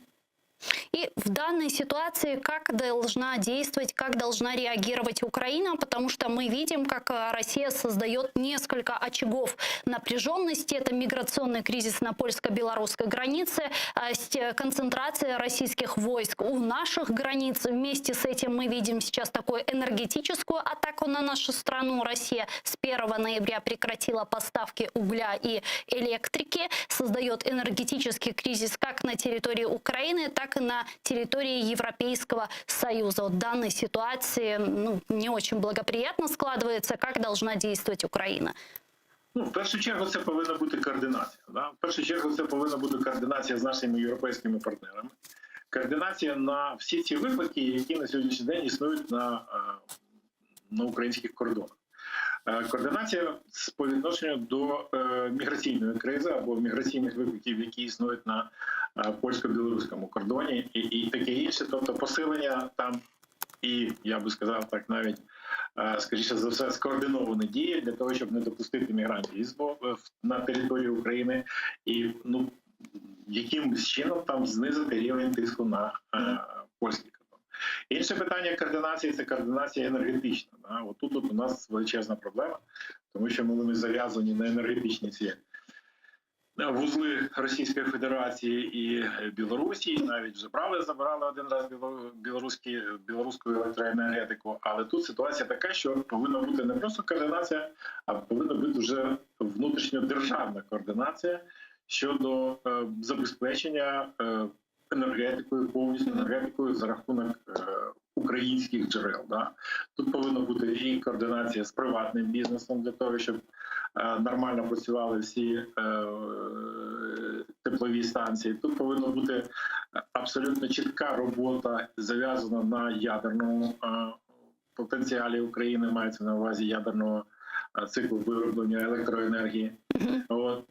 І, по суті, по великому рахунку, координація повинна бути із європейськими партнерами з точки зору політичного тиску на недопущення або неможливості проведення якихось військових дій по відношенню до України, і з американськими партнерами для посилення спроможностей, саме бойових спроможностей українських збройних сил. А це ми бачимо майже регулярні поставки зброї, техніки з боку Сполучених Штатів до України. Ці майже регулярні поставки, вони повинні бути, я би сказав так, найбільш актуальними, необхідними для України, найбільш актуальними для можливості застосування їх в оборонних цілях.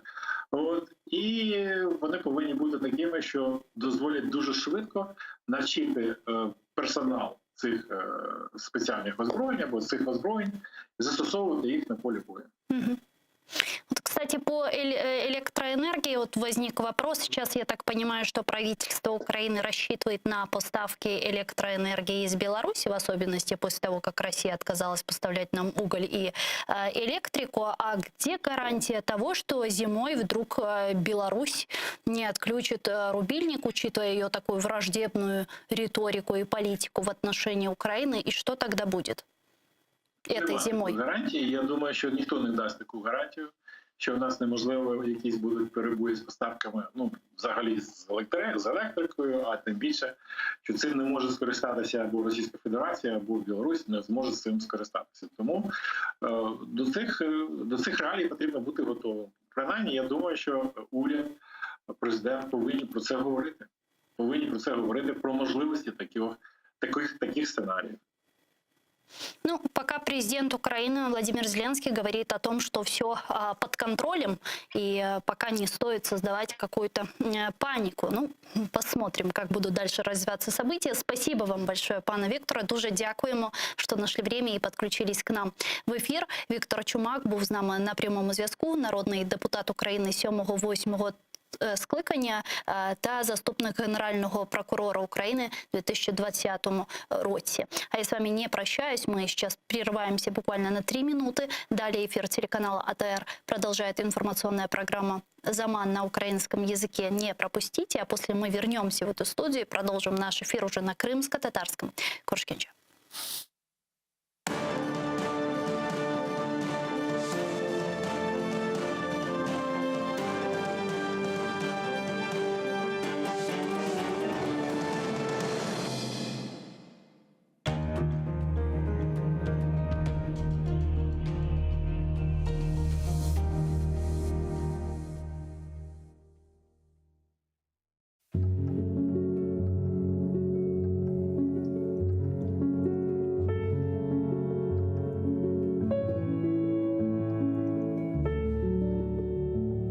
знаете, что люди могут не вернуться. Зажав всю волю в кулаке, вас отпустить. И как-то утром с мыслями, но не о вас проснуться. И больше вас не ждать, и не о вас грустить. Вы знаете, что люди могут не вернуться. Не выдержав свой мир, сломав, вас не простить. И со слезами на глазах от вас на 1000 ключей замкнуться. И понимая, что нет сил вас навсегда забыть. Вы знаете, что люди могут не вернуться. И могут не писать, не волноваться, не звонить. И никогда вам больше к ним не прикоснуться. Задумайтесь. А кто еще вас сможет так же полюбить?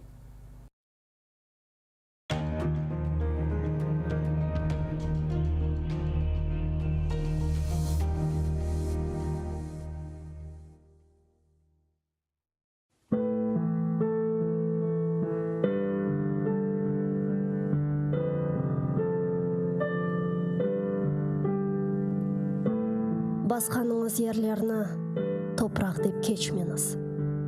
О топырақларда сіздің адыңызды сақламақ үшін неше құрбанлар берілді.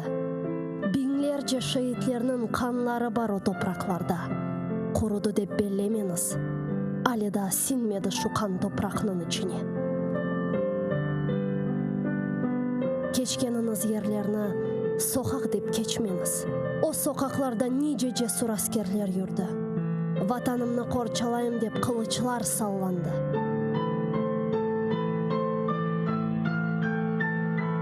Жүргеніңіз аралықларда иханетлер де олды үлбет. Сапланды ханчерлер сыртларға. Көтергеніңіз байрақны тамғалы басма деп кечмеңіз. О байрақның үстінде шерефіңіз, намысыңыз, итибарыңыз бар. Көтеріңіз ең yüksекlerге, ең төпелерге, көк yüzüyle paylaşsın ренкіні.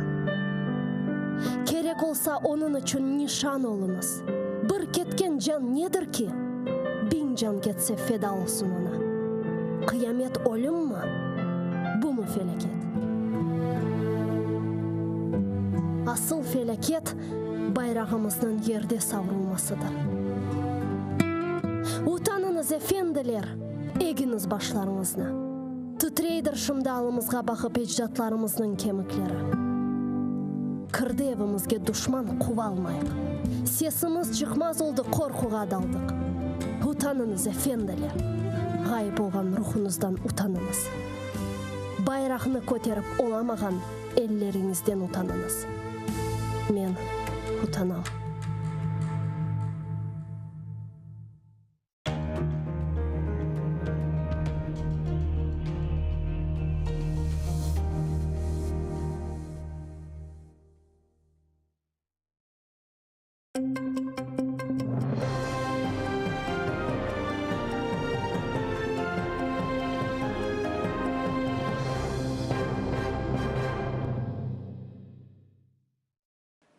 Чергова помста окупаційних силовиків, 12 діб адмінарешту та 4 тисячі рублів штрафу. Окупаційний суд Центрального району Сімферополя засудив адвоката Едема Семедляєва, начебто за непокору поліції. Сьогодні його викликали до окупаційного центру по протидії екстремізму для повторного складання на нього 2 адмінпротоколів. Наприкінці жовтня ці протоколи окупаційний суд повернув силовикам через низку помилок. Захисник Семедляєва, адвокат Еміль Курбєдінов, заявив, що оскаржить цей вирок.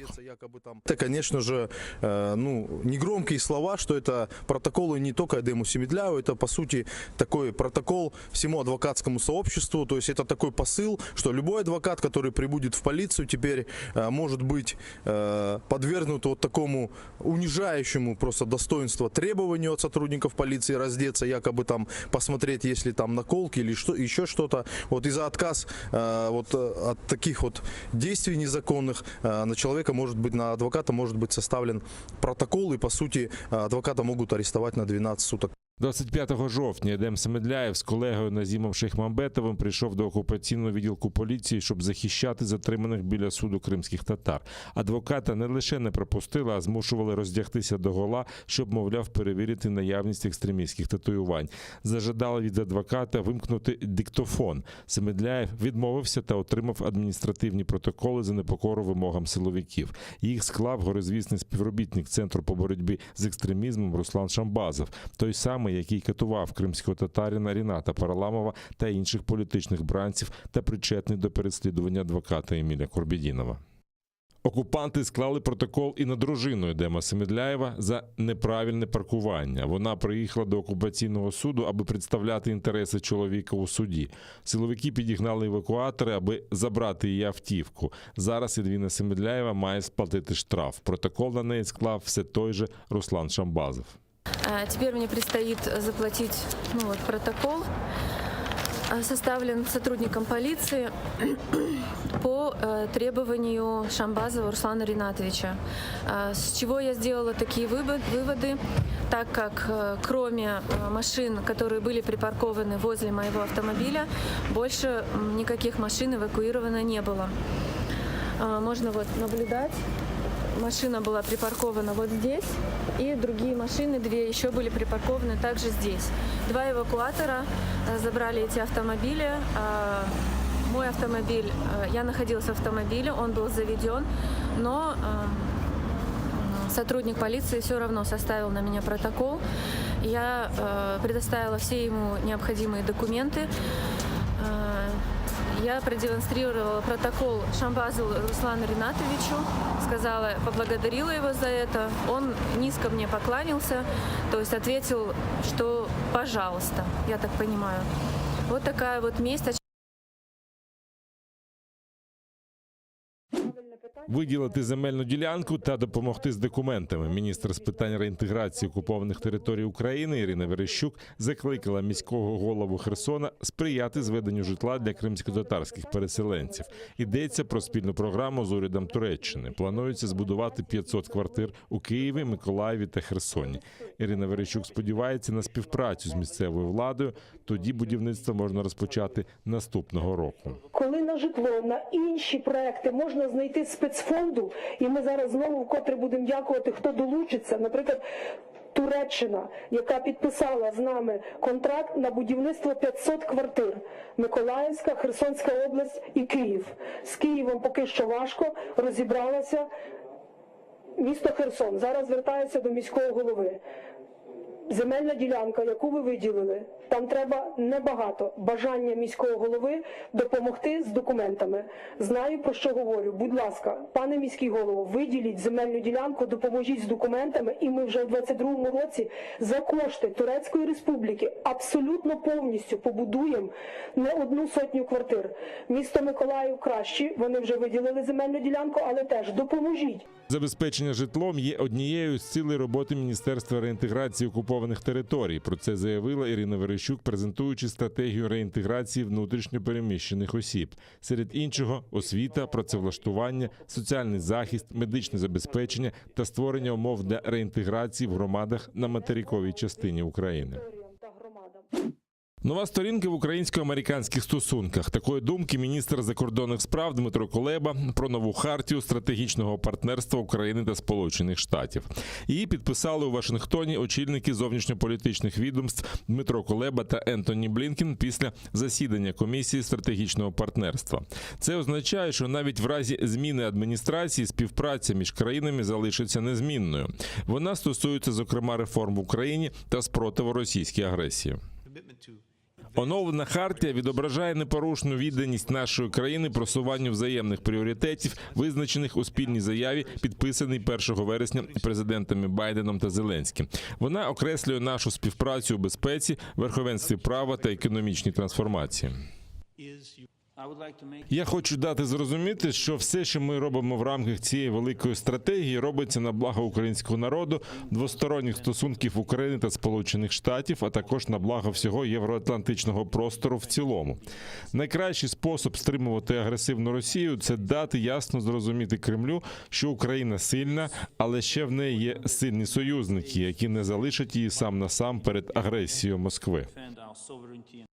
Згідно з документом, Сполучені Штати підтверджують зобов'язання підтримувати незалежність та територіальну цілісність України. Передбачається тісніша взаємодія, щоб посилити безпеку Європи та Чорноморського регіону. Крім того, Сполучені Штати застерегли Росію від нового вітка агресії. Ми розуміємо послідовність їх дій і занепокоєні тим, що Росія може зробити серйозну помилку в намаганні повторити те, до чого вона вдалася у 2014 році. Тоді вона зібрала сили, перетнула суверенну українську територію, зробила це неправдиво, стверджуючи про провокацію. Ми вже бачили раніше, як вони говорили про провокації як обґрунтування агресії. Ми уважно за цим слідкуємо, і я вдячний нашим українським партнерам за неабияку стриманість. Ми всі маємо розуміти, що те, що розгортається нині в Європі, є складною грою з багатьма елементами. Це енергетична криза, пропаганда, дезінформація, кібератаки, нарощування військових сил, спроба Росії використати міграційну кризу в Білорусі. І в цих умовах ми маємо залишатися пильними, стійкими та виправити усі прогалини. Ентоні Блінкен також заявив, що Москва могла б робити більше для енергетичної безпеки Європи та застеріг від використання газу як зброї, як це було раніше. Дмитро Кулеба парирував, наголосивши, що Росія вже використовує газ як зброю, та заявив, що чекає реакції Німеччини, яка, за його словами, має важелі впливу на Росію. Євросоюз розширить свої санкції щодо Білорусі, націлившись і на людей, і на організації. Про це голова Єврокомісії Урсула фон дер Ляєн сказала після зустрічі з президентом США Джо Байденом у Білому домі. За її словами, ситуація на кордоні між Білоруссю та Польщею – це не міграційна криза, а спроба Мінська дестабілізувати сусідів. Ми бачимо закономірності. У минулому це були спроби вплинути на наші демократичні вибори, кібератаки, дезінформація. Тепер це гібридна війна із використанням мігрантів на кордоні ЄС та Білорусі. Фон дер Ляєн та Байден обговорили можливість ввести санкції щодо авіакомпаній, які перевозять мігрантів до Мінська. Конфлікт продовжує розпалюватися і зростати. На знак підтримки свого союзника Росія вже направила 2 стратегічні бомбардувальники з ядерними боєголовками для патрулювання повітряного простору Білорусі. НАТО дало зрозуміти, що підтримує Польщу. За останню добу мігранти з Близького Сходу та Африки вже кілька разів намагалися силою прорватися через загородження на польську сторону. Варшава оголосила, що направила до кордону ще більше військових. Тим часом Олександр Лукашенко каже, що не має до потоку мігрантів жодного відношення, і він не збирається його зупиняти, оскільки Захід наклав на нього санкції.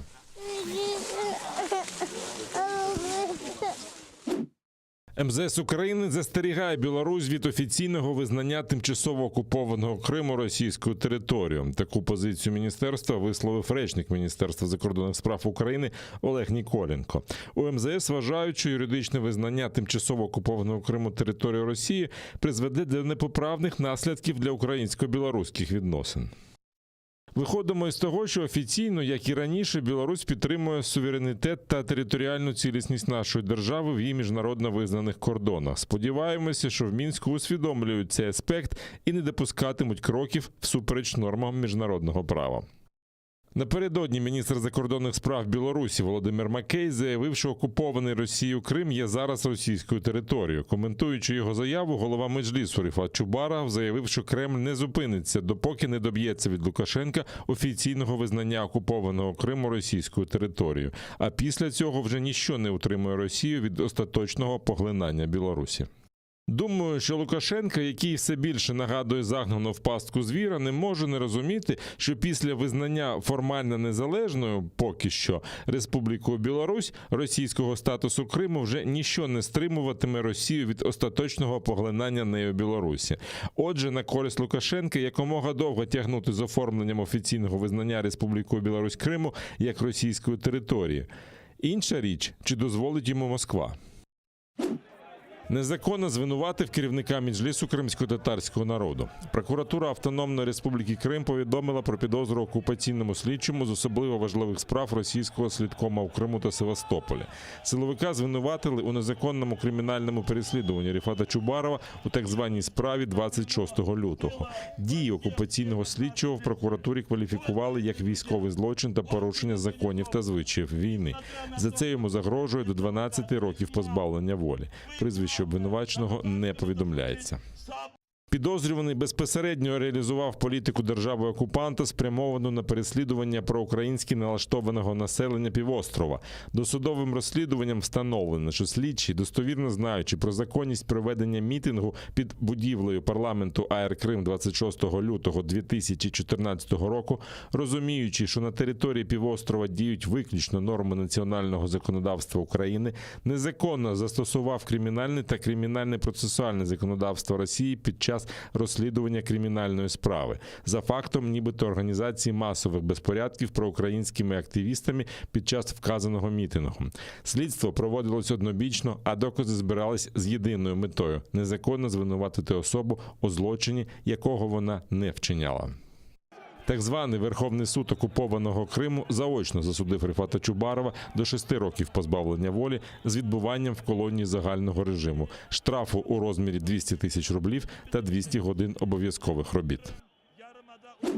Жителі окупованого Криму відтепер можуть отримати ID-паспорти у ЦНАПах на пунктах пропуску. Наразі центри надання адміністративних послуг працюватимуть на адмінмежі з окупованим Кримом біля КПВВ Каланчак та Чонгар. За інформацією Міністерства цифрової трансформації України, найбільший попит у мешканців окупованого Криму мають послуги з отримання паспорта громадянина України у формі ID-картки та паспорта громадянина України для виїзду за кордон. Новий коронавірусний рекорд. В окупованому Криму на коронавірус хворіють все більше людей. Минулої доби там зафіксували 1175 нових випадків COVID-19. 21 людина померла від цієї хвороби. Тим часом окупаційна влада намагається спростувати інформацію про те, що через велику кількість смертей від ковіда на півострові переповнені морги. Так, за словами окупаційного міністра охорони здоров'я Криму Скорубського, ця інформація трохи перебільшена. Мовляв, у морги багато років не вкладали гроші і вони потребують модернізації, зокрема закупівлі нового холодильного обладнання. Україна минула пік захворюваності ковідом. Так стверджують в Національній академії наук України. Вчені вважають, що за попередні 2 тижні наша країна подолала найвищі показники нових інфікувань. Минулої доби виявили менше 25 тисяч нових пацієнтів, одужали майже 19 тисяч, а 652 українця не змогли подолати хворобу. Втім, пікові показники госпіталізації та смертності від ковіду вчені НАН України очікують найближчими тижнями. За даними аналізу, серед вакцинованих шансів потрапити до лікарні з коронавірусом на 87% менше, ніж серед невакцинованих. Серед вакцинованих однією дозою на 67% менше. Кожен з нас може стати тим об'єднуючим ланцюжком, який допоможе перемогти пандемію. Адже в кожному з нас сила. Держава забезпечила усім необхідним. Вакцини є. Вакцини є на вибір. Пункти щеплення поряд. Від нас залежить результат.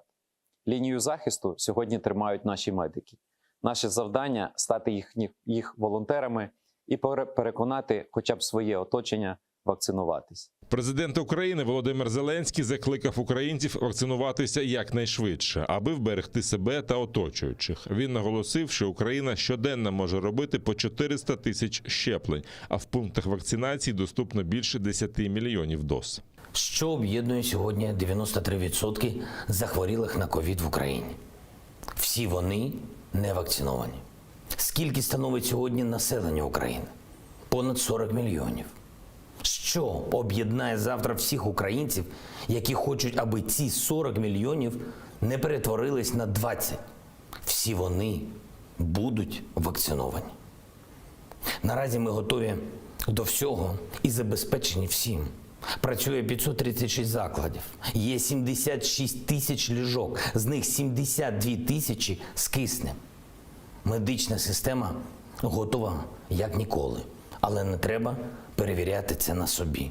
В Україні вже зроблено більше 20 мільйонів щеплень. За даними Міністерства охорони здоров'я, вже 34% повнолітніх українців отримали бодай одну дозу. Міністр Віктор Ляшко зауважив, що перші 10 мільйонів щеплень зробили впродовж 7 місяців. Решту – 10 мільйонів – усього за 2 місяці.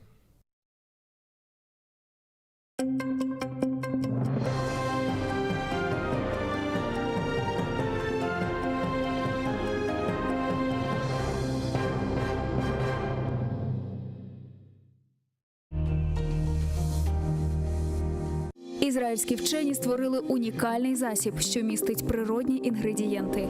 Краплі імуноков покращують імунітет при коронавірусних та респіраторних захворюваннях, а також сприяють полегшенню постковідного синдрому. Імуноков – надійна допомога.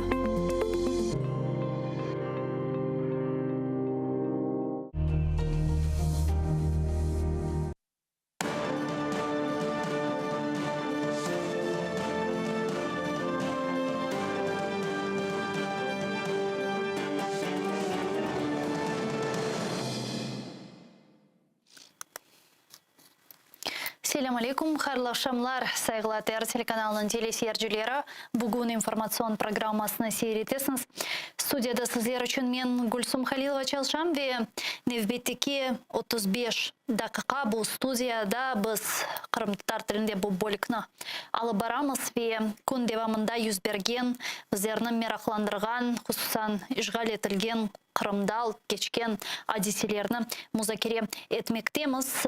Ве мен хатырлатмаға істейім ке біз жанны яйында чалшам. Экранларыңызға режиссерларымыз телефон номерасыны тақдим етелер. Біздерге телефон шма имканына сайыпсыныз. 067-63-46-130 Вайбер вастасыйлы біздерге қошыла білесіңіз. Вея скайп адресімізні қоланыңыз. atr.tv бұйырыңыз біздерге телефон açınız. Сізін сесіңіз біздер үшін чоқ мұйым. Айны заманда ТР телеканалына дестекні маневи емде мадди шекелде керчеклештірме имканына сайыпсыңыз. Маневи жеттен біздерге дестекні YouTube сайфемізге абоне олары қияпа білесіңіз. Не қадар чоқ инсан біздің YouTube сайфемізге абоне олса, о қадар чоқ тікер абоне олмағанлар. Хаберлерімізні көрежеклер ве абоне олмаларына böyle бір имкан ярата білесіңіз. Yani сізде бұл информацион женкнің бір азасы олып, істенізні қошмаға имканыңыз бар. Мадди жеттен ТР телеканалына дестекні патреонымызға абоне оларақ керчеклештіріңіз түтфен. Оның линкіні экранларыңызға режиссерларымыз базы вақытлары шығарып тақдим етелер. Мұна шымды линкіні көресіңіз. Бұл линк бойынша керіп ТР телеканалына дестек севиесіні сечіңіз. Анда үште қоранта да анги аза олмақ істегенізіні сече білесіңіз. Бұл біздерге böyle бір мадди дестек бережектір. Мен се бұл бөлікні әлбеттеке Қырымдан алған қайғылы хаберлерінен башламаға істер едім. Біз асында бұл бөлікті чеш түрлі меселеріні музакире етмеге планлаштырған едік, ама böyle бір ажеле хабер шыққанынан соңра біраз планларымыз деңешті ве біз бұл меселені яйынларымызда бұл яйында лаф етмеге планлаштырдық ве бұл меселені четке бірақмақ доғыр олмаз деп тұшындық. Бұл 8 ел девамында, Қырым ешғалі мұдбеті девамында, білемізге халқымыз арасындан чешет түрлі қараманларымыз, чешет түрлі первасыз ләқайт олмаған озыны бұл көрешке, бұдалаға адаған инсанлар пейда oldu ve faaliyetlerini başlattılar. Misal, işgal etілген Қырымда халқымызға репрессиялар yapılması başlағанından ve siyasi mabüslerinin miqdarları өсмеге başlағанларından biz çeşit оларны қорчылаған имайcı rolünü alған advokatlarının adlarını, soy adlarını öğrendik. İşte böyle insanlar arasında Edem Agassimedляев, Emil Kurbedinov, Lilya Hanım Gemici, Rustem Kamilov, Ayder Azamatov, bir çokulары epsinin soyadlarını айтмасам da birini biz bilemiz. Vakit da yetmez epsini айтmağa. Birlerini yapkan faaliyetleri için teşekkürler bildiremiz ve onlara da bu müddet içerisinde yemeğicilik faaliyetlerini devam ettirgenleri devamında işte çeşit türlü baskılar yapılgan edi. Ve nevbet Edem Semidlayev'ge keldi. Belli Kırım Tatar advokatımız Edem Semidlayev'ni bugün İşgalci Mahkemesi 12 kunge hapishanege taşladı. Bilgenizge göre ona karşı memuri dava açılgan edi. İşte неповиновение законным требованиям сотрудника полиции maddesi boyunca 19.3 ve demek bu madde boyunca ona 12 gün hapis cezası hukumu çıkarıldı. Biz Edemağa Semidlayev'ge men öz adımdan TR teлеканалы adından güç kuvvetler sabırlar tileymiz ve aytmak gerek ki işgalcilerinin yapkan bu baskısı düşünmesinler ki işte Edemağa Semidlayev gibi insanın ruhunu düşürebilir. Aksine Edem Semidlayev'nin adını daha da yankırata dünyada, daha da meşhur yapa, daha da belli yapa, daha da karaman yapa ve biz bunu gördük. Rustem Kemilov advokat biz şimdi canlı bağda muharirlerinden kaydetkenine göre bu meseleni onunla fethedecekmiz. Rustem ağa, selamun aleyküm, hayırlı akşamlar. Selamun aleyküm. Rustem ağa, tarif etiniz lütfen bizim seyircilerimizge, vatandaşlarımızga Edem ağa Semidlayev'nin davasını ne için ona 12 gün hapis cezası hükmü çıkarıldı? Ну, как мы знаем, в отношении Эдема Семидляева были составлены сотрудником Центрального центра по противодействию экстремизму Шамбазовым Русланом Ринатовичем два протокола. Это по статье 19.3 «Неповиновение законному требованию сотрудника полиции, должностного лица», там оно так расшифруется. И второй за то, что, ну, второй тоже такой же аналогичный протокол был. Там его просили раздеться догола и показать тело. Якобы, как объяснил это сотрудник полиции Шамбазов, он думал, что на теле Эдема Семидляева есть какие-то татуировки или же какая-то одежда с экстремистской символикой или террористической какой-то. Поэтому он это делал. Мы об этом сказали и говорим до сих пор. Это давление на адвоката и препятствие его профессиональной деятельности. Потому что Эдем Семидляев 25 октября приехал в отдел полиции Центральный номер 3 для того, чтобы защищать, оказать правовую и юридическую помощь квалифицированную людям, которых задержали возле Крымского гарнизонного военного суда, когда их привезли там 20 с лишним человек и держали в отделе полиции более 14 часов. Вот. И в тот день вот эти протоколы были составлены. Однако, направив их в суд, суд эти протоколы вернул должностному лицу, которое составляло эти протоколы, для того, чтобы устранили недостатки. Недостатки, которые были в этих протоколах, не углубляясь в юридическую терминологию, они были неустранимы. То есть невозможно их устранить, потому что уже нету того времени, того места, где совершилось якобы это правонарушение. Вот. Даже если и было бы такое, законом выделяется 3 дня для того, чтобы эти недостатки устранить. Однако 3 дня уже давно прошли, и, как сообщил вчера Эдем Семидляев, ему позвонил этот же сотрудник Шамбазов Руслан и пригласил его сегодня к 10 часам в ЦП. Явились адвокаты, естественно, Лилия Гемиджи и Эмиль Курбединов, для того, чтобы осуществлять его защиту там непосредственно при устранении так называемых недостатков. Вот. И после этого материалы дела были переданы в суд сегодня. И суд, рассмотрев материалы, вот сегодня, оказывается, суд узрел, что все протоколы составлены правильно, никакого нарушения законодательства нет. сотрудникам полиции и вынес вот такой вот вердикт: 12 суток ареста по одному протоколу и 4000 штрафа по второму протоколу. Помимо этого, в отношении Эльвины Семедляевой, которая приехала тоже оказывать защиту юридическую Эдему, своему мужу в судебном заседании, в отношении нее тоже составили протокол за неправильную парковку.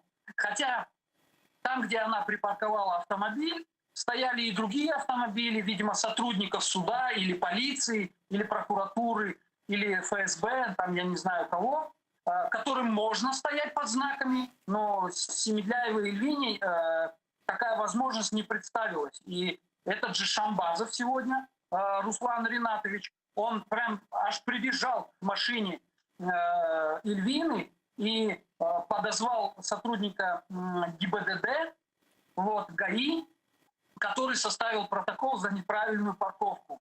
Вот. Эльвина это прокомментировала и сказала, что это личная месть этого Шамбазова Руслана их семье. А за что? Насл я не интикам. Неправильная парковка, то есть она припарковалась не в том месте, под знаком, так скажем. Они еще мынасы айтып кетшіңіз ки Шамбазовның бұл Қорантаға қаршы бойлы бір шақси интикамы, яғни бұл недір, насыл бір интикамдыр бұл? Ну, потому что такое ощущение складывается, что у этого человека личная какая-то вот неприязнь присутствует. Вот. И он, то, что протоколы были вернули, суд вернул протоколы ему, ну, это показало такую, так скажем, компетентность этого человека, который составлял эти протоколы. Хотя у человека есть звание и так далее, да, то есть на сегодняшний день вот этот момент, он оставляет очень много вопросов. И когда в суде, например, в суд, не в суд, а при устранении недостатков был вызван специалист, так скажем, какой-то профессор, который растрактовывал или толковал юридические нормы для сотрудника Центра по противодействию экстремизму, это тоже вызывает очень много вопросов. Вызывает вопросы компетентности данного человека и так далее. Поэтому Эльвина это расценила именно как месть, и она об этом четко и ясно сказала. То есть никому не подходили, а вот, ну, знают машину, видимо, Эдема Семедляева очень хорошо. Вот, и прям подбежали, начали сразу составлять протокол. Вот, и ей тоже будет вменен штраф в размере 1000 рублей. Там протокол до 1000 рублей. Ну, в течение 20 дней, там половина суммы, что-то такое. В общем, ситуация вот такая сложилась сегодня. И вот Эдема увезли, даже не сказали, куда его увезли. Не дали ему ни вещей, ни еды с собой, ничего не дали. Вот. И мы сейчас пока не знаем, где находится Эдем Семедляев. Либо он находится в изоляторах временного содержания где-то в Крыму. То есть это может быть любой город. Видно из практики, возили людей, вот когда задерживали возле здания Крымского гарнизонного суда, людей возили и в Судак, и в Перекопск, и в Паторию, и в Саки. Куда доставили Эдема, пока мы не знаем. Вот, Я мына сіздің фікіріңізше бойлы гизлілік ненен тәлікелі не үшін мисал білдірмеділер махкемеден sonra Эдем Семедляевны қайда алып кеткенлері асылда білдірмелері керек Эдемі ве бұл гизлілік ненен тәлікелі?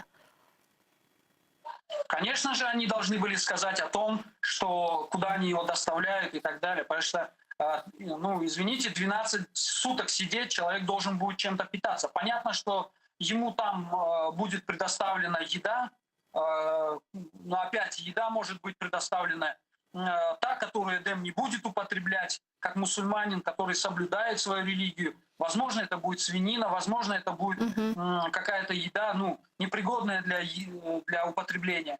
Вот, чтобы сделать передачку, в конце концов. Возможно, там холодно, ему нужны какие-то теплые одежды и так далее.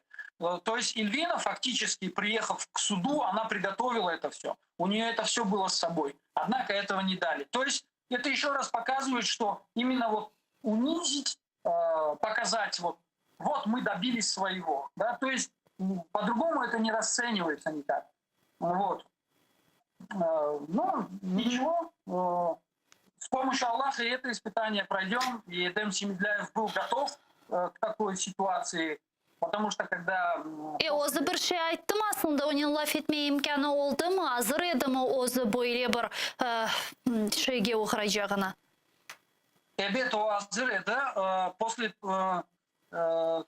того, когда они вышли из Центра по противодействию экстремизму, они приехали в офис, мы пообедали, он прочитал намаз, совершил молитву пятикратную.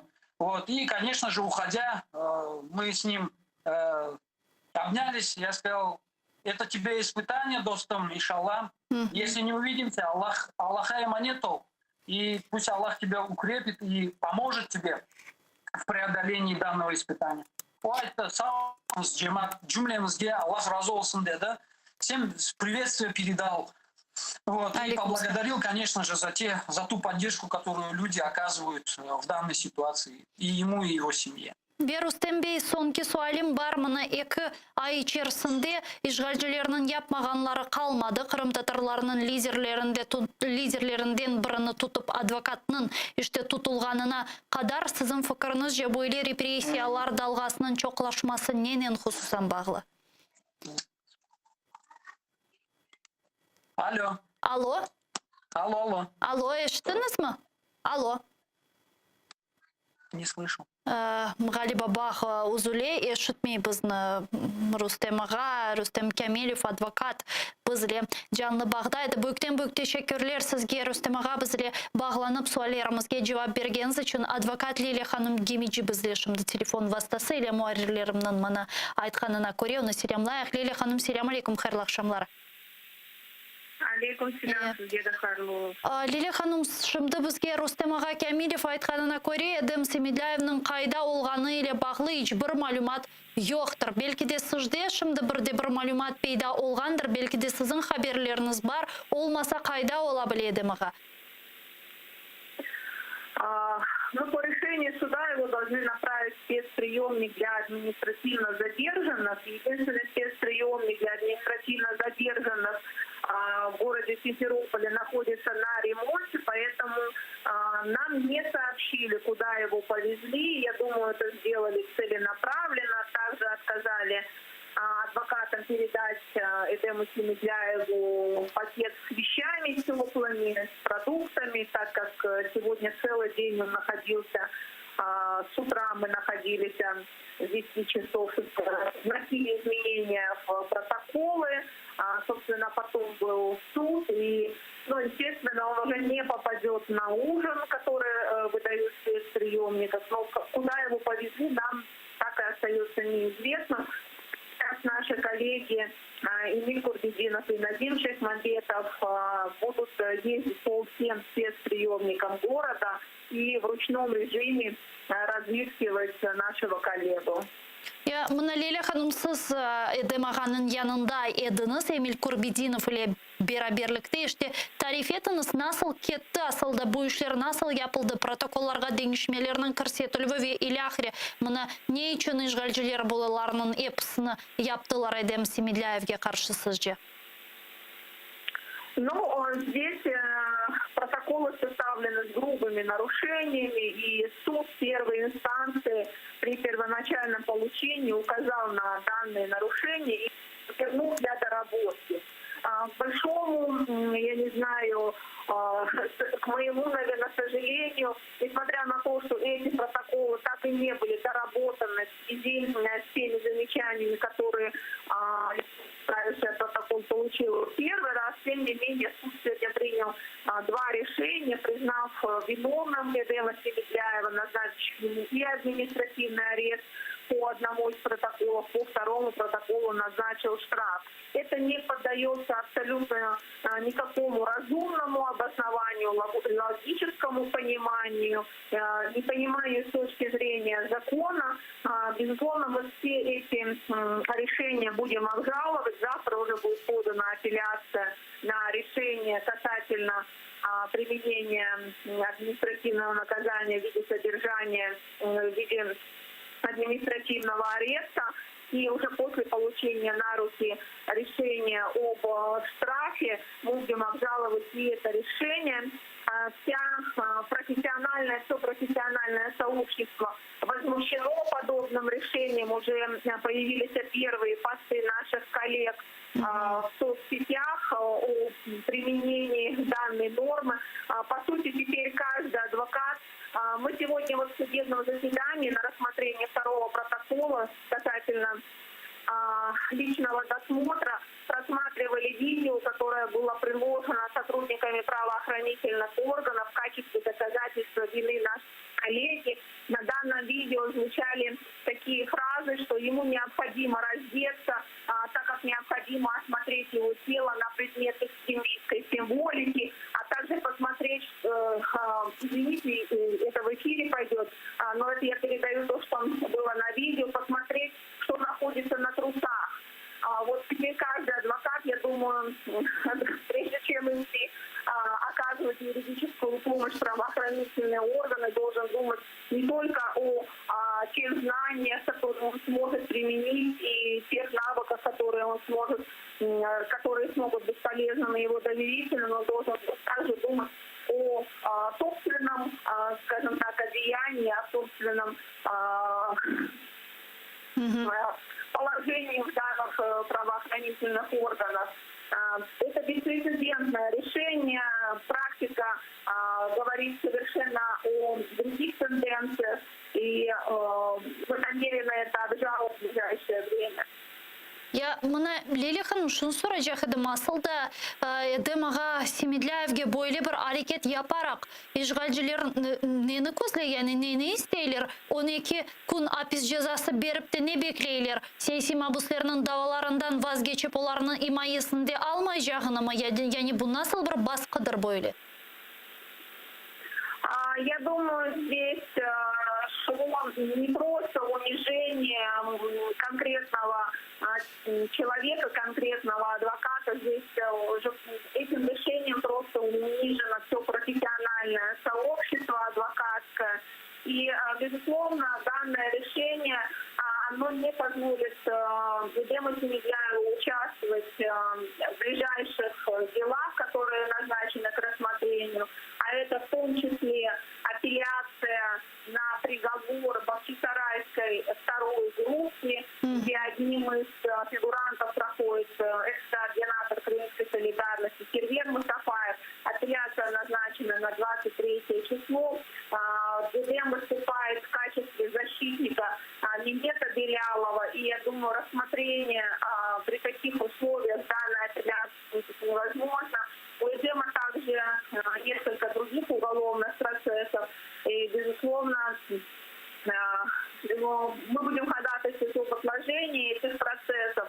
Но, к большому сожалению, есть норма, которая позволяет суду провести данное заседание через 5 дней. Ну, то есть дается 5 дней. В случае невозможности прибытия защитника к судебному заседанию будет назначен защитник по назначению суда. Защита в любом случае, ребята в любом случае не останутся без защиты. Коллеги готовы подстраховать во всех процессах Эдема Семедляева. Но как сложится в реальности, будут ли перенесены процессы и на какое время, уже это нам станет известно непосредственно в судебном заседании. Лилия ханым сонки суалим мынасы демағанен бұтын күнні кечірдіні, sonra mahkemesi olup geçti veylәхлі өзі бойле ола жағына азыр едімі, яғни не айтқан еді ве белки де бірде-бір месажлар yolladı? Он на самом деле такой оптимистично подходил ко всем этим процессам. Это вызывало у него не что иное, как улыбку, но сам по себе, по натуре, Эдем человек очень позитивный, открытый, расположенный ко всем. Мы были уверены, что такие протоколы не пройдут, и что в суде первой инстанции будет принято решение о прекращении данных административных производств в отношении Эдема Семедляева. Но, тем не менее, как говорится, надейся на лучшее, но готовься к худшему. Поэтому супруга Эдема Семедляева, наша коллега Эльвина, она подготовила ему пакет с теплыми вещами, с продуктами, но и которые, собственно, не приняли. Поэтому, учитывая реальность, которая сегодня есть, каждый из нас всегда готовится к худшему и надеется на лучшее. Çok sağ olunuz Leyla Hanım, bizle bağlanıp suallarımızga cevap bergeniz için büyükten teşekkürler. Advokat Leyla Gemici bizle canlı bağdaydı. Saygılar arkadaşlar, men hatırlatan bugün İşgalci Mahkemesi belli Kırım-Tatar advokatı siyasi mabüslerinin imayesini gerçekleştirgen advokat Edem Semedlyevni 12 kunga hapisxonaga tashladı ve şimdi onun qayda olgаны ile bağlı haberler yok olganını Leyla Hanım hem Rustem Bey Kamilov bizga aytib geçti. Leyla Hanım aytganına göre advokatlar Emil Kurbedinov ve Nazim Şeyhmanbetov şimdi Edem Semedlyevni çeşit türlü izolator временного содержания деп айталарда Ахмежитнин ve diğer bölgelerinin vaqtincha tutup izolatorlarında barıp qıdırmağa planlaştıralar ekan. Emil ağa Kurbedinov bizlerge bu vaqtda tavsiyatlıca tarif etmege hazır. Bizler canlı bağda. Emil ağa, selamu aleykum, hayırlı akşamlar. Aleykum selam. Emil ağa, Leyla Hanım aytdı ki siz İVS yürüp Edem Semedlyevni qıdırmağa planlaştıra ekensiniz. Bu doğru mu? Qaten demişimde Edem ağanın qayda olgаны ile bağlı daha bir malumatlar yoktur. Belki de siz endi o grendiniz, buyurunuz. Нам удалось узнать, что его повезли сначала на освидетельствование в наркологический диспансер. Это как бы обычная процедура перед арестом и помещением в изолятор. Официальной информации сотрудники Центра по противодействию экстремизму нам не дали. Я думаю, это делается специально, чтобы показывать вот такое вот давление. Вот. Но они обязаны по доставлению в изолятор обязаны дать Эдему один звонок, сделать супруге, и он должен сообщить, где он сейчас находится. Мы предполагаем, что все-таки он будет находиться в Симферополе в изоляторе временного содержания. Вот. Ситуация такая, что, конечно же, тех, кого по административному протоколу арестовывают, они должны находиться в специальных изоляторах. Изолятор именно для административно арестованных. ИВС предназначен для людей, в отношении которых уголовные дела возбуждены. Но я предполагаю, чтобы ухудшить условия Эдему Семедляеву, как, например, это было со мной, его все-таки поместят не вот в этот специальный приемник для админарестованных, а именно в изолятор временного содержания. Там намного хуже условия. А расскажите вот, кстати, об условиях Эмиляга, чөнки sizge de учил galiba, böyle davalar açılgan edi, sizni de hapisxonaga o vaqt 2 haftaga tashlagan ediler. Bu işte şartlar, şaraitler ne kadar hujur? Изолятор временного содержания там намного жестче, там сидишь в отдельной камере одиночки, потому что не имеют права с админ-арестованным сажать тех, кто преследуется уголовно. Вот, во-первых, один содержишься. Во-вторых, это, например, в таких изоляторах для админ-арестованных спецприемниках, там общая столовая, там можно звонить, там есть горячая вода и более мягкие условия, сидишь с несколькими людьми в камере и так далее. Здесь же в ИВСе нет никакой общей столовой, это вот такая кормушка, которая называют, откидывается в двери, тебе дают еду, вот, прогулки там. И то есть условия намного хуже, нет горячей воды, там намного холоднее и так далее. То есть условия жестче и по приему передачи, и по свиданиям и так далее. Bu memuri davalarının esassızlığı sizin fikrinizce esasen neden ibaret? Вот в чем безосновательность тех административных протоколов, которые были открыты против Эдема Семедляева? Расскажите, пожалуйста, подробнее. Ну, сегодня они пытаются свое беззаконие облачить в определенные формы. Вот, абсолютно абсурдные обвинения. Эдем приехал для того, чтобы осуществлять профессиональную деятельность. За это его привлекли вот к административной ответственности. Почему? Потому что сейчас мы видим, как началась волна, когда людей, слушателей, которые приходят к суду, начинают закрывать, арестовывать, привозить в полицию. И теперь начали оказывать давление на тех адвокатов, которые приезжают защищать этих людей. То есть сегодня ФСБ пытается показать, не приходите в суды, а если адвокаты будут приходить вас защищать, мы их тоже будем арестовывать. Вот к этому все, такую линию сейчас пытается выдержать власть, и, ну, в лице ФСБ, так скажем. Это, конечно же, новый виток такого давления и на наш офис, и на адвокатов, и очень плохой прецедент для всего адвокатского сообщества. То есть теперь, получается, суд узаконил то, что адвокат, придя в полицию, по требованию полиции должен будет там раздеться догола. Вот мы сегодня это видео смотрели, и на видео судья сам слышал, как сотрудник СМП Шамбазов требует у Эдема раздеться догола, там трусы увидеть и так далее. То есть это абсолютный абсурд. До абсурда они сегодня опустились и деградировали. Вот. Но как бы делают они хуже только себе. Siz edemaganem butun gün bugün keçirdiniz, onun yanındaydınız, mahkemede onun yanındaydınız. Demek bu protokollarga değişmeler kirsetilgen vakit yanındaydınız. Edemaga aslında bu vaziyetke nasıl bakaydı, nasıl kıymet keseydi, belki de bir mesajlar yolladı. Böyle olacak nasıl da düşünüyordu mu, hazır edi mi?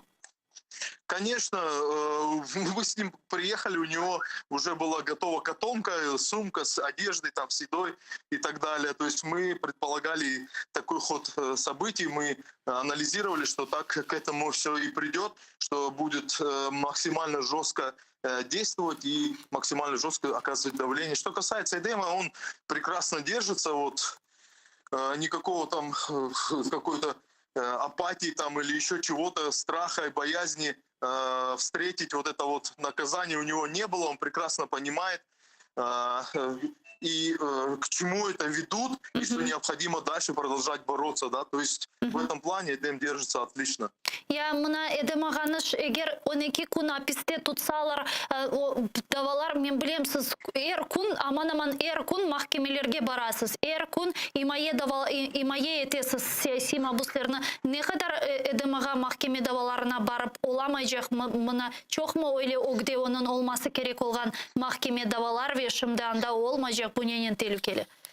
Конечно, да, это получается, что на эти 12 дней выпадают несколько судов, в том числе и апелляция по Бахчисарайской второй группе, которую мы больше уже года ждем и ожидаем, где Эдем должен был в качестве адвоката также выступать. И я не знаю, как будут поступать суды, но мы будем требовать, конечно, отложить эти судебные заседания до того, как Эдема освободят. Аллах смятится.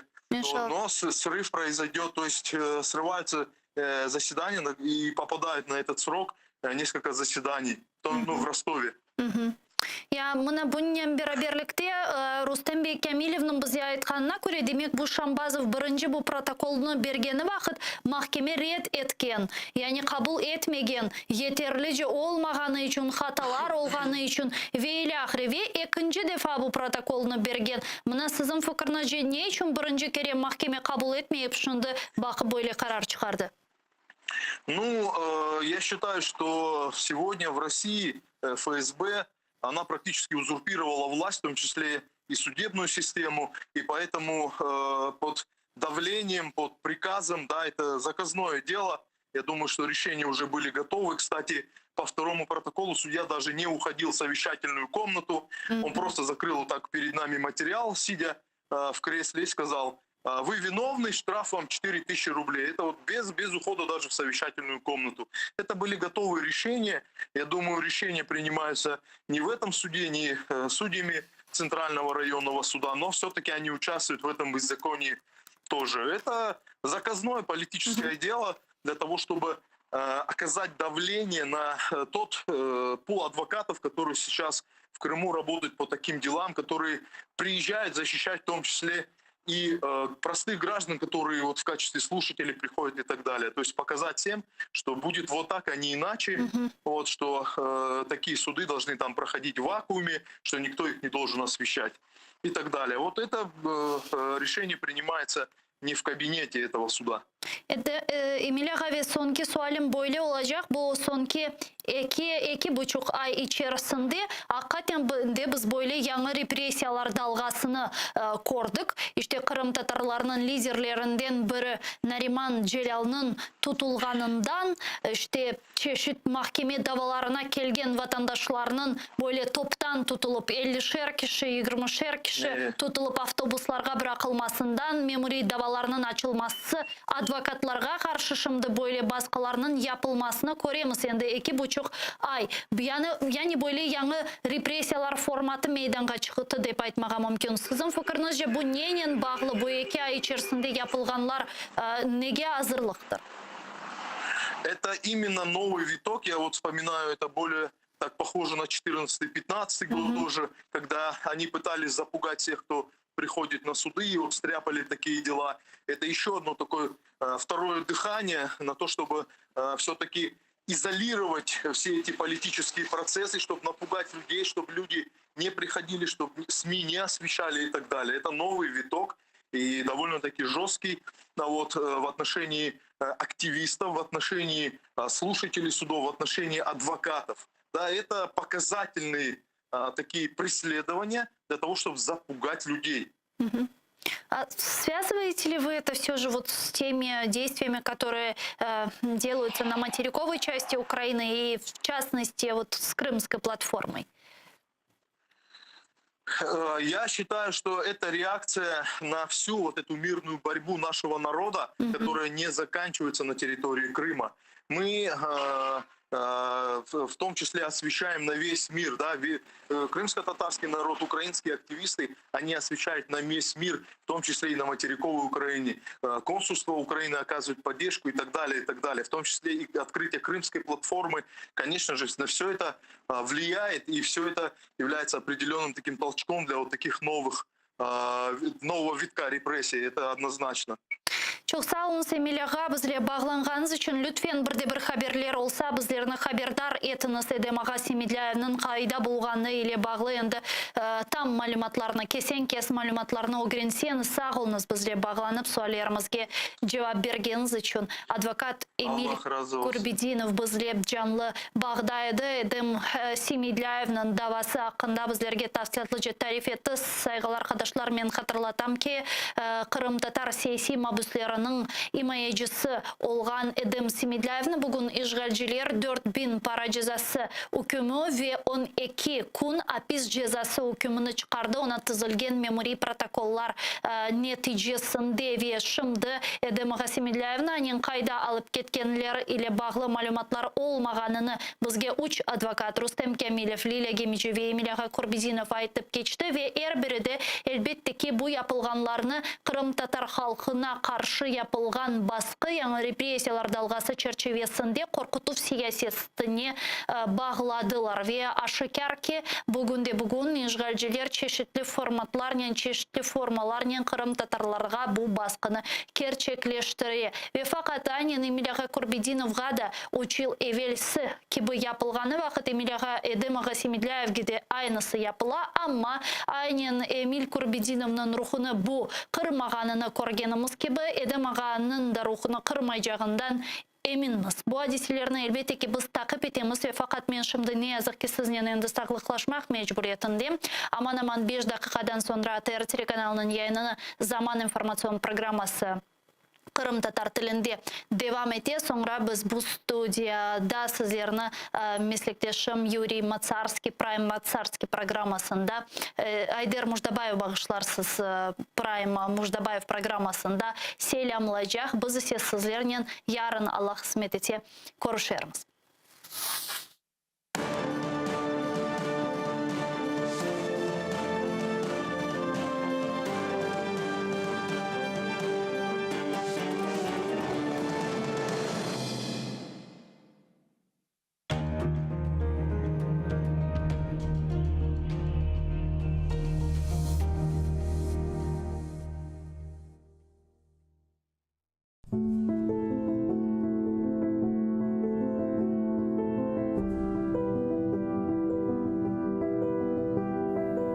Людей теряют только раз, и след теряя не находят. А человек гостит у вас, прощается и в ночь уходит. А если он уходит днем, он все равно от вас уходит. Давай сейчас его вернем, пока он площадь переходит. Немедленно его вернем, поговорим и стол накроем. Весь дом вверх дном перевернем, праздник для него устроим.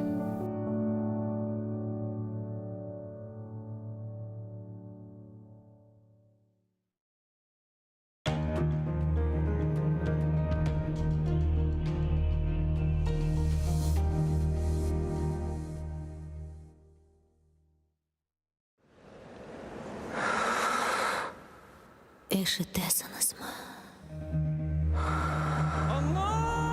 Мен ақталмыттыңыз мı?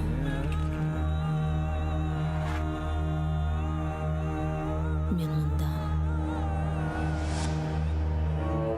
Бұл менің топрағым. Менің қырымым.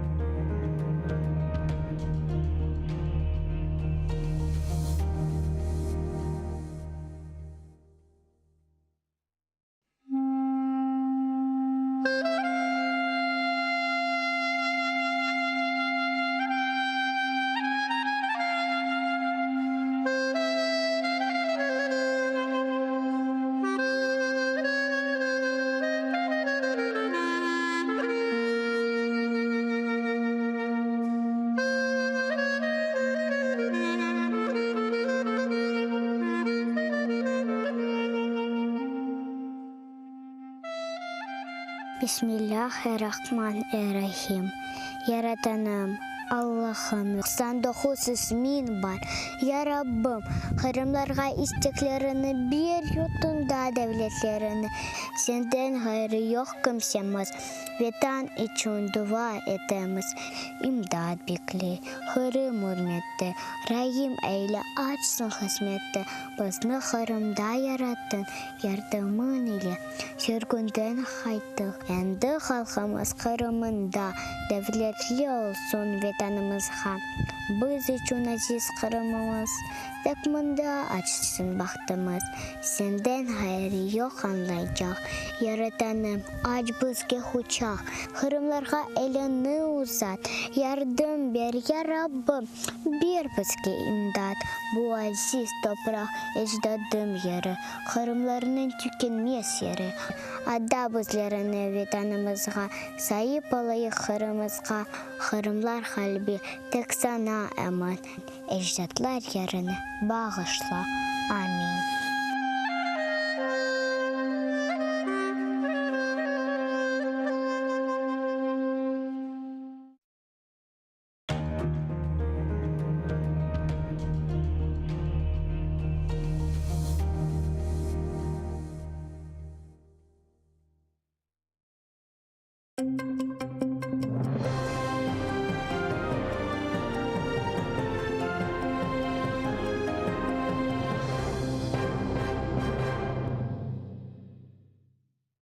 Ишгалчы кубетчилерден Невбеттеки интикам. 12 күнлік апыз жазасы. Ахмеджеттің Ишгалчылар Махкемесі адвокат Эдем Семидлаевны полис хадимлерінің буйрукларына еріне кетірмегенінде қабатлы оларақ таныды. Бүгін адвокат экстремизмнен күреш мерkezіне оңа низбетен гайрыдан протокол түзілмесі үшін давет етілді. Чүнки евел түзілген протоколны Ишгалчылар Махкемесі бір чоқ хата олғаны үшін кенеде полицияға қайтарған еді.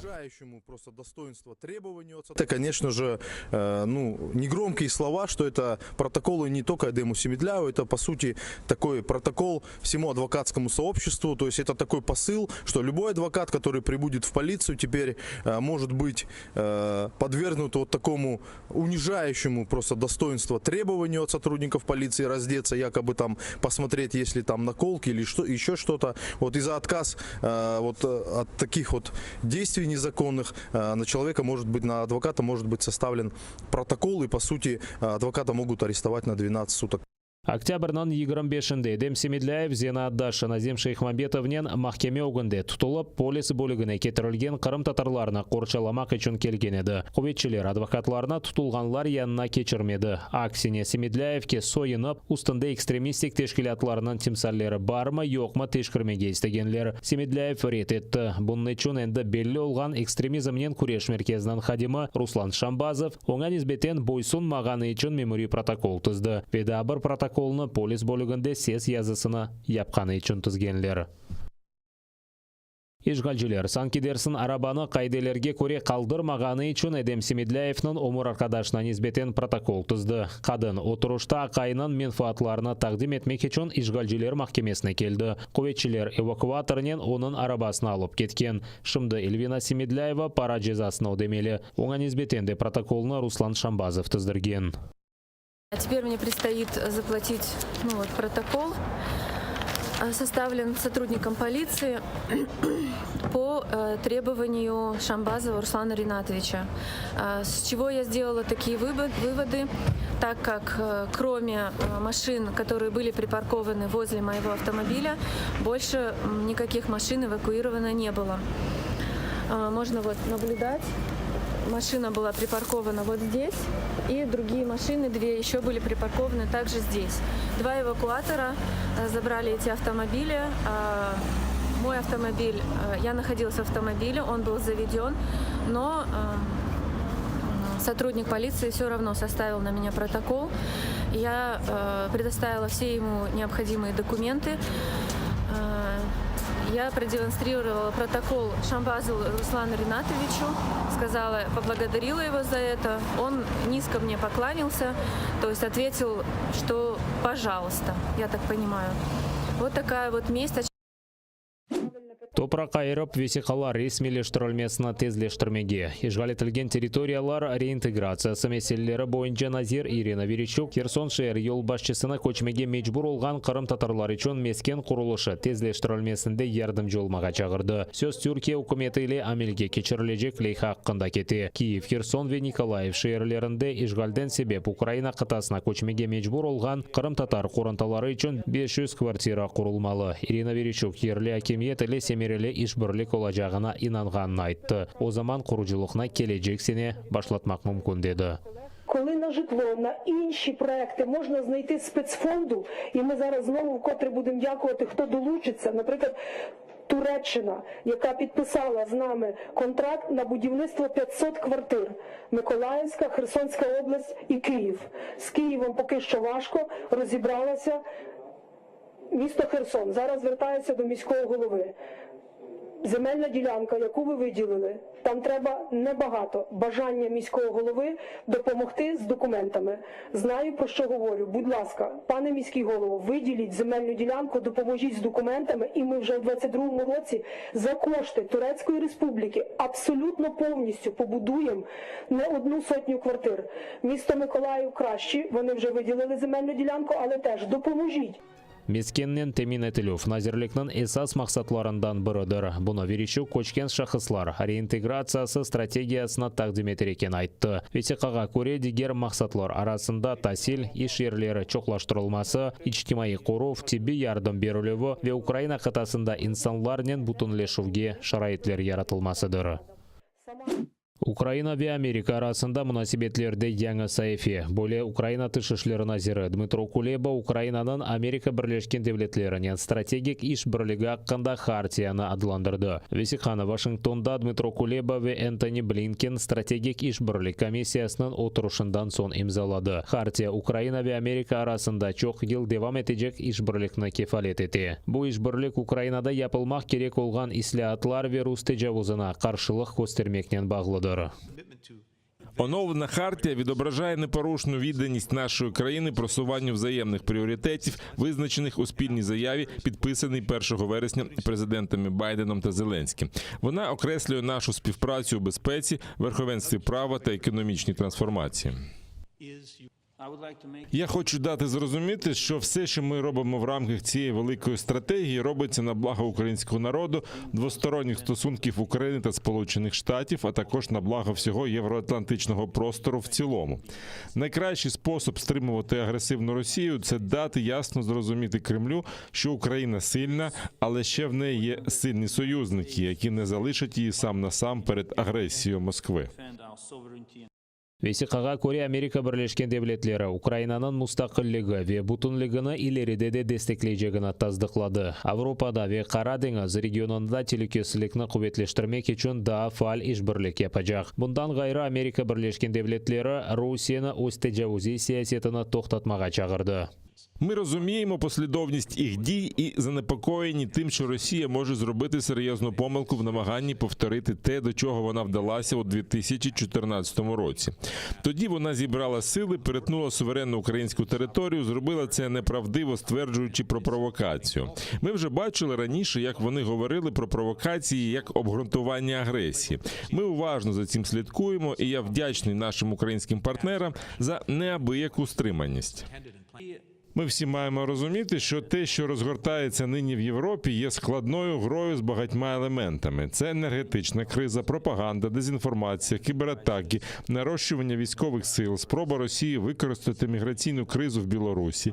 І в цих умовах ми маємо залишатися пильними, стійкими та виправити усі прогалини. Энтони Блинкен білдіргеніне көре Москва Авропаның энергетик телекесілігі үшін да чоқ файдалы шелеріні япа білереді. О Русияны бел олғаны кібі газны силя олырақ құлланмақтан вазгечмеге чағырды. Дмитро Кулеба Русия енді газны силя олырақ құлланғанны қайдетіп, Русияге тесіреті білген Алмания Путиннің әрекетлеріне қаршылық көстергенні беклегенні білдірді. Авропа бірлігі без Русияге қаршы санкцияларны кеңішлетежек. Бұны Авропа комиссиясының ел башчысы Урсула фон дер Ляйен Америка Бірлескен Девлетлерінің президенті Джо Байденнен без сарайда көрішкені вақыт білдірді. Оның сөздеріне көре без Русия ве Полония арасындаки сыңырдаки вазиет миграция бұрханы дегел. Бұл без Русияның қомшы мемлекетлерде вазиетні тұрғынсызлаштырма інтілувыдыры. Ми бачимо закономірності. У минулому це були спроби вплинути на наші демократичні вибори, кібератаки, дезінформація. Тепер це гібридна війна із використанням мігрантів на кордоні єС та Білорусі. Фон дер Ляйен Байденнен берабер Минске мигрантларына ташыған учак шirketlеріне қаршы санкциялар кірсетілмесіні музакире еті. Вазиет да кергінлеші. Русия Минске дестек көстері без Русия семасына патрулік етмек үшін анда екі стратегик бомбардыман учакны йоллады. НАТО Полонияға дестек көстергенні білдірді. Кечкен күн Якын Шарқ ве Африкадан келген мигрантлар бірқач сефер Полония сыңырындан кечмеге тұрышты. Варшава сыңырға да чоқ арбелеріні йоллағанны илян етті. Шу сырада Александр Лукашенко мигрантларының ақынына ичбір алақасы олмағанны білдіріп, ғарби мемлекетлер оңа санкцияларына кірсеткені үшін обу ақынны тоқтатмай жағыны білдірді. Украина тышышлерін әзірлігі без Русияны ресми шекілді ишғал етілген Қырымны Русия территориясы оларақ танылмақтан сақындырды. Бұны назерліктің спикер Олег Николенко сеслендірді. Назерлікте қайдеткенлеріне көре ярмада Русияге айеткібі танылса, бұл Украина без Русия мұнасебетлеріні бетерлештірежектірі. Виходимо із того, що офіційно, як і раніше, Білорусь підтримує суверенітет та територіальну цілісність нашої держави в її міжнародно визнаних кордонах. Сподіваємося, що в Мінську усвідомлюють цей аспект і не допускатимуть кроків всупереч нормам міжнародного права.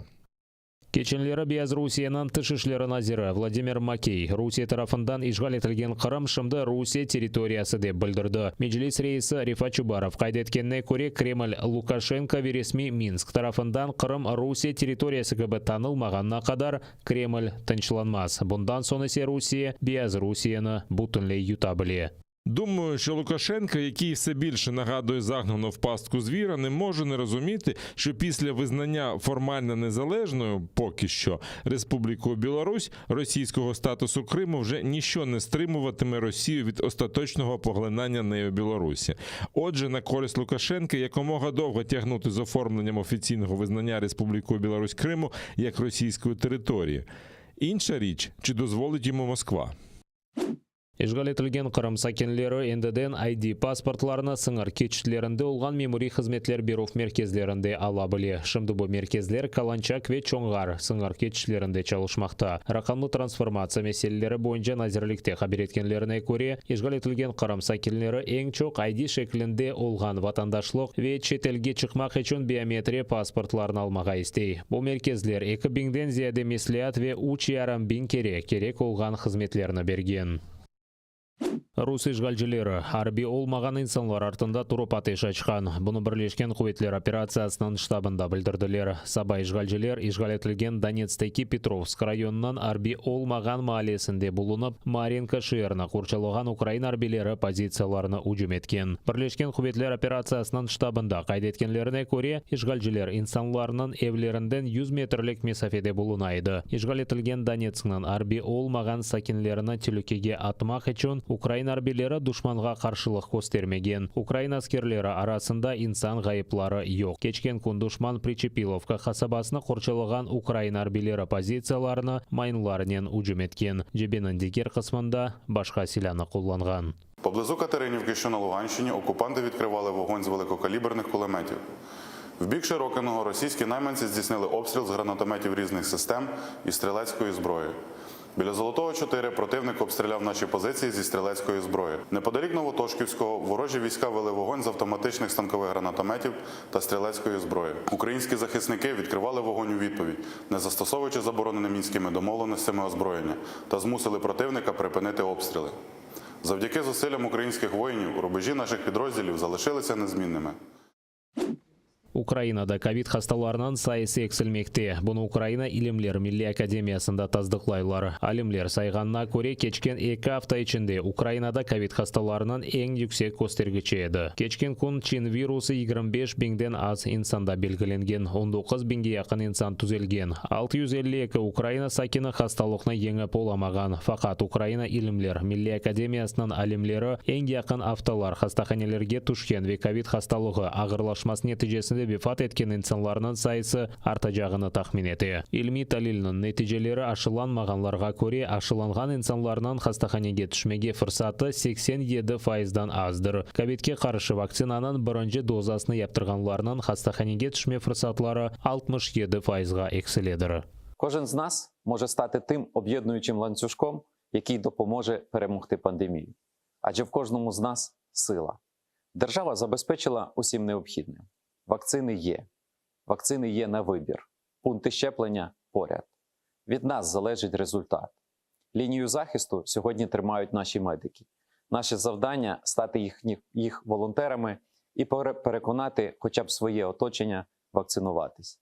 Украина президенті Володимир Зеленский украинлеріні озыны ветрафындаки инсанларыны қорумақ үшін мүмкін олғана қадар тез ашыланмаға чағырды. Украинада эркон 400 биң ашы яптырыла білгенні қайдетті. Ашылама ноқталарында вакциналарының 10 миллиондан зияде дозасы бар деп білдірді. Що об'єднує сьогодні 93% захворілих на ковід в Україні? Всі вони не вакциновані. Скільки становить сьогодні населення України? Понад 40 мільйонів.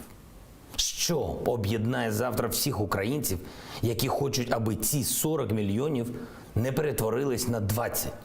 Всі вони будуть вакциновані. Наразі ми готові до всього і забезпечені всім. Працює 536 закладів.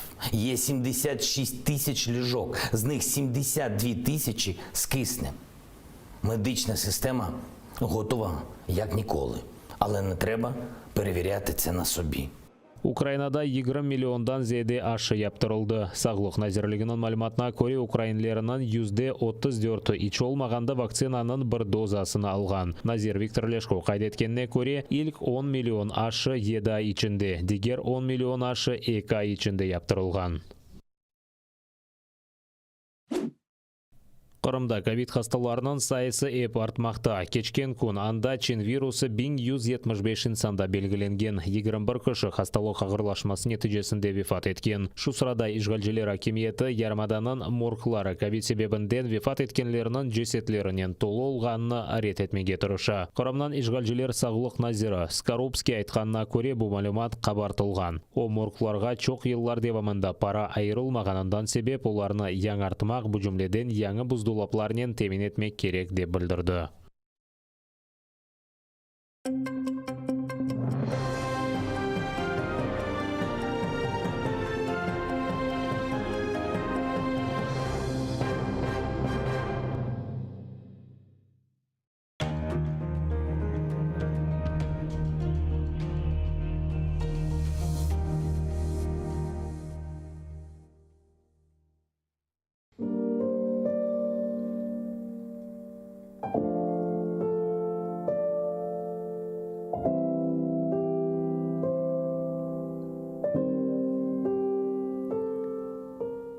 Etrafta tız, güneş yok. İsinmege ateş yok. Bıktım tiller botkasından. Laf etmege dildeş yok. Uymak için zamanға, tükürle vicdanға. Bir kaşık çın katıla, kazan yalanға. Şefkatға kin aşlanған, yurt gözleri yaşlanған. Güya akının kara ile karışması başlanған. Baba dede ülkesi, dalgalarının ökesi, buzla yatkan yuvşanlarının iniltisi, öpkesi. Aşkını atlandırdım, akılımını aldırdım. Yanmaz edim, tutaştırdım, sevmez edim, sevdirdim.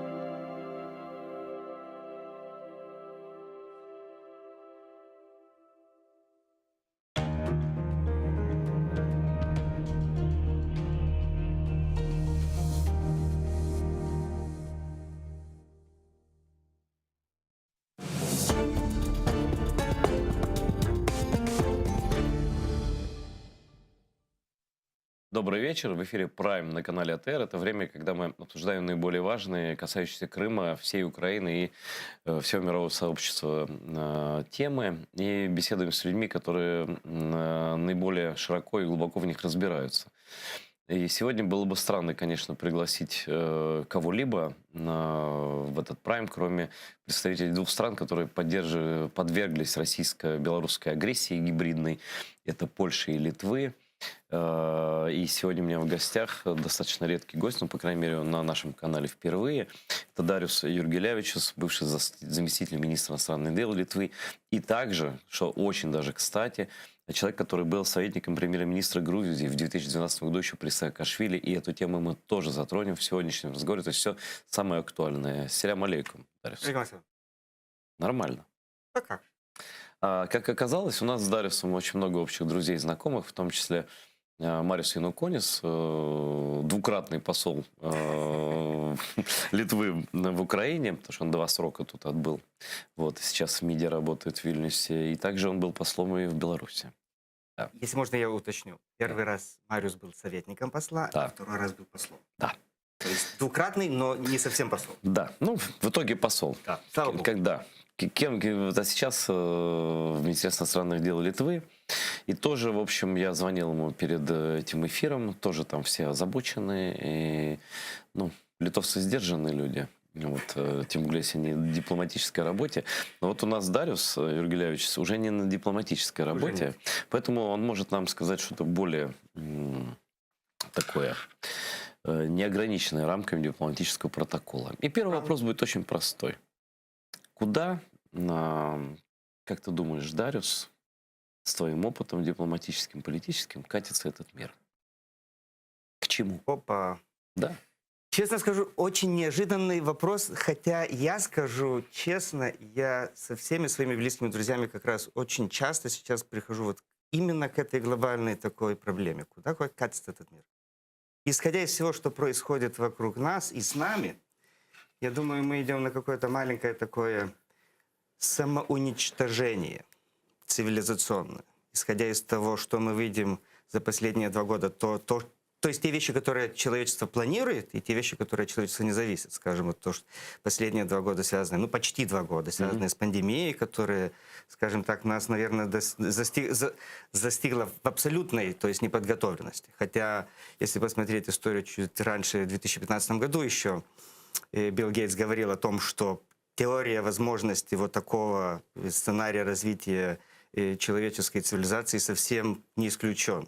То есть сейчас все включаются эти, значит, теории всяких заговоров, всех таких мистических вещей, что это как бы его и всех людей, которые связаны с ним, специально придуманная история, которая, ну, тут можно... Опять... Но мы же знаем, что это Билл Гейтс вживляет каждой бабушке чип через... Ну, почему бабушке? Я уже тоже. Тоже, да? Да. Ну, в принципе, я тоже уже. Ну, так что мы тоже уже у Билл Гейтса в руках.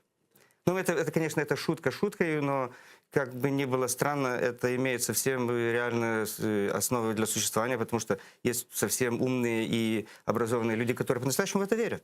И что меня, опять же, толкает на одну простую мысль, что мы по-настоящему каким-то образом теряем восприятие реальности в том смысле, что мы поддаемся движению туда, куда, по идее, люди должны абсолютно двигаться в противоположном направлении.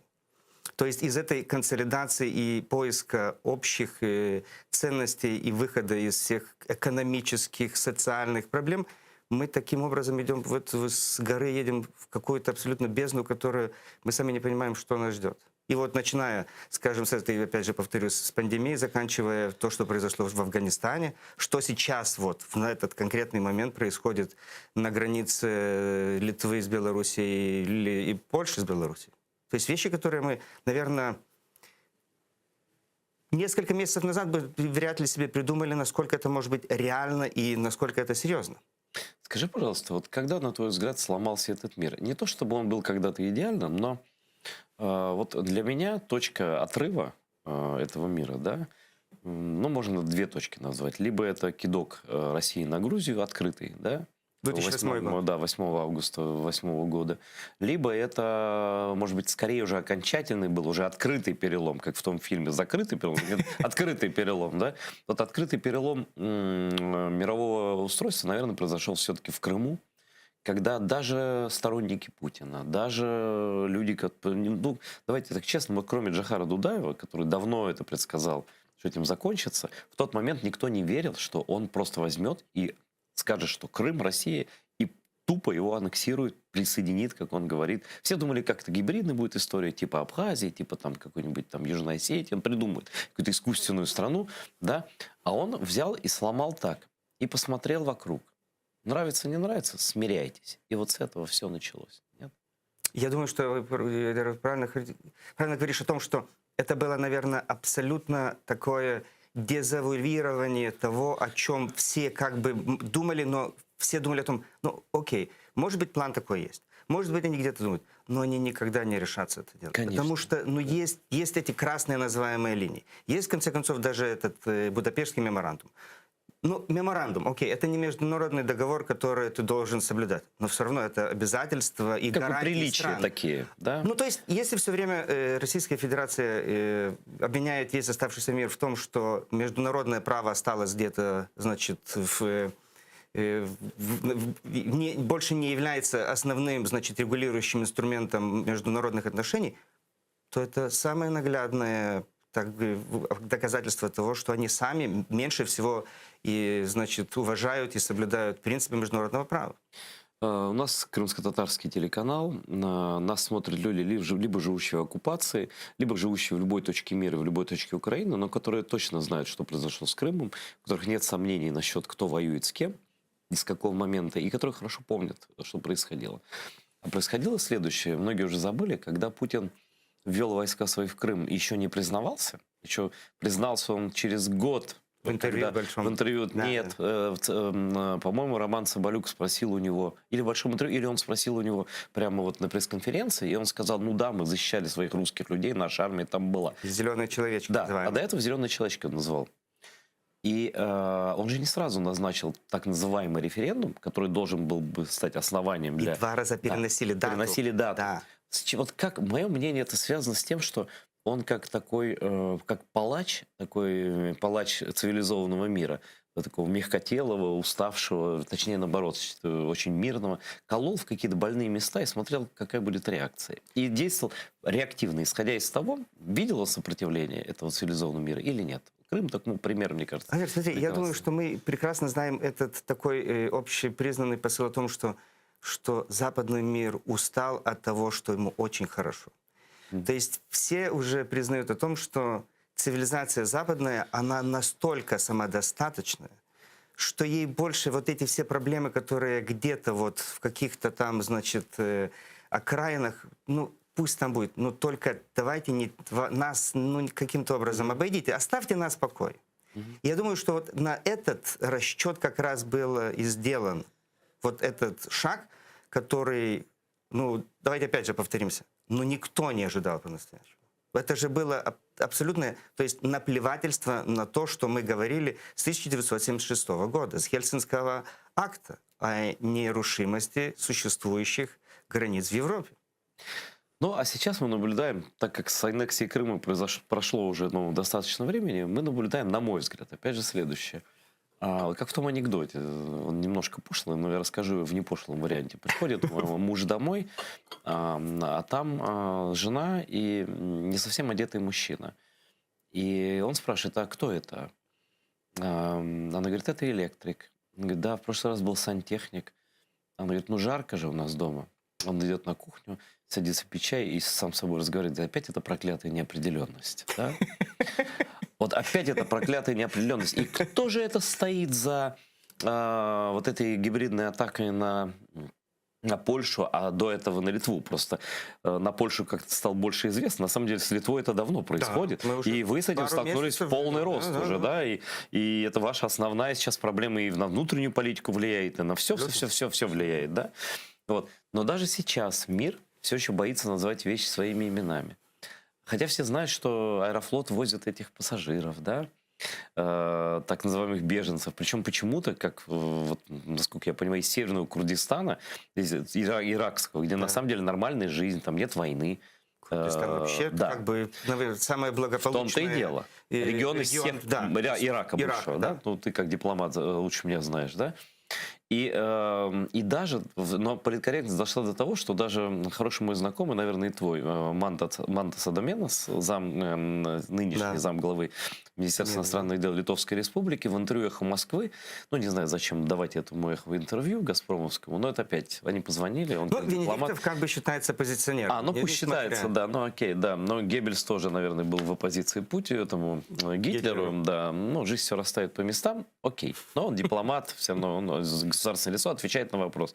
И ведущий переспрашивает, так вы можете сказать, господин Доменос, так есть там рука Москвы вот в этой истории с нападением беженцев типа с территории Беларуси? Да или нет, спрашивает ведущий этого пропагандистского гибридного радио. На что Мантас уклончиво отвечает, ну это не тот случай, когда можно сказать да или нет. Я читал просто стенограмм. Я понимаю дипломатию, все такое прочее, но не пора ли назвать вещи всем нам своими именами и рассказать, что реально происходит? Я хочу, чтобы ты, как человек не на службе, рассказал вот то, что реально говорят люди, которые понимают в политике у вас, в Польше. Ну, я имею в виду трезвых людей, не вот этих к немцам, мы потом вернемся еще. Я думаю, что, наверное, Мантас, исходя из того, что он занимает должность, и каждое его, ну, конечно, значит, каждое его слово будет оцениваться через призму официальной позиции. То есть он не может сказать даже то, что он думает. Я думаю, что он прекрасно понимает ситуацию. Но это оставим, скажем, значит, за... Поэтому для журналистов гораздо удобнее бывшие дипломаты. Что я могу сказать? Что в любом случае, если информация является более-менее правдивой, что в Евросоюзе сейчас рассматривают как раз последняя информация сегодняшняя о том, что в санкционный список, значит, совсем вероятно может попасть и Аэрофлот. Вот, как компания, которая участвует в этой спецоперации. А сколько они рассказывали? Бизнес отдельно от политики. Аэрофлот — это Russian International Airlines, это сервис на уровне такой-то, это никакой политики. Мы в Крым не летаем, такие красавцы. Когда нужно стало Кремлю, встали по стойке смирно, Приказ получили и повезли. Я думаю, что было бы странно, если бы мы сейчас говорили о том, что Аэрофлот сам решил это делать. Да, по собственной инициативе. Из да. коммерческих... Ну, конечно, это коммерция. Рейсы в Ирак, ну это же известная самая коммерческая линия. Эмираты, Ирак, что еще? И Мальдивы. И Мальдивы, да. Так что я думаю, что и косвенно, я думаю, опять же, если вы смотрели пресс-конференцию вчерашнюю, которая была между, значит, после встречи коллеги Министерства иностранных дел Российской Федерации и Белоруссии. К счастью, не видел этого шоу. Ну, это неплохое. То есть это Макей говорил с Лавровым. Они, значит, говорили... Макей это глава министра, МИДа Беларуси.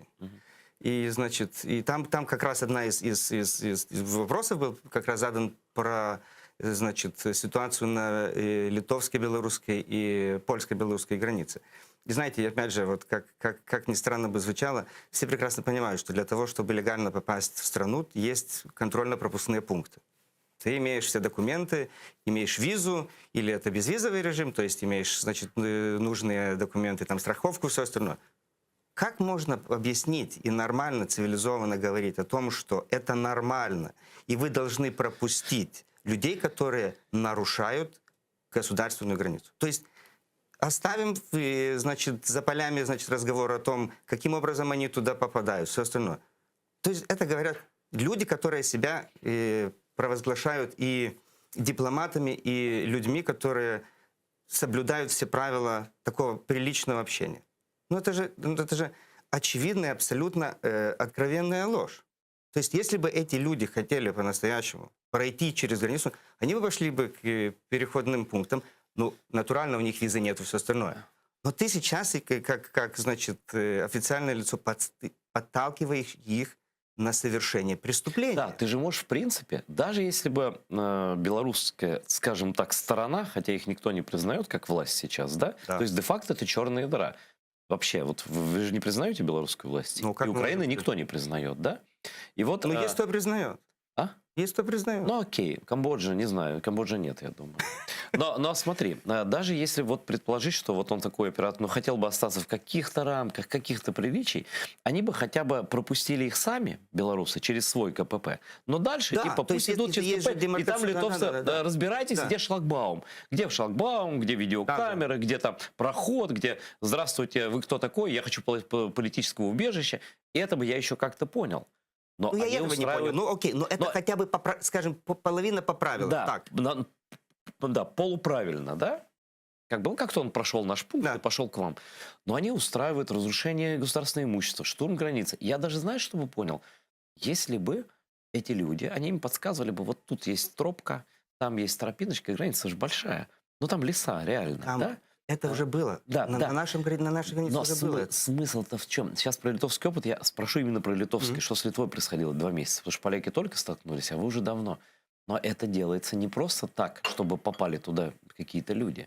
Это делается демонстративно. Это нападение, организованное, спонсируемое, как по-английски говорят, государством. Причем, как многим уже понятно, белорусское государство одно на это не способно ни в каком... Да и вряд ли у нее воли на это хватит самой. И храбрости. Да, и храбрости, да. Я абсолютно согласен с вами. Исходя из того, насколько это сейчас раскручивается на информационном пространстве, значит, России и Беларуси. И Russia Today. И Russia Today, и все остальное. То есть это бесспорно вопрос, который был очень хорошо подготовлен.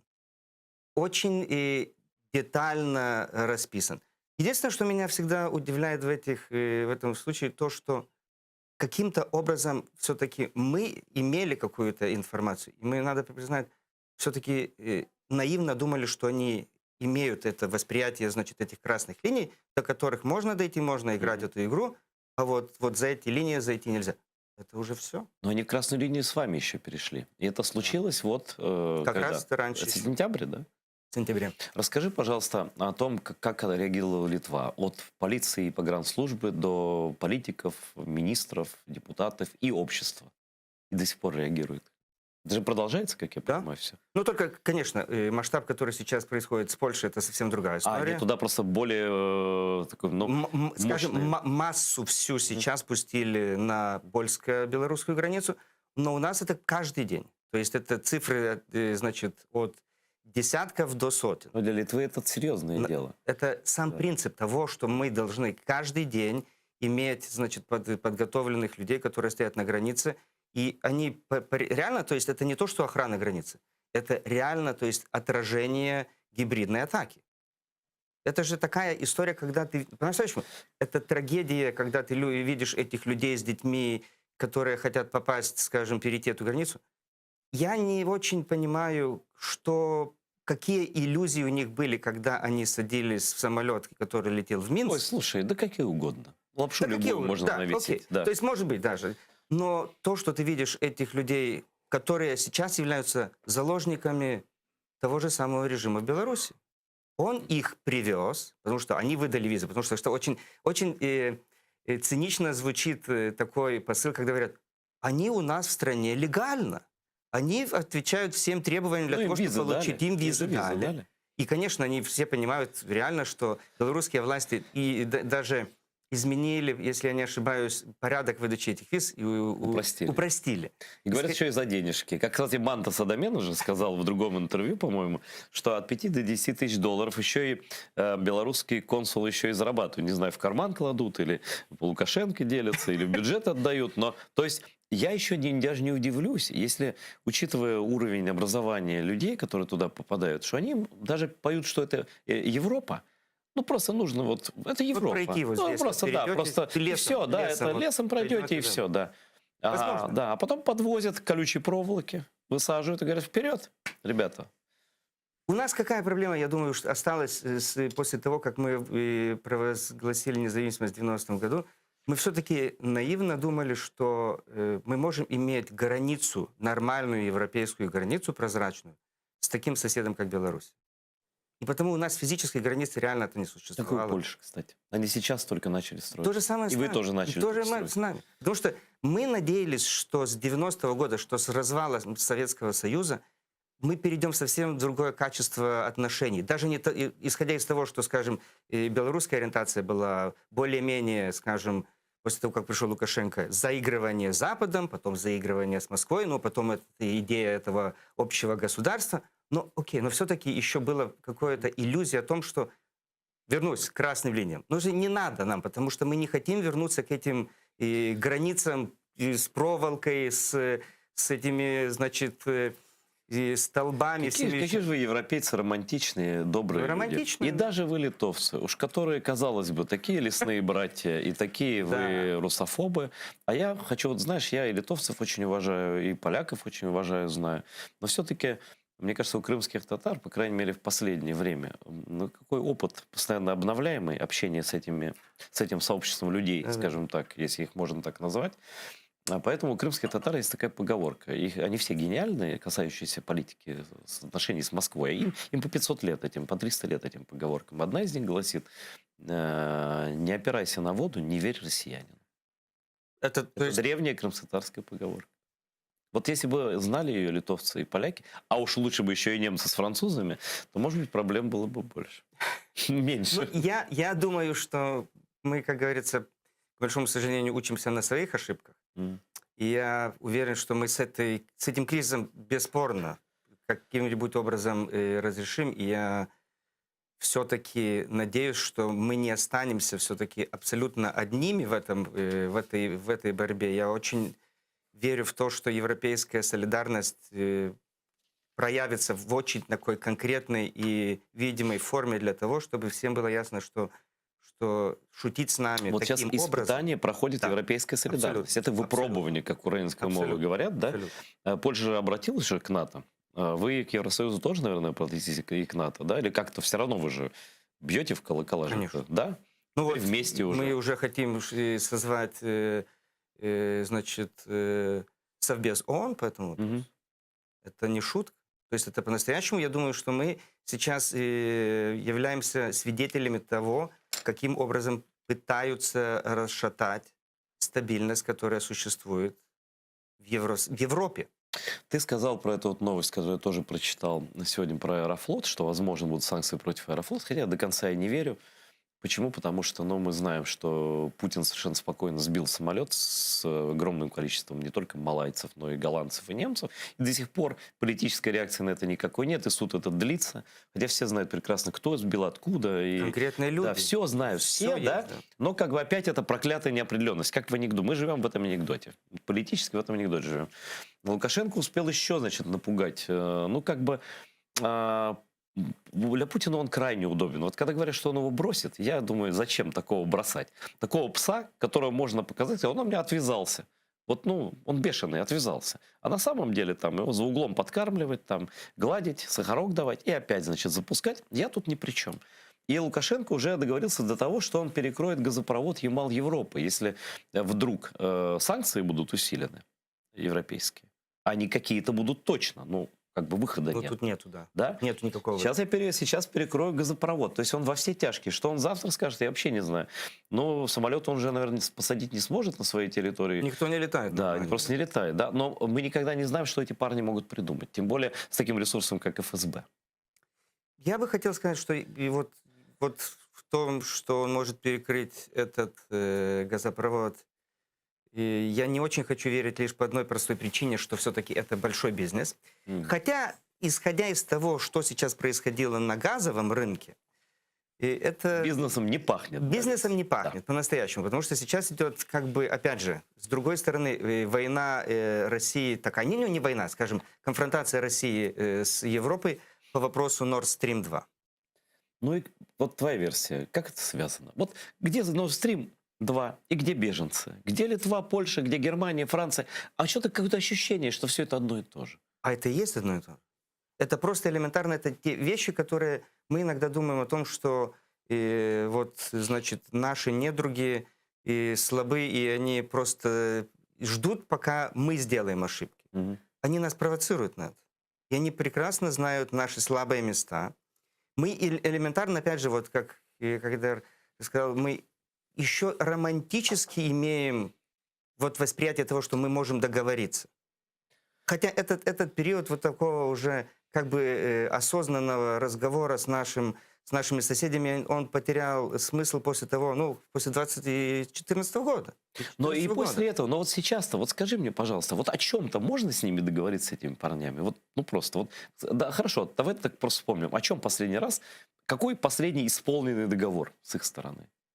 Ну, я затрудняюсь сказать. И никто не скажет. Я затрудняюсь. Тем не менее, и новая американская администрация продолжает говорить за диалог в сфере безопасности с Россией, за диалог в сфере нравственности с Чикатило. Ну, давайте еще поговорим. Я не знаю, есть ли, по твоему ощущению, какие-то, вот твое ощущение для европейцев, по крайней мере, какие-то красные линии, которые заставят даже французов и немцев сказать, ну все, но это уже ни в какие ворота не лезет. Все.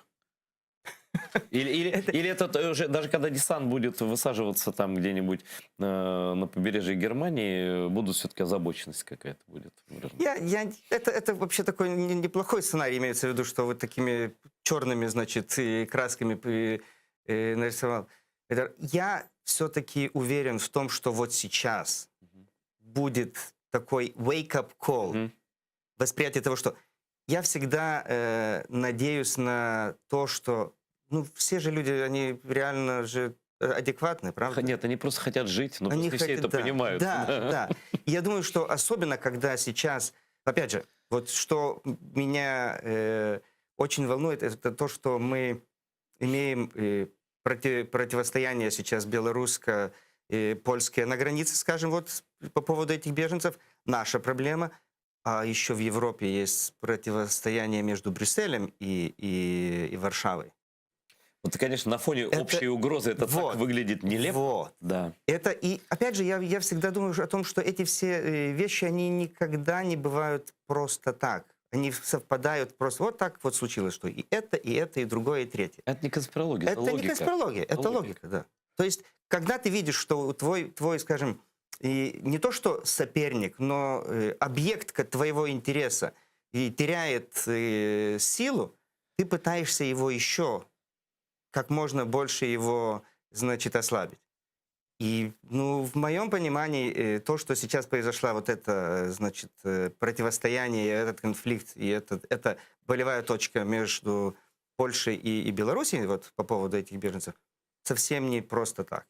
Совсем не просто так, что именно сейчас. Мы видели реакцию Германии, ну, скажем так, не Германии как государства, а один из победившей партий, социалистической, демократической партии Германии, но вообще германские социалисты — это вообще такое горе Европы, я бы сказал так. Если вспомнить предыдущие реинкарнации германского социализма, и Гитлер, пожалуйста, социалист, и Хонекер социалист, и все прекрасные такие люди, миротворцы.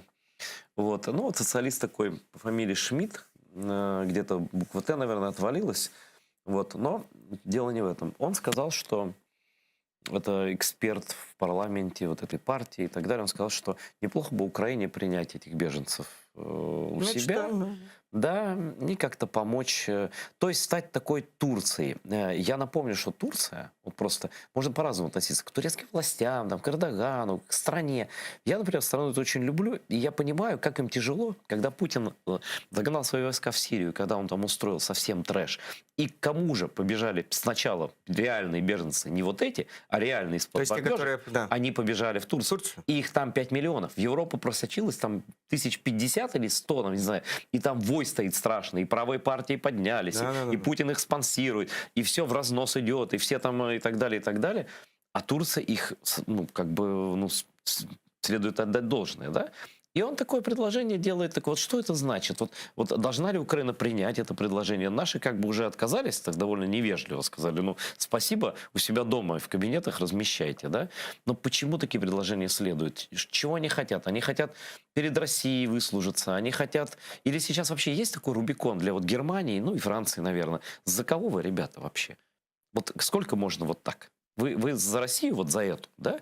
Или вы все-таки за Украину? Как бы там вы ее не критиковали, там, или боялись принять ее в НАТО, или что-то. Ну, есть где-то Рубикон этот. Ну, Эдер, ну опять, вернемся к Nord Stream 2. Да. Вся Европа говорит о том, что это все-таки политический проект, а Германия говорит о том, что это чисто коммерческий проект. Мы сейчас видим о том, что, ну, сейчас вот на данный момент эта вся ситуация чуть-чуть как бы разрешилась. Но реально-то цены на газ стали космическими. И как бы тут... Вообще, газового рынка же не существует. Вот именно потому. Он просто диктует, он ставит ценник. Да. Какая самая главная история? Никто вот в России боится того, что в Европе появятся терминалы сжиженного газа. Это альтернатива. У нас мы приняли... Так он и спешит поэтому. Он не спешит поэтому, правильно. Он хочет повесить нас на одной трубе, которые будут включать, выключать. То есть... Очень похоже на наркодилера. И самое интересное то, что все-таки, исходя из того, что мы понимаем, что да, наверное, сжиженный газ на данный исторический момент намного дороже. Но у тебя всегда есть альтернатива. И сейчас Путин уже дал понять, что он не намного дороже. Уже не намного дороже. И многие страны думают, черт побери, а чем вот так вот нервы трепать? Он же раньше только Украине нервы трепал в основном, вот этими газовыми войнами. А сейчас вот фронт газовых войн гибридных отодвинулся дальше. Никто не ожидал, что так может быть. Да ну какая новость. Никто не ожидал. Все думали о том, что война между Украиной и за газ и Россией там и останется. Даже опять это проклятое небо. Так что ж происходит? Слушай, ну все же, Дариус, нормальные люди, все предупреждали. Он вам загоняет этот шланг только для того, чтобы вами крутить и вертеть. Да? Но дувать, сдувать вас сам и так далее. Это абсолютно не имеющий никакой окупаемости проект. Абсолютно. То есть те, которые рассчитывают и считают неплохо математику, сколько они вложили денег в эту подводную, значит, трубу. Из-за того, что есть уже построенные газопроводы, их хватает. Да. Это просто элементарно та вещь, которую по-настоящему... Это как страшилка. Сначала она была построена, и идея продали как альтернативу, значит, не очень надежному транзитеру Украине, а сейчас это совсем уже другая история. Но вот смотри, как быстро прогнозы. Все нормальные люди говорили немцам, французам, прочим, закончится шантажом. Закончится реально. И еще это только начало шантажа. Каким образом Путин видит дальнейший шантаж, мы вообще не знаем. Что там вообще, в какие у него за пазухой лежат там, не знаю, грязные бомбы, потоки беженцев, я не знаю что. Но даже начало уже ужасает. И тем не менее, реакция Германии пока такая. Вот как ты наблюдаешь, все-таки меняется общественное мнение в отношении ну, всего этого комплекса дерьма. И то есть начинает как появляться понимание, что все-таки что-то не так, что-то разводят нас. Вот как-то так. Ну, я думаю, абсолютно это часть всего вот этого общего восприятия, куда мы идем, вот как цивилизация. Что страшновато стало уже, Страшновато, правда? да. Я согласен абсолютно. Я абсолютно уверен в том, что мы не ощущаем этой глобальности через эти маленькие такие элементы вот всего, вещей, которые происходят с нами. Но шаг за шагом. Маленьким. То есть я думаю, что самое главное, что происходит сейчас, это попытка еще раз разрушить систему безопасности и солидарности Европы и евроатлантической. Вот ты даже сказал, смотри, Трамп сделал все, чтобы рассорить натовские страны, да, Евросоюз. Потом это Брексит, да, в процессе, даже до этого еще был. Значит, затем вот попытки, сейчас ты говоришь, есть проблемы у Польши с Брюсселем. Конечно, есть законы какие-то, Польша не такие принимает, она не нравится Евросоюзу. Окей, но может что-то не нравится. Но есть общая, четкая угроза, которую нужно осознавать, независимо от ваших текущих разногласий. Все-таки, когда дом спалят, да, ну поздно уже спорить про у кого в комнате, значит, что там висит, да? Я очень-очень верю в то, что этот внутренний конфликт между Польшей и Еврокомиссией... Это идет на второй план. Ну, не то, что это идет на второй план, что найдется, значит, путь разрешения, который, значит, вернет абсолютно нормальную, то есть, роль Польши в Евросоюзе. То есть сейчас это, я говорю, это совсем не произошло не так, чтобы вот... Проблема внутренняя напряженность между Евросоюзом, значит, и Польшей, и тут проблема, значит, на границе с Польшей и Белоруссией. Это не так просто. Давай посмотрим на это все с другой стороны. Действительно адский трэш, и что будет дальше, непонятно. Но может быть все-таки это так Путин с Лукашенко все-таки нас готовят к серьезному объединению сопротивления, что у нас есть какое-то время, чтобы, осознав общую угрозу, ну, хотя бы вот эти восточноевропейские страны, да, Балтия, Польша, ну, Венгрию брать не буду, там пока непонятно, там выборы еще будут. Вот. Ну, там, да. Там Виктор Орбан. Я понимаю. Ой, да. это тоже серьезная такая история, да. троянская лошадь в Евросоюзе. Ну, вот хотя бы, да, без них даже. Ну, вот всем остальным хотя бы. Ну, вот Польша понятно, нам понятно, более чем понятно. Польша сейчас тоже, ну, и вы, да? Вот хотя бы так. Может, они нас таким образом мобилизуют, и ну, это я думаю, к лучшему все. Что мы уже как бы имеем... у нас в Литве абсолютно нет ни малейшего сомнения о том, что то, что происходит на Донбассе, это война не между Россией и Не, у вас-то нет. Украиной. Вы помогаете нам, у нас на фронте литовские волонтеры, там, и все это я знаю прекрасно. Но есть осознание того, что вообще и Литва может стать... то есть каждому литовцу придется взять в руки что-то. Осознание есть, потому что наша история показывает это. Ну да. У вас же погибло больше 20 тысяч в войне только. Да, но после мы... Второй мировой же, после окончания. Последний партизан и лесной брат был застрелен в шестом десятилетии. Я был в вашем музее оккупации, я был в шоке, конечно, от того, что литовская армия ушла в леса, и только кадровых военных погибло 22 тысячи, по-моему, с чем-то. То есть вы знаете этих людей, ну, не понаслышке, мягко говоря. У нас почти каждая семья имеет отношение к этому, значит, сопротивлению. Ну и, кстати говоря, знаешь, если про Литву говорить, вот вроде как тоже, да, и УПА говорят, вот они проиграли, и они были уничтожены, кто-то в миграции оказался там. Вот в Литве тоже проиграли.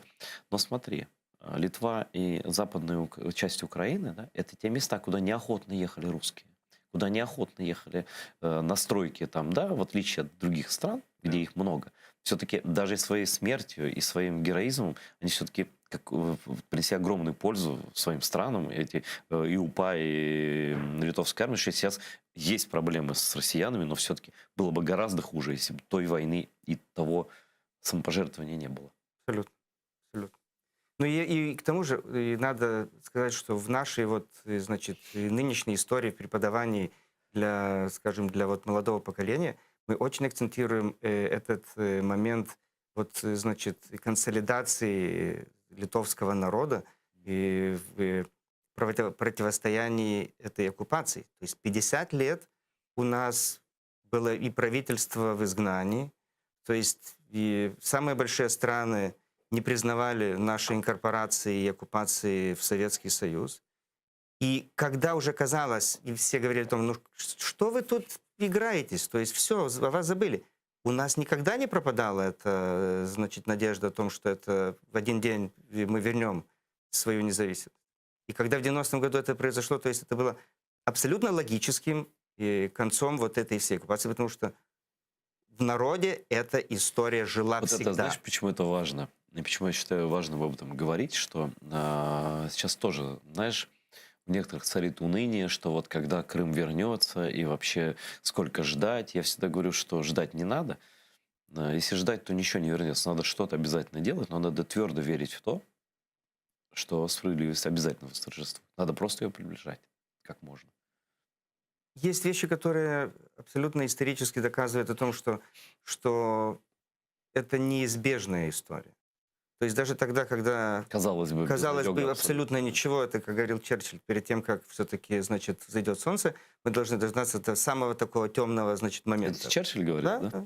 То есть самая темная ночь перед рассветом. Да. Так что в этом отношении я думаю, что даже при том, что, значит, сейчас это кажется абсолютно нереальным, мы не можем себе позволить усомниться в том, что это справедливое и абсолютно дело, которое не должно даже поддаваться никакому малейшему сомнению. А потом, знаешь, вот война за независимость, она никогда не заканчивается. Вот, по крайней мере, пока существует Россия в ее нынешнем имперском виде, и ты говоришь, вот и Польша границу не строила, и вы не строили, и Украина не строила, и никто не строил границ, да? Мир, дружба, жвачка, перестройка, гласность, ускорение, демократия, Ельцин, Горбачев, да? А потом оказалось, что как бы сколько ни корми вот этого каннибала, он все равно хочет крови. И вот давай так предположим, вот если завтра война, ну, я примерно понимаю, что будет в Украине. Да?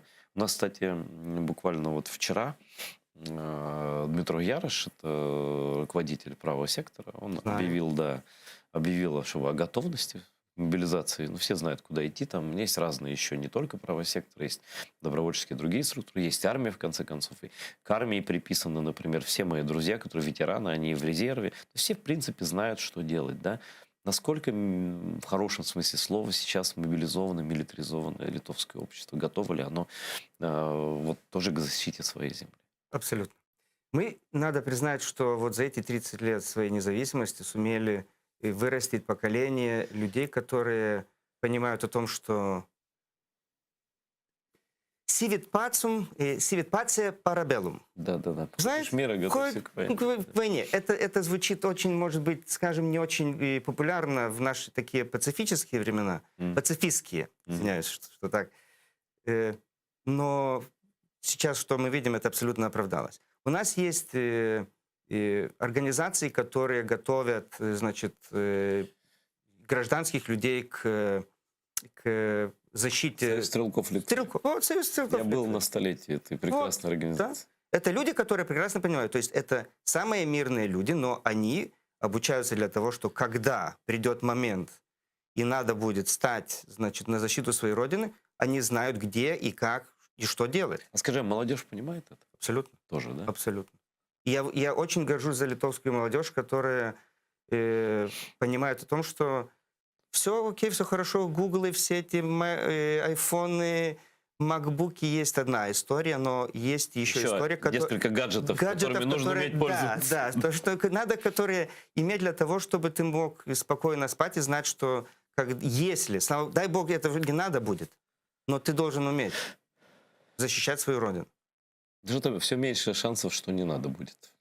Ну, я все равно хочу верить в том, что мы не придем к этому такому абсолютно невозвратному. Что ты думаешь? Смотри, хорошо, давай поговорим про хорошие сценарии.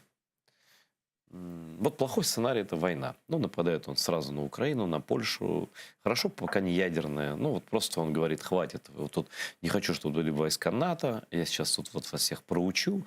Беларусь же де-факто включена в империю и так далее, и так далее. Абсолютно, ну, то есть, по логике с диктаторами какая проблема? Все диктаторы же велосипедисты. Они не могут остановиться, иначе они упадут. Они должны обязательно ехать куда-то. Да?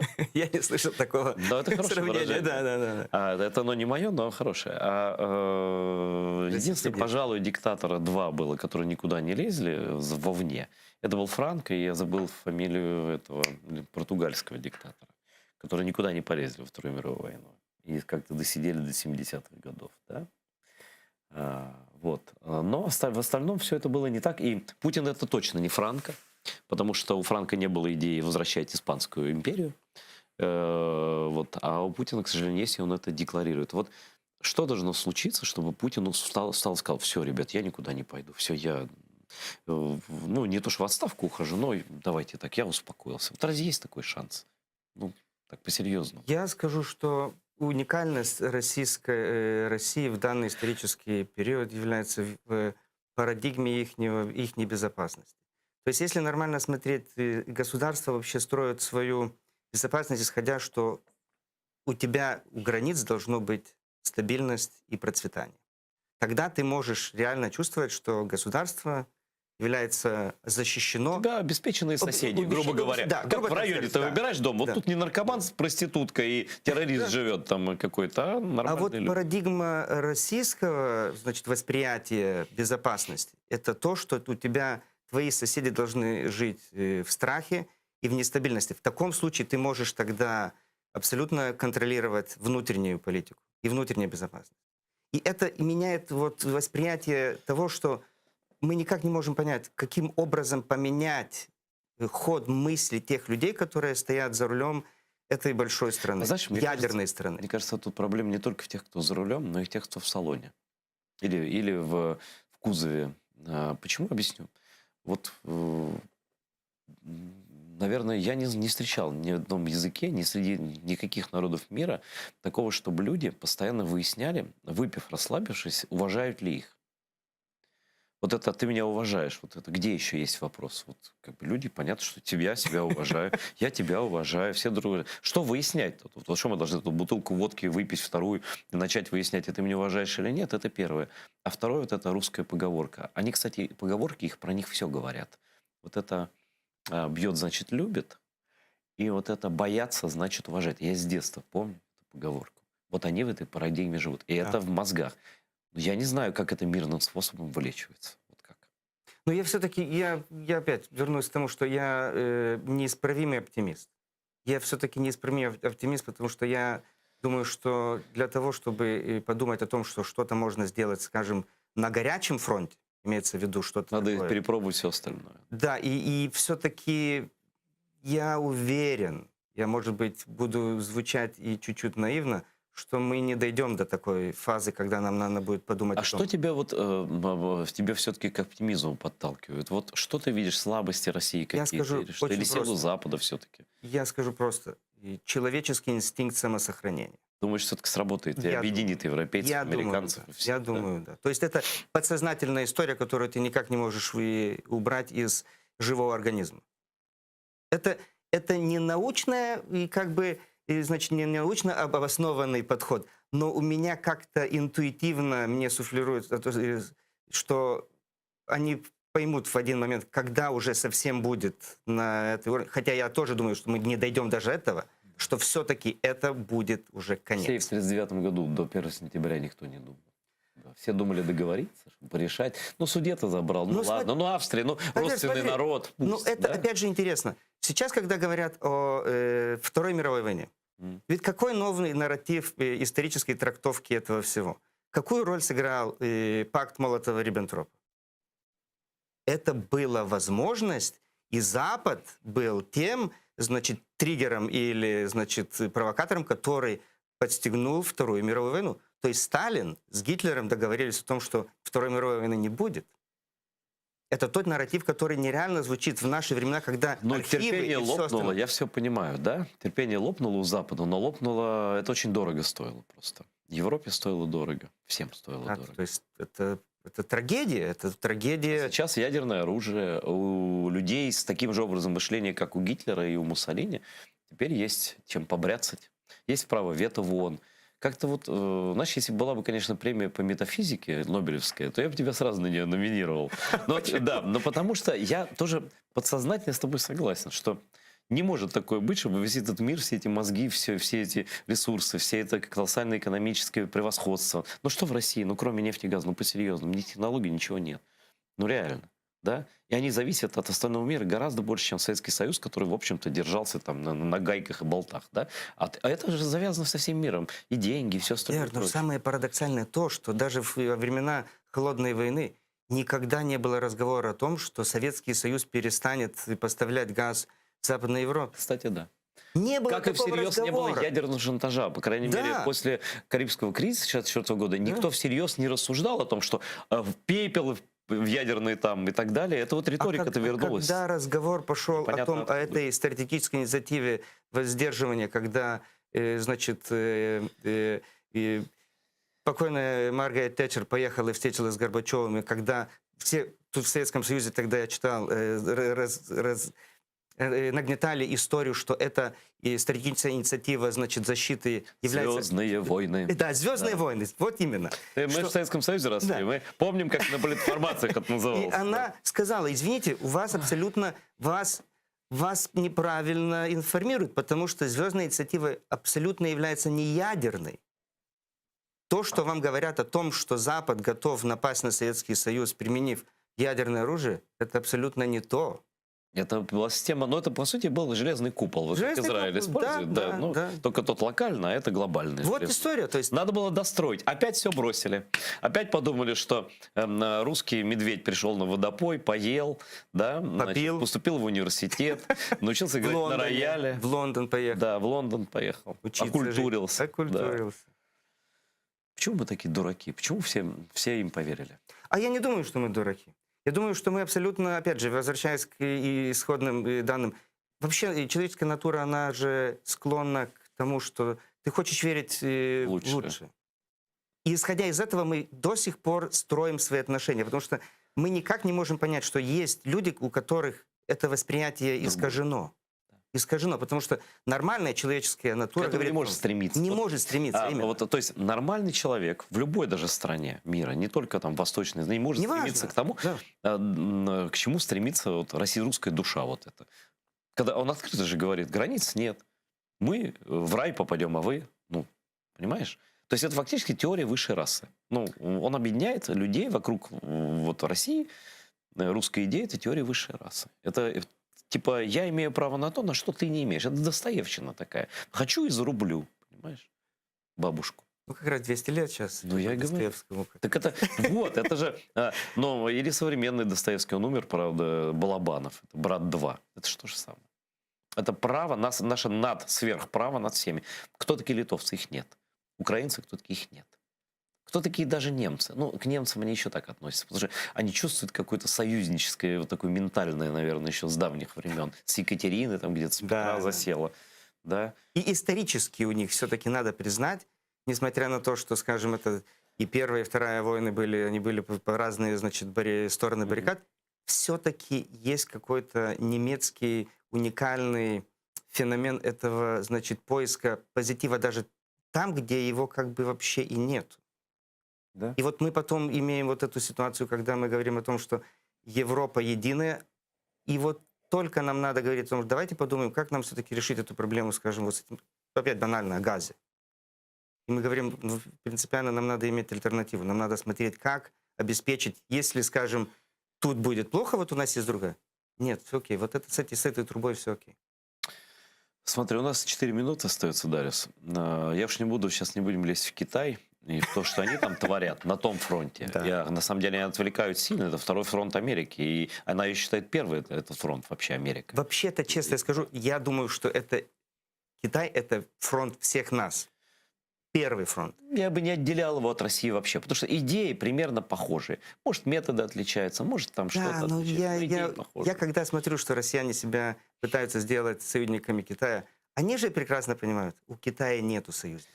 У слава Китая богу, нету пусть хоть так. Пусть хоть так, да? Потому что Путину, конечно, страшно с китайцами в любом случае в какой-то плотный союз вступать. Вот.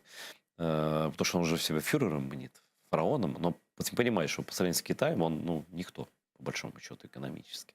Они сейчас исходят вот из этого против кого будем дружить. Ну да. Вот этот.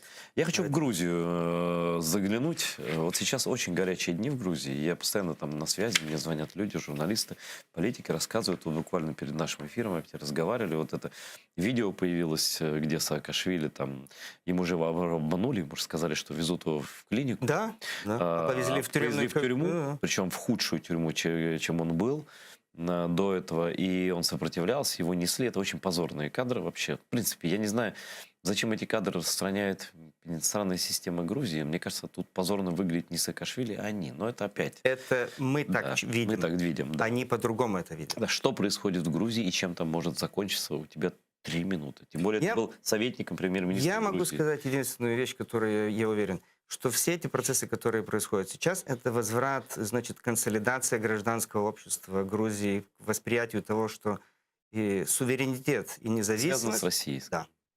И я думаю, что и роль Михаила Саакашвили можно по-разному оценивать. То есть у него есть настолько много... Мы его не обсуждаем сейчас. Мы не обсуждаем, да. Но я думаю, что все-таки 2008 год показал то, что... Кто кому враг. Кто кому по-настоящему является кем. Да. И я очень рад, что в те времена, вот еще президент Буш был, значит, у руля Соединенных Штатов, и Европа имела, значит, храбрости и силы показать. Сейчас так подумай, Дариус, вот если бы это был 15-й год Грузия или 14-й. Я боюсь про это думать. Да. Я боюсь. Обама заперся просто в вальном кабинете, когда Крым аннексировали. И когда война в Украине. Ну, еще к тому же было очень интересно, что американцы как бы имели разведывательную информацию о том, что это произойдет. Мне странно, что они... это, опять же, говорю, это, то есть такая информация проскользнула когда-то. Слушай, ну, я уверен, что американская разведка имела информацию и про Афганистан. Тут, мне кажется, вопрос уже не в разведках. Вопрос уже в людях, которые принимают политические решения. Абсолютно. Все-таки в западной системе разведка сама по себе не работает. И армия по себе не воюет сама. Да. То есть политическое решение было, наверное, сказать, окей, смотрим, потому что если мы им начнем помогать, мы сами попадем в проблему. Ну, наверное, знаешь, в чем проблема? В том, что это как, вот, знаешь, если в салоне сидят все трезвые люди, профессора такие, там, да, военные, опытные, разумные, интеллигентные, а за рулем бухарь какой-нибудь. Но не трезвый, политически нетрезвый человек. Неважно, чем он опьянен. Там, пацифизмом, Гарвардским университетом, левацтвом, там, я не знаю, чем они могут быть опьянены. Но, мне кажется, Путин сейчас занимается тем, что он просто бьет всем по щекам, вот как мент-вытрезвители просто. Вот просто... Он как бы дает понять, ну я уже и так вас, и этак, и облил вас, и плюнул в вас, и что угодно. Что еще? Я могу с вами сделать все просто. Отрезвеет этот мир, чертов? Не сомневаюсь. Да? Не сомневаюсь. Ну так как я верю в основном литовцам, спасибо. Я предлагаю нашим зрителям тоже верить литовцам. На самом деле, спасибо, Дарья, что пришел. Вот, на самом деле у литовцев действительно опыт очень похож и на украинцев, и на Харымлы. И так как они не отчаивались, и нам нельзя отчаиваться. Вот. Поэтому на этом, наверное, нам придется попрощаться на сегодня. Смотрите АТР дальше. И я вас прошу, принимайте участие в нашей борьбе информационной. Сейчас самый пик всего этого. Вы видите, сколько лжи, сколько грязи, сколько манипуляций вокруг. И любая правда в эфире, при том, что русские тратят в сотни раз больше денег на это, в 1000 раз больше, чем даже государство, не говоря уже о про небольшие телеканалы. Помогайте нам через Patreon. Пусть немного, пусть сколько угодно.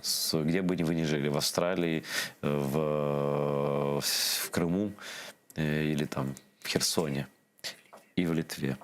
Да. Литовцам отдельное спасибо, я имею в виду граждан Литвы, которые знают про Крым, которые помнят про крымских татар. И тем литовцам, в частности, там, Йонасу Охману, которые волонтерят на нашем фронте и каждый день помогают нашей армии. И это с 2014 года. А они, в отличие от немцев, французов там, и прочих, не раздумывали. Да? Это за тех людей, которые быстро соображают. Вот за такими людьми будет победа. Вот, сомневаться не приходится. Русскому рейху придет кирдык. Смотрите АТР дальше.